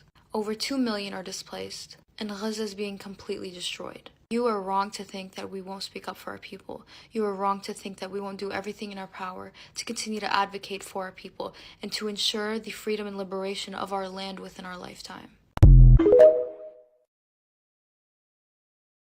Do you know what the kufi means? Is it just a traditional scarf? It's more than that. It is a symbol of resistance. Fighters used it to hide their identities from the British forces during the 1936 Arab Revolt. The kufi consists of 3 main patterns in its design. Fishnet. The larger part of the kufi is the pattern that represents the fishnet and the relationship between the Palestinian fisherman and the sea. To many Palestinians, the sea also means freedom, especially to those who are living in the West Bank. The olive leaves, which resembles the strength and resilience of the Palestinians that persevered after 75 years under military occupation, bold, represents the trade routes going through Palestine, which played a vital role in carving the history and the rich and diverse culture of Palestinian communities. People around the world wear the kufi to stand in solidarity with Palestine and its people. So today, wearing the kufi is more important than ever to show our solidarity. Here's some background on the settlers in the West Bank that are unaliving my family. My family's from a town in the West Bank known as Burin, and the most radicalized extremist settlement in the West Bank is the Yitzhar settlement. The Yitzhar settlement was built in 1983 on farmland belonging to 6 Palestinian villages, one of them including my family's, after Israel declared some of this farmland public land. Yitzhar was turned into an official settlement in 1984, and since then they've made tons of illegal outposts. Here's the growth of Yitzhar over the years. The green dots are illegal outposts, and the red dots are settler violence on Palestinians. Just 3 weeks ago, Yitzhar settlers and IDF troops unalived my uncle's neighbor in the West Bank, Mu'taz. The reason I say Yitzhar settlers and IDF is because they frequently team up to unalive Palestinians. Take a look at the smile on the IDF soldier's face. This was written back in 2021. The settlers uprooted almost 60 fig and olive trees. They then attacked the school with stones and broke its solar panels. The settlers did all of that, and the soldiers covered for them by protection. On top of that, one of the soldiers gave his to a settler. They were shooting together. When the settler was done shooting, he went over to the soldiers and they gave him more ammunition. These are not isolated events, this is a culture. Yitzhar settlement specifically is an extremist group that directly impacts my family. They need to go. Oppressors think about oppression as an oppositional framework. They have to, in a sense. To the oppressor, opposition is the very thing that is oppression. And they never really address the underlying power structure or oppression itself, because they need oppression to remain intact, to remain in power. And because their thinking is about what is oppositional to them, it always ends up being something like us versus them, winner versus loser, civilized versus savages, hostages versus prisoners. For the oppressor, the fight is to keep oppression from flipping. Oppressors fear with their entire existence that they will become the oppressed. That comes from oppressors believing that power only works by power over. And within oppression, that is how it works. Oppressors believe that the oppressed are trying to flip the dynamic. But the oppressed who seek liberation aren't trying to flip power, they're trying to distribute power. Power with, power within. Contrasting from the oppressors, the oppressed think about oppression as a potential for community of sorts. It's that my struggle is bound to yours, that we are not free until everyone is free. Our organizing isn't about power over, it's about power with and power within. For the oppressed, the fight is so that oppression itself no longer exists. The aim isn't to keep oppression, but to dismantle it altogether. The oppressor needs the oppressed to exist, but the oppressed do not need the oppressor. Oppressors seek opposition. The oppressed seek community. That's how I know we'll absolutely get to liberation, because power with is always stronger than power over.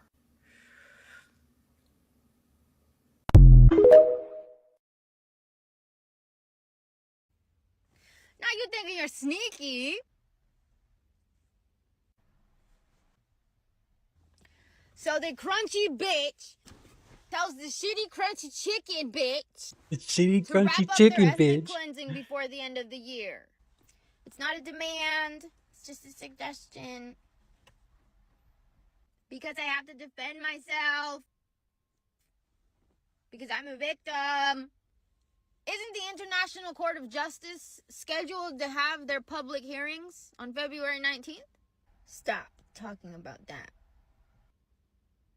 What? And that's my birthday. I don't even acknowledge the legitimacy. All of the member states have written reports about you. I don't find them competent. I don't think they have the competency. Shut up. I'm so excited to hear them all. I want to hear all of the member states talk shit.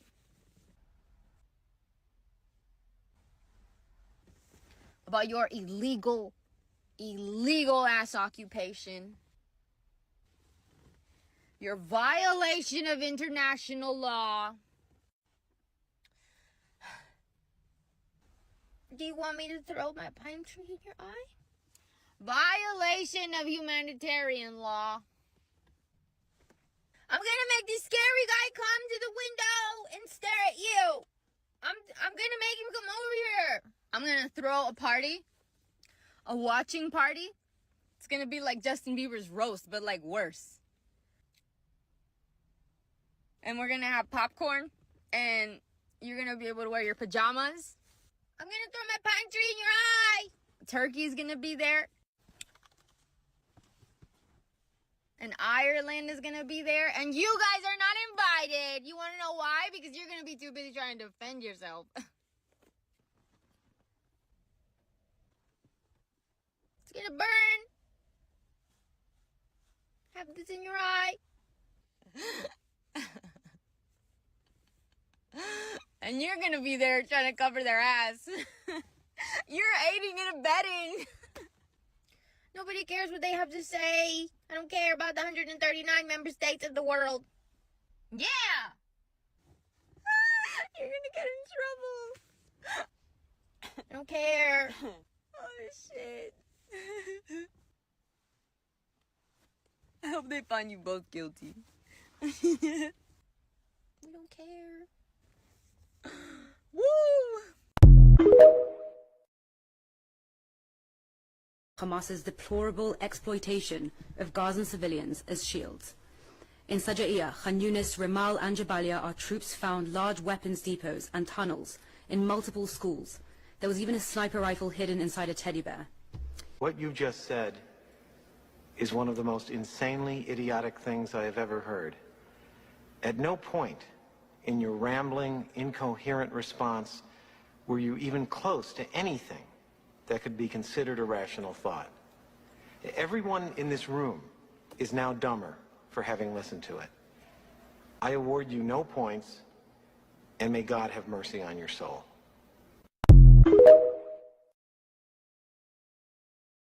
I can excuse racism, but I draw the line at animal cruelty. You can excuse racism. Happy anniversary to the best thing that ever happened in Bush. And for those of you that didn't know, there's actually a statue of the shoe. Honestly, it deserved more than a shoe. Don't forget that it's not just about free Palestine, but the Palestine that's freeing us along the way.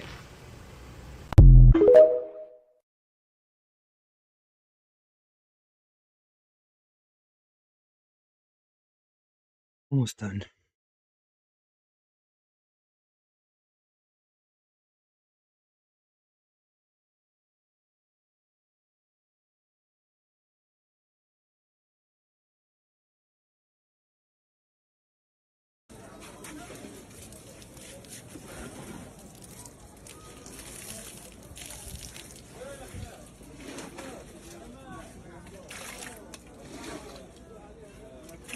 So this is how we are emptying our tents after being droned. After rainy minutes, not hours, not days, rainy minutes. The tents full of people droned, and we are emptying the water by using sponges and some other ways. Yeah.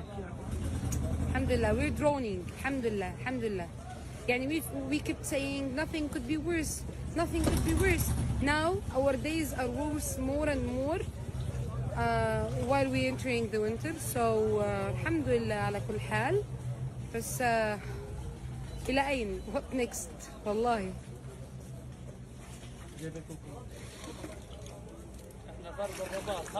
Hey everyone, it's been 68 days of continuous bombing, starvation, continuous displacement. And talking about starvation, I'm now telling you that people are now dying because of hunger. People are dying because there is no food. The day before yesterday, a little girl died in a school where the humanitarian aid trucks must go, where the food must be distributed. She died because of hunger.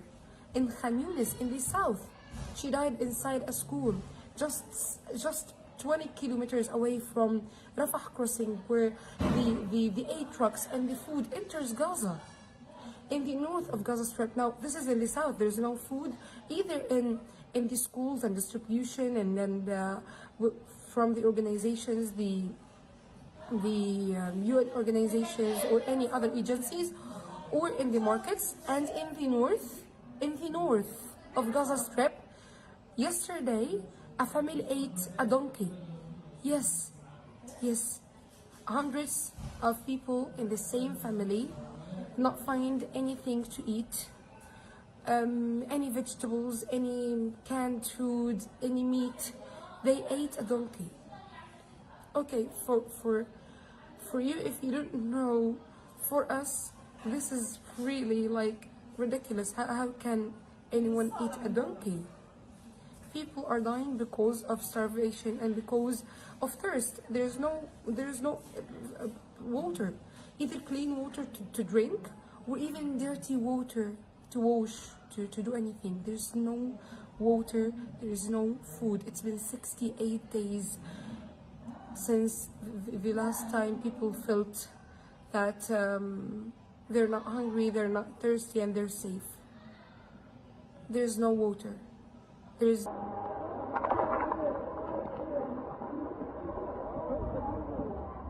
I'm really wondering, what have we done to the world to treat us in this brutal way? What have we done to the world to sacrifice us like this, in this horrific way? I mean, can you imagine that we are suffering for 68 days of bombing, explosions, war crimes, and being shattered by the newest weapons ever? And now a child is carrying another child's body and trying to find any place to bury her in the crowded place in the world ever, in Jabalia refugee camp, under the raining, floods all around him, and he's struggling to carry the body to go and bury her somewhere, and to remember where is her grave, so they can maybe come to visit her one day if they survived. This is what is happening in the north in Jabalia refugee camp this moment. People are trying to find any place to bury their beloved ones because they cannot get out of the refugee camp. They're burying in the gardens, inside the homes, any place.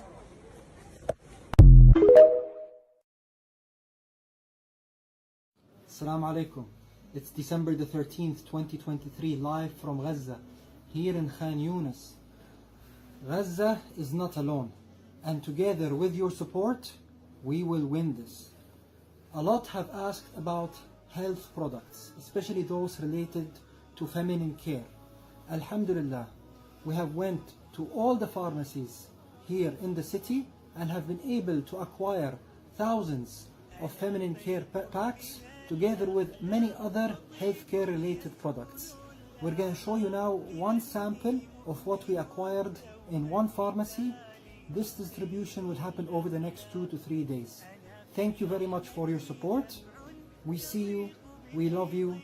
May Allah subhanahu wa ta'ala bless you. نفع وإنصاف وقلب لين ما ضاق هو الإيمان يرسم لي حياتي به يسمو فتشرق أمنياتي أنا كالغيث تعشقني دروبي صفات الغيث تشبهها صفاتي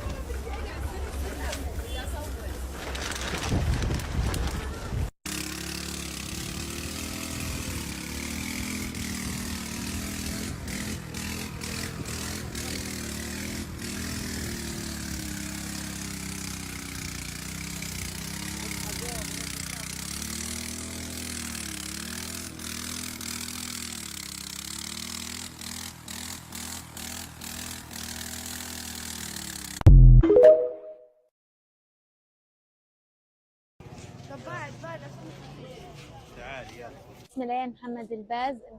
أنا انقصفت التاريخ 27/10. طبعا كنا نايمات أنا وخواتي على الساعة 4. لسه بصحى يعني على صوت أذان الفجر. صحيت لسه بدي أقوم لهم ضرب الصواريخ من كتر غبرة ما شفتش. ما وعيتش على حالي إلا وأنا في السماء طايرة. لما نزلت على الأرض ما حسيت يعني أنا الحين حاليا كنا طايرة من الطابق السادس. أنا وخواتي طرنا من الطابق السادس. خواتي الثنتين استشهدن. واحدة إلها ولد كانت والداه قبل بيوم يعني ما كانش إلا عمره 24 ساعة. وواحدة معاها بنت 5 سنين عمرها استشهدوا معاها. وضليتنا أنا عندي بتر في الرجلين الثنتين وأخوي الكبير مصاب عنده تقطع في الأوتار. كنت متفقة أنا وصاحبتي اللي استشهدت سما غالي. كنا نويات أنا وياها يعني ندخل صحافة. الله يرحمها استشهدت هي وإخواني. يعني زي ما بيقولوها اللي ماتوا كلهم نساء واطفال، لا هم تعيين منصات صواريخ ولا هم رجال مقاومه ولا اي حاجه. والشعوب العربي متخاذل والرؤساء العرب بس عاملين حالهم انهم بيودونا كابونات وطحين ودواوين، وكله بيضحك على الشعب الفلسطيني، وكله متآمر مع واقفين كليتهم مع اسرائيل وامريكا.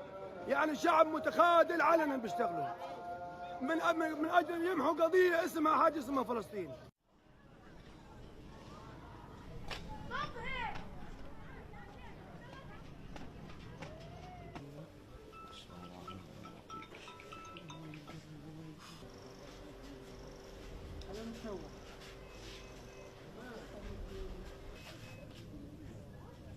انقصفت الأربع دور 4 دور بس انقصف 3 صواريخ في 16.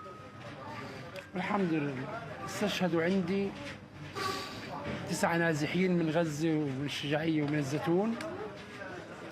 استشهدوا بنات التوأم ماريا وجود. استشهد ابن عمار الصغير. الحمد لله.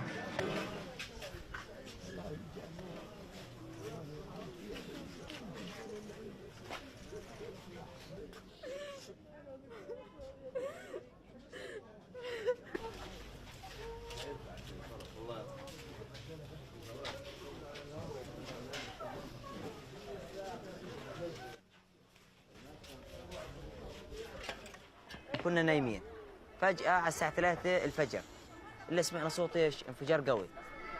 المهم الحين احنا طلعنا نجري يا عم غبرة وحجار وقزاز بطير علينا قاعد. فجأة ضلنا نقرب لما وصلنا ايش؟ وصلنا المكان لقينا في واحدة مرمية بتقول انا كان.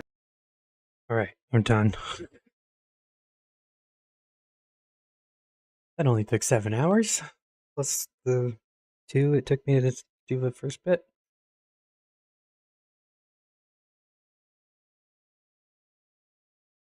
Crochet is not a sustainable job. No one would pay me enough to make this. Ever. Alrighty, only Twitch people, who should we raid? Am I not logged in? Fuck you.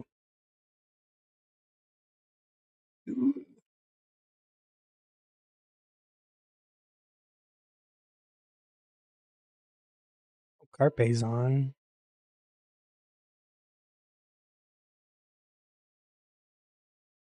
David. Let's raid David. Sorcerer who's like come to catch his genie, and he like is causing all of this chaos. You still here, Sam? Like kind of like enchanted. Thank you. This villain comes back into if the you real didn't see world. it. And like that could have also been the way they explain where this box came from. We just pan up from Bernard's life and see it sitting on the shelf. There's no explanation of a mysterious benefactor left this, and he lived in Arabia or wherever. Just micro crocheted this olive branch. You would pay me. In an ideal world, no one would need to be paid. English language, and she uses magic to like translate herself. So she's from We the have past, like 2,000 years ago, they say, and that's why she doesn't. It's like Ruhi, a water comedy in however that you way. pronounce She it. doesn't know all of these trappings of the modern world. She Didn't gives I us some funny stuff. pause you? Okay. How do I do this? Raid.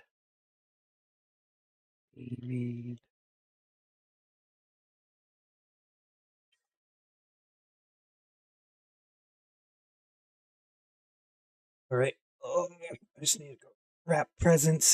And hope you all have good holidays and whatnot. Yeah, I'll see you in the future. Take care of yourself. Drink some water. Eat some food. Take your medicine. Do your drugs. Abolish capitalism. Tell your coworkers how much you make.